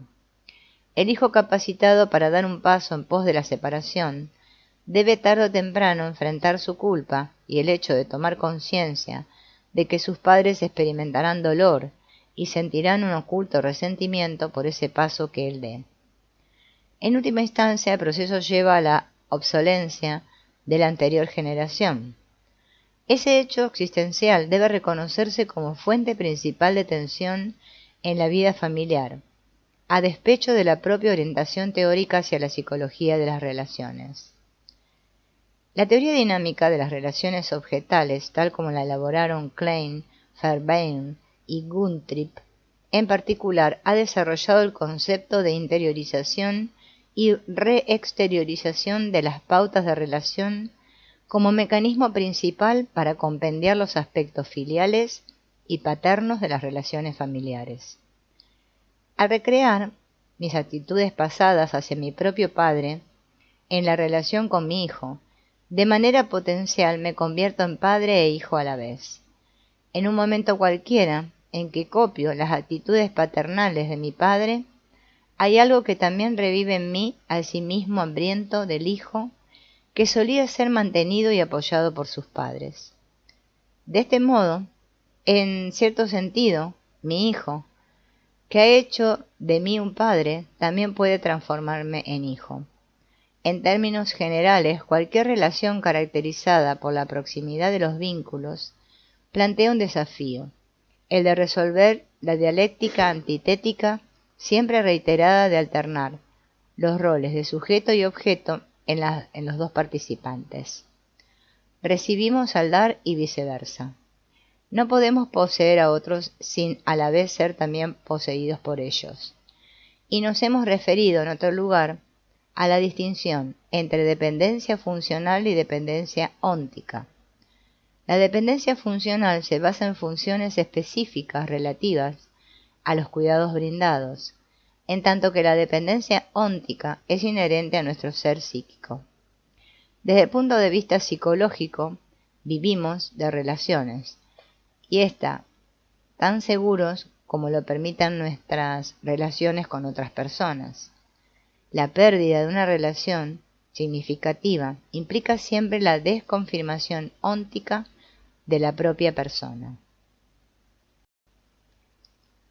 Desde el punto de vista terapéutico y teórico, las relaciones de familia o la psicología individual pueden enfocarse en dos niveles, el de los aspectos fácticos observables en forma manifiesta y el de las fuerzas encubiertas de determinación dinámica.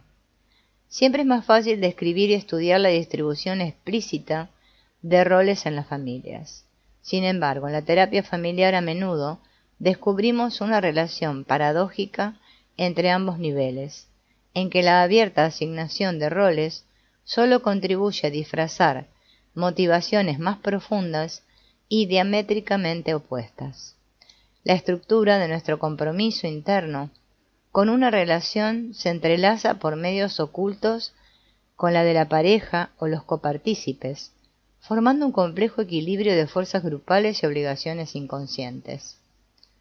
Desde el comienzo mismo del movimiento de terapia familiar, diversos autores efectuaron intentos por describir la estructuración de los compromisos profundos que atan a los miembros de la familia. Se ha hecho referencia a algunas fuerzas de estructuración encubierta tildándoselas de mitos familiares. Fuera del mito consciente, formulado de modo cognoscitivo, podemos encontrar pautas precognoscitivas, no verbales y menos conscientes de relación, que todavía no pueden llamarse mitos. La parentalización es una de estas pautas de estructuración de las relaciones que conlleva la asignación manifiesta de roles, así como características de expectativas y compromisos interiorizados. Enfocaremos la asignación de roles como aspecto de la parentalización. La elección de un cónyuge suele basarse en la fantasía encubierta de unirse a alguien que satisfará nuestros deseos como lo harían un padre o una madre. En un matrimonio bien equilibrado, las expectativas de parentalización tienden a formar una pauta más o menos simétrica. Si tú me tratas como un bebé, en algún modo y otro momento yo seré como un padre para ti. En ciertas oportunidades, la conducta regresiva de los progenitores exige de manera abierta que los hijos pequeños asuman el rol de cuidadores. Vimos cómo un chico de 7 años discaba el número de la policía mientras su madre gritaba pidiendo ayuda, tirada en el suelo y semi-ahogada por el padre del niño. A menudo observamos cómo un hijo preadolescente oscila de un lado a otro como un péndulo, tratando de tranquilizar a un progenitor y luego al otro, en tanto que ellos siguen insistiendo en su insalvable incompatibilidad y la necesidad de divorciarse. Por regla general, es imposible hacer una evaluación cabal de las motivaciones de cualquier conflicto de los padres sin evaluar también sus efectos sobre la evolución emocional de los hijos. Por ejemplo, las amenazas de divorcio de los padres pueden detener los esfuerzos que sus hijos adolescentes o jóvenes realizan en pos de su emancipación. Aun cuando los hijos no carguen con el peso de los roles manifiestos de cuidadores, pueden funcionar como agentes de cimentación que sostienen en pie el matrimonio de sus padres. No nos referimos aquí al esfuerzo consciente que hacen muchos padres por evitar todo conflicto abierto en presencia de sus hijos. Una de las experiencias de aprendizaje más impresionantes que hemos recogido a lo largo de la práctica de terapia familiar fue ver de qué manera puede, sin quererlo, obtenerse una profunda devoción, llena de tacto y consideración, de los hijos de 3 o 4 años de un matrimonio conflictuado. En las sesiones iniciales los hijos pueden incurrir en el acting out para ocultar los problemas de sus padres a la vista de extraños. Más adelante los hijos pueden visualizar o expresar en forma verbal su preocupación por la posibilidad de que las peleas de sus padres lleven a la separación, el divorcio o incluso el homicidio. Intervienen así para ayudar al perdidoso y alentar al deprimido. Los hijos de familias que viven en guetos suelen ser descritos como niños cargados de modo prematuro de responsabilidades parentales. Pavensted describe familias en que el hijo de 3 años calienta a medianoche la leche para el bebé, mientras la madre yace borracha en la habitación contigua. No obstante, fuera de estos extremos de explotación funcional, no es cierto que el funcionamiento adulto anticipado y determinado por la realidad tenga sobre el niño un efecto mutilador similar al que causa la explotación cargada de culpas del pequeño a raíz de necesidades más emocionales que reales. De hecho, en muchas familias, la república que crean en su mundo propio los hermanos puede ser una fuente mucho más digna de confianza y seguridad para el hijo más pequeño que progenitor dependiente e imprevisible. La dependencia mutua entre los hermanos puede impedir que sean dañados por la conducta infantil de padres inmaduros. En esas familias, el desarrollo de la confianza básica se afirma en funciones de parentalización recíproca entre los hermanos, más que en el desempeño de los padres. El sacrificio es un elemento universal con connotaciones religiosas y éticas. es la base de los pactos sellados entre grupos de hombres o entre el hombre y sus dioses. Sin embargo, con frecuencia se soslayan los importantes aportes de la víctima. Cuando debe ofrendarse un hijo en sacrificio a Dios, como en el caso de Isaac en la historia bíblica, nuestra primera reacción es de horror por la cruel explotación de un niño débil e inocente a mano de adultos poderosos. A decir verdad, la interpretación tradicional de lo que iba a ser el sacrificio de Isaac está elaborada en términos del poder y la obediencia. Dios le exige a Abraham que sacrifique a su hijo. Abraham obedece sin decir palabra, hasta tal punto que Dios, impresionado por su fe y lealtad, lo libera de la obligación de tener que cometer el acto en realidad. Conmovido por la lealtad de Abraham, Dios, que tiene el poder de borrar del mapa incluso naciones enteras, les promete su lealtad a Abraham y sus descendientes. Es fácil ver aquí el refuerzo tradicional del rol paterno por medio de la figura de Dios, el superpadre, y soslayar el importante aporte del hijo, Isaac. Isaac no fue una víctima obediente y coaccionada en forma pasiva. De acuerdo con Hinsberg, Abraham no le ocultó a Isaac el objeto de su viaje a la montaña, y este último transportó de modo voluntario parte de la leña necesaria para la hoguera de su propio sacrificio. Abraham no tuvo que valerse de la fuerza para obligar a su hijo a aceptar su destino. Isaac ni siquiera trató de resistirse a su cruel muerte. Por añadidura, Isaac no solo no cuestionó la decisión paterna de consagrarlo en sacrificio, sino que él mismo le aconsejó al padre que le atara las manos, por miedo de echarse atrás y poner en peligro la ofrenda.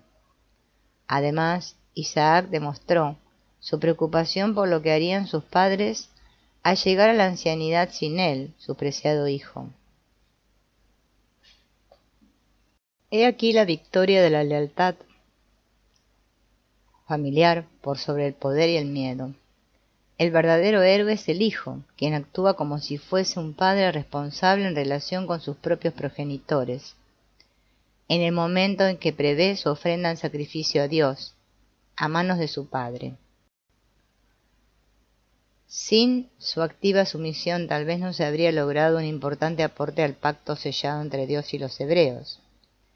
El autosacrificio voluntario es la base de la fuerza de cohesión de casi todas las grandes religiones, así como la obediencia de Abraham a Dios al ofrecerle a su hijo en sacrificio, se convirtió en un importante componente del pacto sellado entre Dios y los hebreos. El sacrificio voluntario de Cristo es el elemento clave en el pacto cristiano, tal como se desprende en forma cabal de la siguiente interpretación que propone la Enciclopedia de Religión y Ética. Este nuevo pacto, el Evangelio cristiano, contrasta con la ley mosaica como pacto anterior o más antiguo. Al igual que este último fue sellado con el sacrificio incluso el de la sangre de Cristo, quien por su voluntaria obediencia y sumisión a la muerte volvió superfluo el anterior sistema de sacrificios, convirtiéndose en mediador de su nuevo pacto. A menudo observamos que el ser humano que se ofrece como víctima voluntaria se convierte en fuente de mayor poder social. Por contraste con el aspecto expoliador del autosacrificio, lo que nos impresiona es su importancia en aras de la cohesión social. Un progenitor proclive al martirio y el autosacrificio, con mayor frecuencia la madre, posiblemente resulte ser la fuerza de mayor cohesión y la influencia que más control ejerce dentro de la familia. El mismo principio se aplica al niño parentalizado como forma de sacrificio. Para el terapeuta es natural reaccionar ante el caso de un niño tomado por chivo emisario, viendo en él a la víctima que necesita de su auxilio activo para ser rescatado de sus opresores. No obstante, sería más exacto describir también a la víctima como colaborador voluntario y de hecho ganador. Los roles de sacrificio pueden ser cumplidos por seres malos o inocentes. En la historia bíblica, Isaac es claramente una víctima inocente, al igual que algunos miembros enfermos en las familias contemporáneas. Tal vez se los respete, compadezca y sobreproteja a menudo en ciertos aspectos. La colaboración voluntaria de la víctima inocente, que ha sido elegida como chivo emisario, es difícil de comprender sin tomar conciencia de las recompensas emocionales derivadas de la aceptación de la jerarquía familiar, de exigencias y compromisos. En tanto que el animal sacrificado es la triste víctima de la opresión humana, la persona tomada como chivo emisario suele ser superior a sus explotadores debido a su sensibilidad y capacidad de solicitud. Por ejemplo, puede describirse a un muchacho delincuente como un ser por completo irresponsable, sumergido en una marejada de actos destructivos y por añadidura entregado a la drogadicción. Sin embargo, puede tratarse de un jovencito que se quedó al lado de su madre cuando su padre la abandonó y todos los demás hermanos se marcharon del hogar. Su conducta delictiva y su aparente irresponsabilidad pueden balancearse, por medio de valores éticos, en un nivel más significativo de contabilidad relacional. Gracias a su asequibilidad para con la madre, carga con un exceso de responsabilidad en nombre de todos los restantes miembros de la familia. En determinadas familias, la víctima de sacrificio se vuelve mala de conformidad con el sistema de valores morales de dicha familia. En este sentido, el delincuente juvenil o el joven de agresiva rebeldía son ejemplos típicos. Su apasionado repudio del acto traidor puede permitir a los otros miembros de la familia reforzar su sentido de solidaridad y estricta devoción. A menudo sale a relucir la misma pauta de rebeldía por medio de mecanismos específicos en varias generaciones de una familia.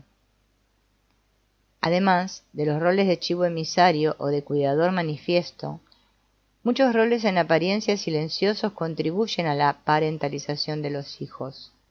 Uno de ellos es el del hermano sano. Al principio los padres describen al hermano sano como el parangón de salud y adecuado desempeño. Cabe presuponer que él ha escapado a los efectos del sistema patógeno. Sin embargo, una observación más detenida permite descubrir que la supuesta salud de ese hijo es solo un mito. Con frecuencia se descubre que sufre tanto o aún más que el hijo designado paciente. Tal vez su rendimiento en la escuela sea deficiente y se mantenga por completo alejado del mundo de sus pares. Su existencia puede ser vacía, sin que sea ni sujeto por propio derecho ni objeto real de los intensos esfuerzos de los demás miembros de la familia, ni un dador ni un receptor. Por detrás de su bien preservada fachada, él puede luchar con sus sentimientos de vacuidad, vacío emocional o depresión. En apariencia, la contribución que hace el hermano sano al sistema de lealtad de la familia reside en representar ciertos roles prescriptos en forma prematura, sin vivir una vida apropiada para su edad. Esta función puede dotar de razón y de organización a toda una familia sumida en el caos. Los padres de una joven delincuente de 17 años describieron a su hermana de 19 como símbolo de lealtad familiar y conducta adecuada. Ella era una buena estudiante y muy versada en religión. No le agradaba participar en las sesiones de terapia familiar, pero siempre que asistía su presencia resultaba benéfica, ya que los ataques maliciosos e incontrolables de que sus padres se hacían víctimas mutuamente o dirigían contra el miembro designado como paciente, se mantenían entonces dentro de ciertos límites. La conducta de la familia alcanzaba así cierto grado de dignidad.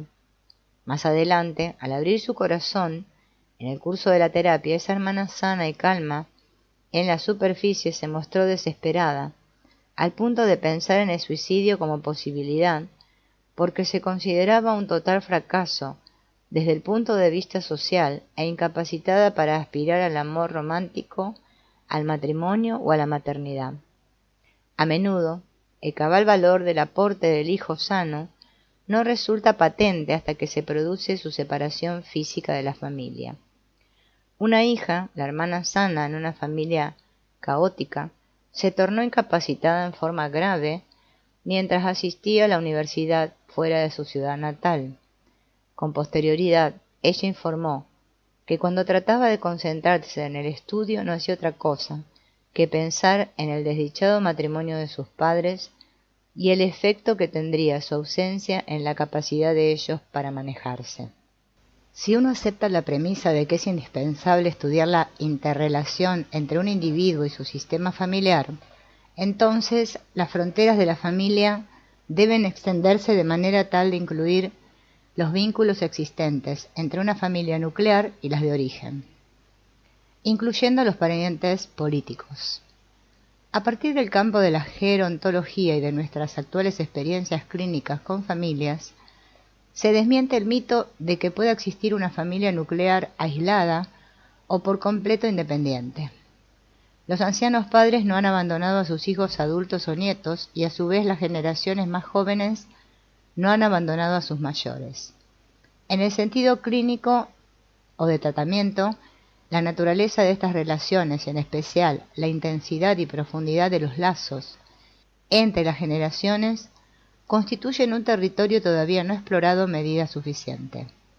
La bibliografía sobre el tema revela que en unos pocos casos específicos se han incluido a los abuelos en una sesión de familia conjunta, pero no hay mayores datos sobre la continuidad del tratamiento y los efectos que ha tenido sobre todos los componentes de la familia. La lealtad y sus múltiples formas de expresión constituyen una fuerza, saludable o no, que crea los vínculos de conexión entre generaciones pasadas y futuras. Incluso cuando se nieguen esos vínculos o se les reste importancia de manera abierta, el ser humano sigue estando comprometido de modo inalterable y profundo con la compensación por los beneficios recibidos e igualmente permanece vinculado con sus parientes sanguíneos. Para todos los adultos la lucha consiste en equilibrar las antiguas relaciones con las nuevas, integrar en forma continuada las relaciones con las personas que antes fueron de importancia para uno, con la involucración y el compromiso asumido hacia las relaciones actuales, o sea, la pareja y los hijos. Algunas familias nucleares están tan atadas en lo emocional a la familia de origen, que no solo viven al lado de los padres de uno de los cónyuges, sino que por lo menos en 3 de los casos registrados, construyeron un túnel que iba de una casa a otra para seguir constituyendo todos una gran familia feliz. El yerno o nuera parecen aceptar por completo dicho acuerdo familiar. La perduración de la simbiosis es evidente. De inmediato se sofoca toda manifestación de individualidad, tentativas de separación física o emocional, o comentarios críticos. La persona que lo intenta es considerada desleal y desagradecida. En una de esas familias, la madre y la hija de 8 años compartían los mismos síntomas fóbicos e histéricos, y el marido, quien había sido criado en distintos hogares de padres adoptivos, aceptaba en forma pasiva las visitas y estadas con sus parientes políticos 5 o 6 noches por semana. Otras familias nucleares aparecen desapegadas, independientes o carentes de interés o involucración con cualquiera de las familias de origen. A menudo lo expresan como si se tratara de un rechazo mutuo, convenido. Las distancias geográficas se esgrimen con facilidad como argumento para reforzar la separación y el estado de absoluta independencia respecto de todos los demás. Tal vez en un comienzo concedan que hay algún contacto, pero describen visitas realizadas durante el periodo de vacaciones, llamadas telefónicas o cartas como algo despersonalizado en un nivel superficial. Como excusas para el desapego se plantean también razones religiosas o diferencias étnicas o políticas. Cuando se interroga a esas familias sobre los abuelos maternos o paternos, las primeras respuestas por lo general son de que existe un contacto mínimo.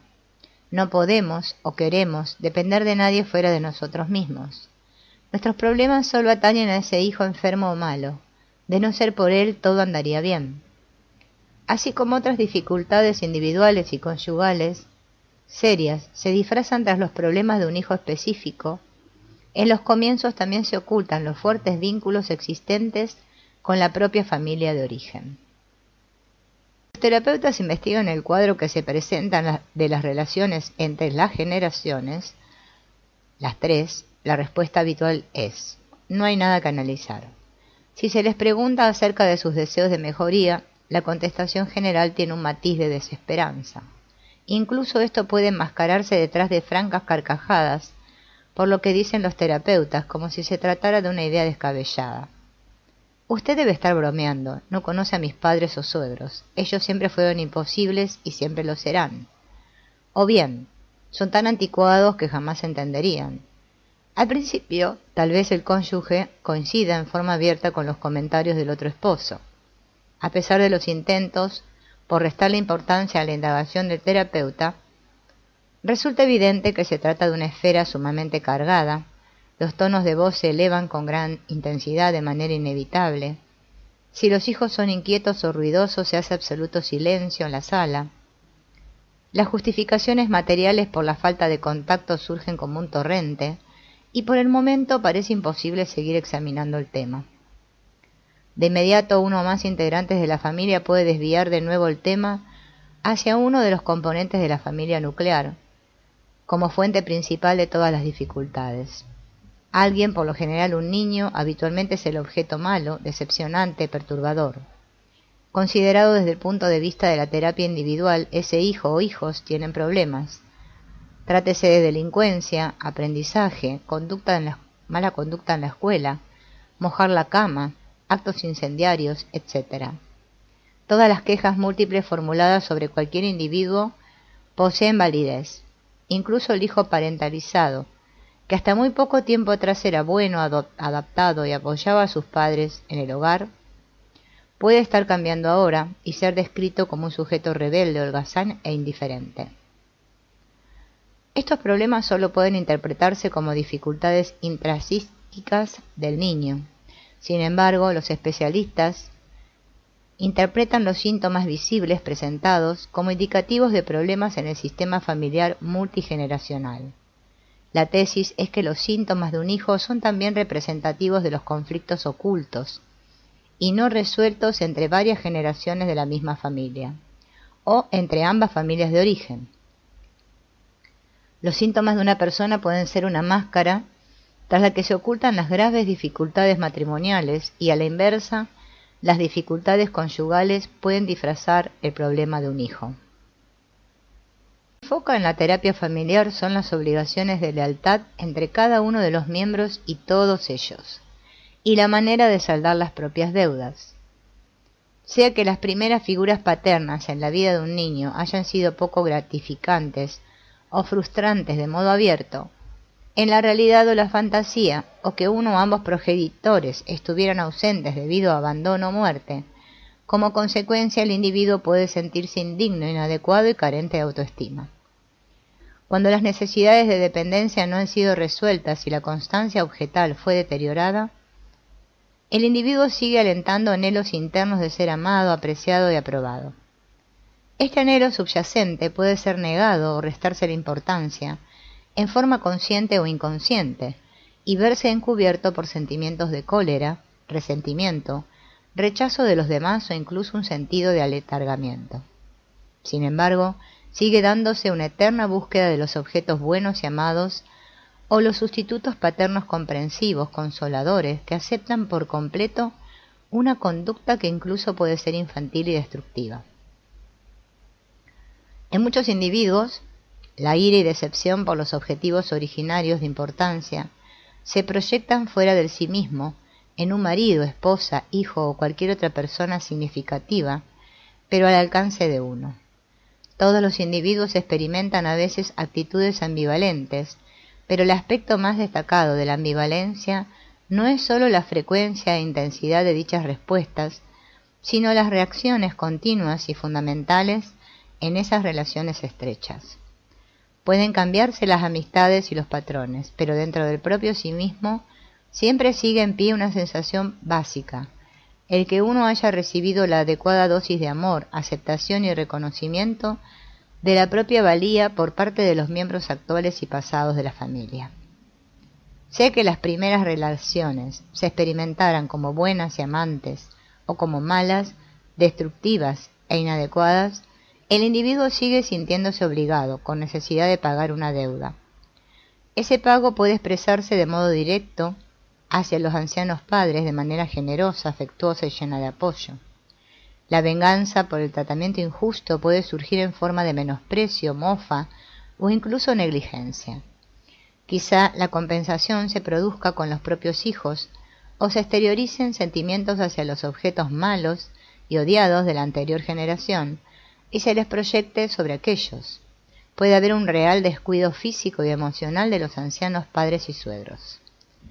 La fase de enamoramiento y comienzos del matrimonio renueva las esperanzas de contar con el progenitor idealizado que provee aquello que uno busca y necesita eternamente, o nos compensa por ello.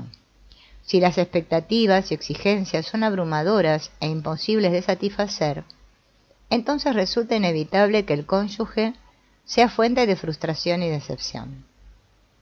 Los siguientes blancos de importancia al alcance de uno son los propios hijos.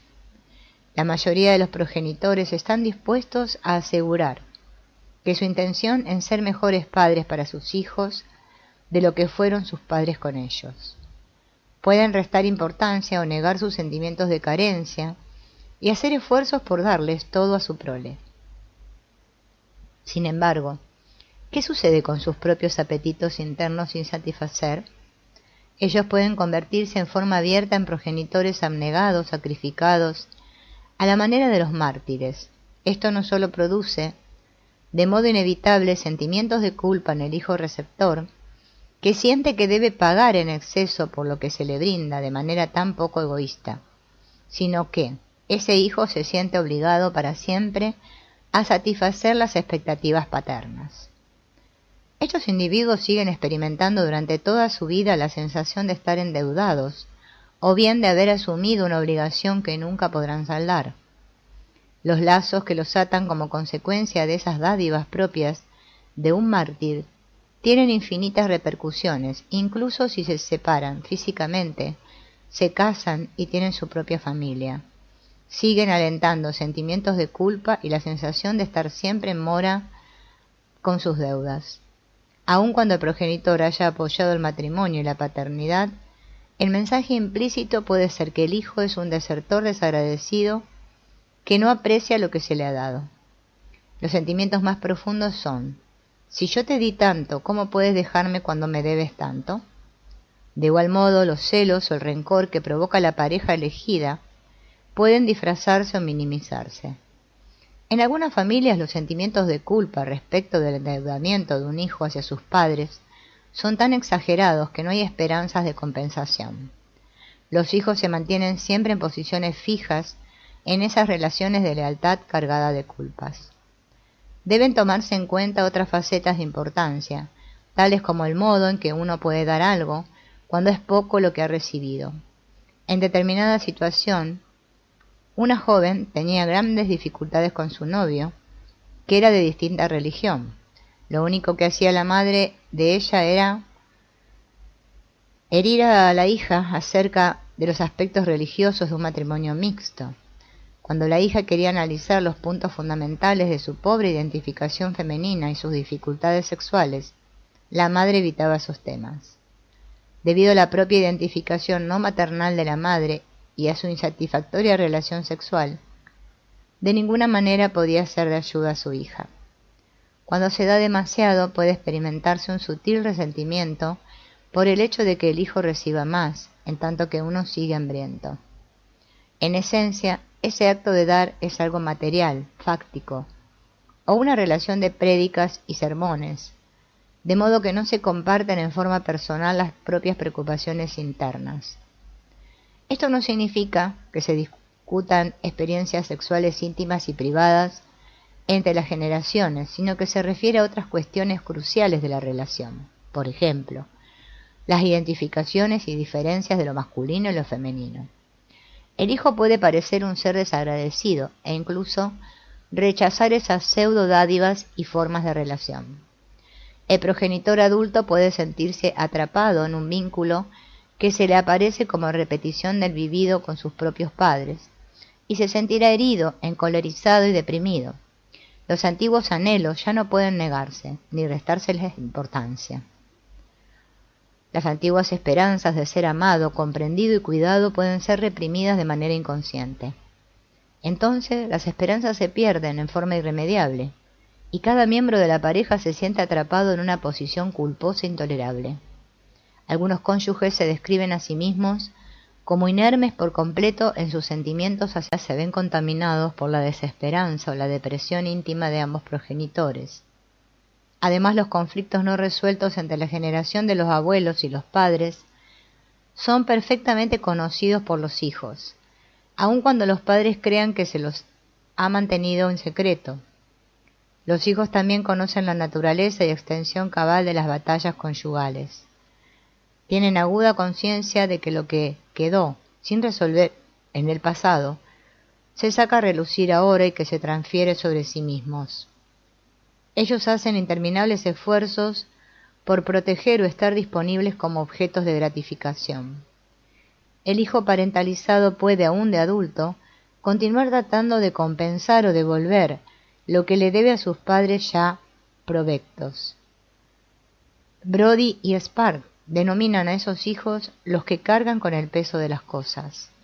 Procuran consolar, tranquilizar, ser buenos y amantes progenitores sustitutivos. Los otros hijos también pueden luchar, aunque en sentido negativo, con el fin de infundir vida y entusiasmo en la esperanza de vivificar los aspectos estancados de manera irremediable, faltos de crecimiento e improductivos del matrimonio de sus padres. Quienes tratan de evitar esos roles o escapar a dichos sistemas familiares se convierten, de modo inevitable, en hijos malos o locos, transformados en chivos expiatorios. Así, uno de los hijos posterga su propia maduración y el otro lucha por ella, pero la familia interfiere e interpreta en forma errónea su conducta como si fuera un hijo o hija desleal. Todas las relaciones familiares incluyen ciertos aspectos propios de las dimensiones de realidad. Un bebé es un ser desvalido, lleno por completo de exigencias. El marido padre es el protector, el que gana el sustento. Es por esta realidad que se interesan los especialistas por la transferencia dentro de todas las relaciones más cercanas. Aunque uno se sienta desleal o no se crea endeudado con los propios progenitores, resulta un hecho que existen expectativas implícitas de alguna forma de compensación. Si esa compensación se niega, o bien se le resta importancia, uno experimenta íntimos sentimientos de culpa. Es hacia esta esfera de saldar en la realidad las propias obligaciones hacia la familia de origen, el cónyuge y los hijos, a la que los especialistas en terapia familiar deben dirigir sus esfuerzos. A los efectos de desempeñar su papel como agentes de cambio, para las 3 generaciones los terapeutas deben concentrar su trabajo en las familias nucleares extensas. El curso que debe seguirse es el examen de la naturaleza interconectada de los actos recíprocos de dar entre el individuo, la familia nuclear y ambas familias de origen. También es de suma importancia comprender la unidad o falta de armonía entre el sistema propio de la familia de origen y el de parentesco político. Cada sistema familiar tiene prescrito su propio código de reciprocidad para hacer, relacionarse, intercambiar, dar y tomar dentro de la categoría de ser amados. La relevancia de esta esfera del tratamiento recién ahora comienza a ser examinada. 2 extraños se conocen, se enamoran y se casan. El eterno chiste es: me casé contigo, no con tu familia. Nuestra experiencia clínica ubica esta frase en una categoría absolutamente mítica o fantasiada. Un pariente político es un intruso. La afirmación habitual, hemos ganado un hijo, suele ser más una expresión de deseos que una realidad.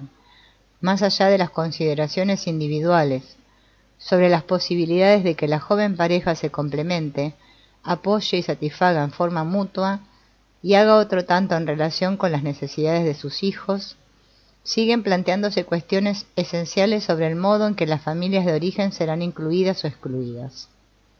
¿Cuánto es posible enfrentar y manejar con respecto a los códigos y cuentas de reciprocidad de una familia? Por ejemplo, ¿cómo se vivirá la presencia de los abuelos de cada parte y qué apoyo se les dará?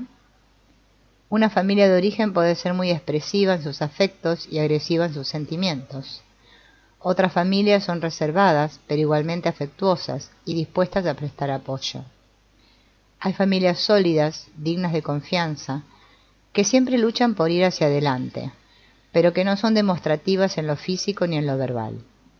En algunas se ha dado una conducta caótica, desorganizada, perturbadora, como por ejemplo en casos de abandono y divorcios múltiples.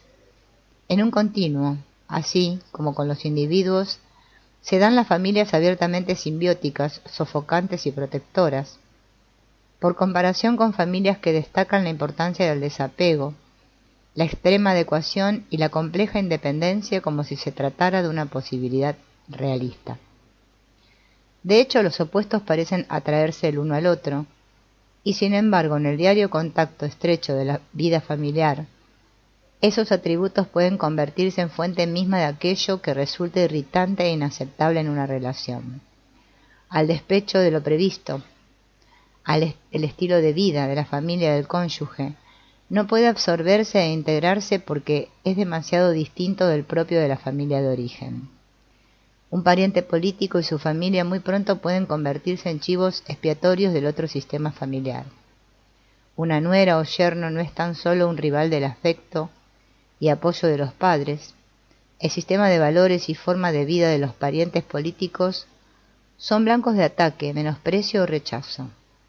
Los aspectos emocionales pueden expresarse de manera simbólica en función de dinero, ocupación, religión y origen étnico, pero la dinámica interna sigue siendo en esencia la misma. Lo que estamos enfocando es el equilibrio de la lealtad y el endeudamiento dentro de las familias. ¿Quién hace qué para quién? ¿Cómo se lo experimenta? ¿Quién compensa? ¿Por qué y cuándo?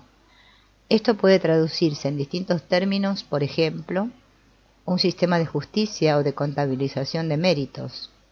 Le di los mejores años de mi vida a un marido, hijos, ¿y qué he recibido a cambio? En términos mecanicistas puede hablarse de insumo y producto. En toda ética rige un credo, tanto doy, tanto recibiré. A menudo las familias de referencia parecen hallarse en el limbo, o en un estado de resquebrajamiento emocional. La homeostasis familiar, tal como se la analizó en la bibliografía especializada, por lo general se refiere al estado presente del sistema familiar nuclear. Nuestra intención consiste en extender este concepto de homeostasis, de modo de incluir la dimensión bigeneracional de lealtad y endeudamiento, como también la escena multigeneracional y la de los parientes clínicos revelan distorsiones y proyecciones motivadas como expresión de deseos. También, aparte de esto, los esfuerzos insatisfactorios por enfrentar esas cuentas no saldadas y compromisos ocultos. Por ejemplo, un aspecto fascinante es el deseo de ser adoptado por los propios parientes políticos. Este fenómeno puede introducir ramificaciones tales como la de plantear, de manera inconsciente, excesivas exigencias a los ancianos suegros y provocar la rivalidad del propio cónyuge por el hecho de compartir a sus padres. También puede utilizarse como defensa por no preelaborar o enfrentar los propios compromisos y responsabilidad hacia la familia de origen. La pareja de cónyuges puede sufrir un doble golpe cuando el mito de adopción queda invalidado en forma repentina por la falta de adopción del pariente político. Un niño puede convertirse en blanco de los conflictos intrapsíquicos de un progenitor, exteriorizados y actuados sobre el hijo. Johnson y Zurek realizaron un aporte significativo al describir el fenómeno. Philbrick descubrió que el descuido y el ultraje pueden ser el lenguaje en acción del progenitor, un llamado de ayuda. Otro aspecto también descrito es el de la inversión de roles. Morris y Gould lo definen como inversión del rol de dependencia, en el que los padres se vuelven hacia los bebés y niños pequeños en busca de cuidados y protección. El hijo es parentalizado, o sea que se lo necesita, y procura convertirse en padre sustituto de sus propios progenitores. En el síndrome del hijo descuidado o maltratado, el concepto del rol parental quedó fijado a la satisfacción de las primeras necesidades interpersonales, los sentimientos y conductas infantiles, explosivos, incontrolados que anteceden al desarrollo del yo. Estos padres parecen haber percibido a sus propios progenitores como seres carentes de amor, crueles y brutales. Tal como lo describe Fenichel, algunos de esos padres punitivos tienen una concepción arcaica y animista del mundo, basada en la confusión del yo y del no yo, del sí mismo y el no sí mismo, una suerte de identificación invertida, en que el mundo externo se convierte en suma total de la existencia y el sí mismo en cualquier punto del tiempo. Boardman enfoca esta conducta desde el punto de vista educativo o del aprendizaje. La autora destaca el gran peligro de las creencias fantasiosas y de los clichés que hablan de aprender la lección y de dar otra oportunidad. Los castigos reiterados demuestran que esos padres no aprenden. Esta falta de aprendizaje y de respuesta ante el castigo con que se amenaza sugieren pautas de conducta tan fijadas que la autoconservación ha llegado a ser secundaria. La bibliografía existente sobre castigos a los niños hace referencia a las relaciones, al buscar su significado por detrás de la conducta violenta. Las causas se atribuyen a series específicas de circunstancias psicológicas dentro de una familia nuclear. Helfer y Pollock detallan dos condiciones. La primera es una pauta específica en la que se espera que los niños satisfagan las necesidades emocionales de los padres. Una manifestación de estas pautas es la insistencia en un elevado nivel de rendimiento en niños sumamente pequeños. El pediatra puede advertir que la madre insiste en esperar del niño pequeño conductas que van mucho más allá de su edad cronológica. En esas familias, los niños mayorcitos suelen ser muy hábiles para brindar apoyo emocional a sus padres. Esta pauta desborda la demanda de excelencia en los pequeños porque lo que en realidad se pide de ellos es que comprendan y acepten las necesidades de afecto de sus padres. Si el niño no brinda ninguna gratificación, el progenitor responde con ira y frustración. La segunda serie de circunstancias es la presencia de un tipo adicional de situación causante de tensiones para el progenitor. A menudo el progenitor que castiga al hijo se siente incapaz de recibir apoyo emocional de su cónyuge o de otros parientes. Como los mismos padres, hay un gran residuo de necesidades emocionales insatisfechas. Son extremadamente sensibles al retiro de dicho apoyo en su medio. A su vez, el hijo parentalizado o convertido en chivo expiatorio colabora de buena gana, procurando satisfacer las necesidades del progenitor. Los especialistas en terapia familiar han dado un gran paso al considerar a la familia nuclear como una unidad sana o perturbada, al extender la unidad de estudio y tratamiento a los sistemas de familias extensas. Se revelan dimensiones más amplias y profundas. Tal como asevera Bosormenchi, Nashi, las relaciones multipersonales incluyen, pero en cierto sentido sobrepasan, la organización psicológica del individuo. La teoría relacional no estudia las estructuras intrapsíquicas aisladamente del contexto de las relaciones vivas. La esencia de la terapia familiar radica en el concepto de que los compromisos de lealtad constituyen importantes factores motivacionales en toda relación caracterizada por la proximidad, marido-mujer, padre-hijo, incluyendo los padres ancianos y los hijos adultos. La esencia de la vida de cada uno se entrelaza con todos los demás seres de importancia. La lealtad y el endeudamiento hacia cada uno de esos otros seres importantes es la fuerza central subyacente a los sistemas o redes relacionales. En el tratamiento de todos los miembros de la familia, cada individuo no solo enfrenta su estructura psíquica interna y relaciones interiorizadas, sino que además debe enfrentar los fantasmas que moran en torno de sus relaciones reales con seres vivos. En la terapia individual, una persona puede ocultar ciertas actitudes, pero es más probable que se revelen en el curso de la terapia familiar, cuando todos los componentes de la familia se hacen presentes para analizar los problemas. Las gratificaciones inconscientes y sustitutivas, los actos destructivos y la manipulación de roles se revelan con más facilidad por medio de la conducta en las sesiones de familia. Una de las principales resistencias en el tratamiento individual puede estar vinculada con el problema de la lealtad y las obligaciones familiares. El hijo parentalizado o incluso el abuelo convertido en chivo expiatorio solo puede salir de ese papel asignado y asumido si sabe que las demás personas reciben apoyo y ayuda en el proceso de crecimiento.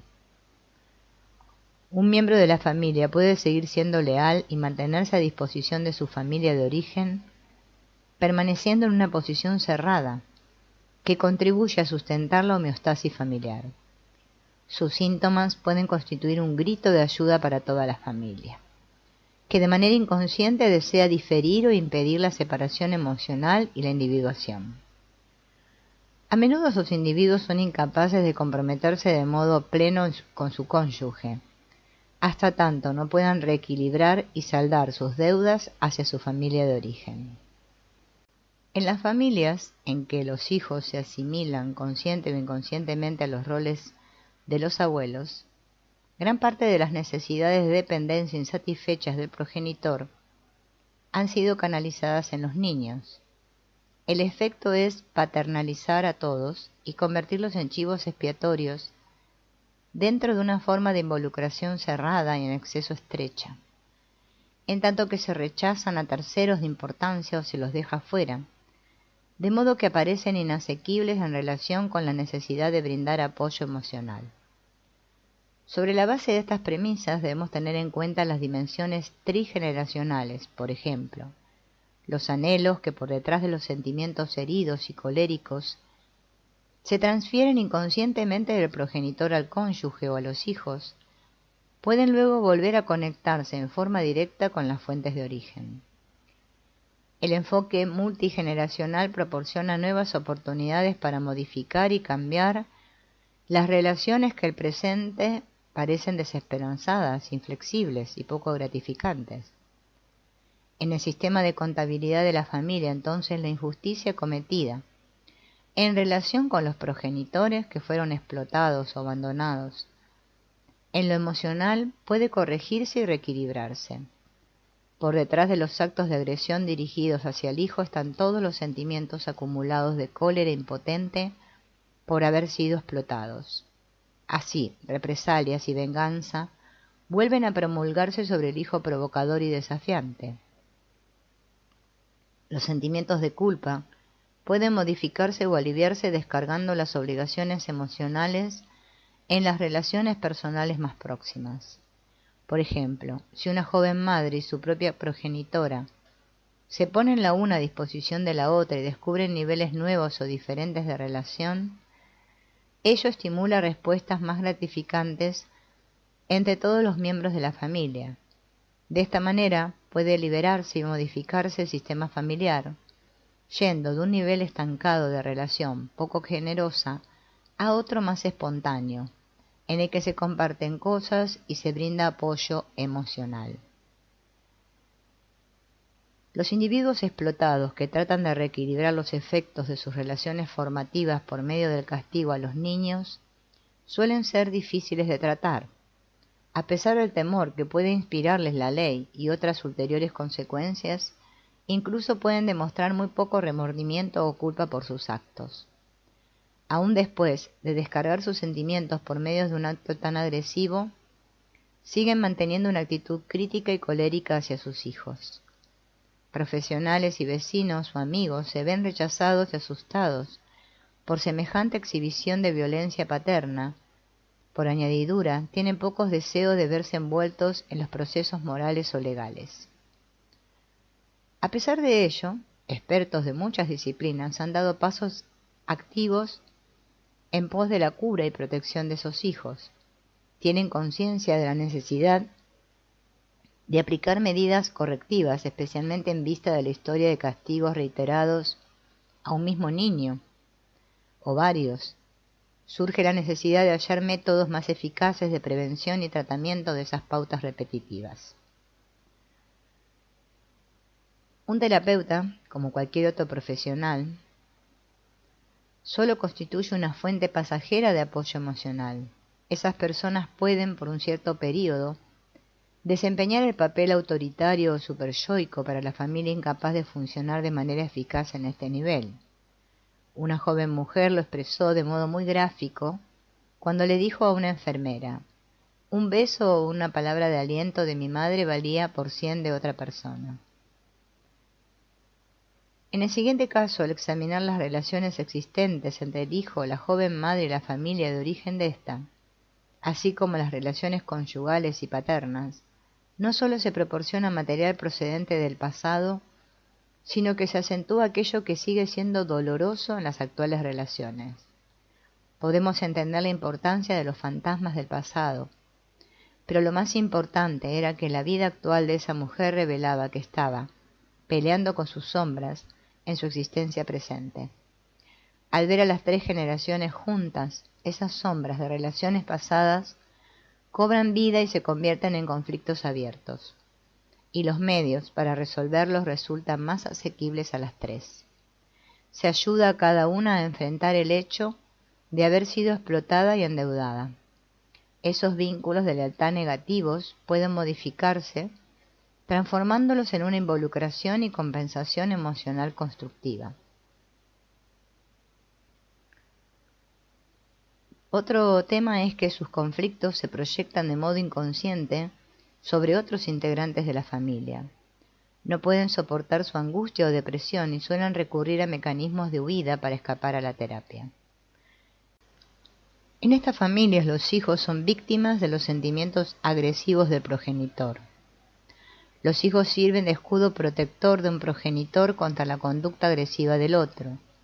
Cuanto mayor sea la medida en que los hijos se convierten en objetos de ultraje paterno, menos se dirigirán las actitudes punitivas hacia progenitor pasivo. En efecto, los hijos sirven de chivos emisarios. Al incorporar el lado irracional del progenitor, sus aspectos desacordes con el yo, el hijo no solo les da a los padres un medio para evitar la angustia interior, sino también para mantener el equilibrio. Sin embargo, desde el punto de vista de la familia, la conducta del niño no solo es reflejo de sus conflictos intrapsíquicos, sino además de sus intentos por ayudar a los padres. El hijo está tan inmerso en los conflictos conyugales y paternos que en forma inconscientemente leal permite que lo usen como blanco de la cólera del progenitor. Tal como manifiesta Bosomerji Nashi, el hijo se ve atrapado en la lucha de los progenitores por corregir una injusticia y se convierte en chivo emisario por anteriores injusticias que ellos sufrieron. El hijo parentalizado o convertido en chivo emisario se somete de modo inconsciente a las expectativas de la familia sobre su conducta. El hijo sintomático intenta salir de su actual fase del desarrollo, pero a la vez expresa la necesidad y esperanza de un cambio en la familia.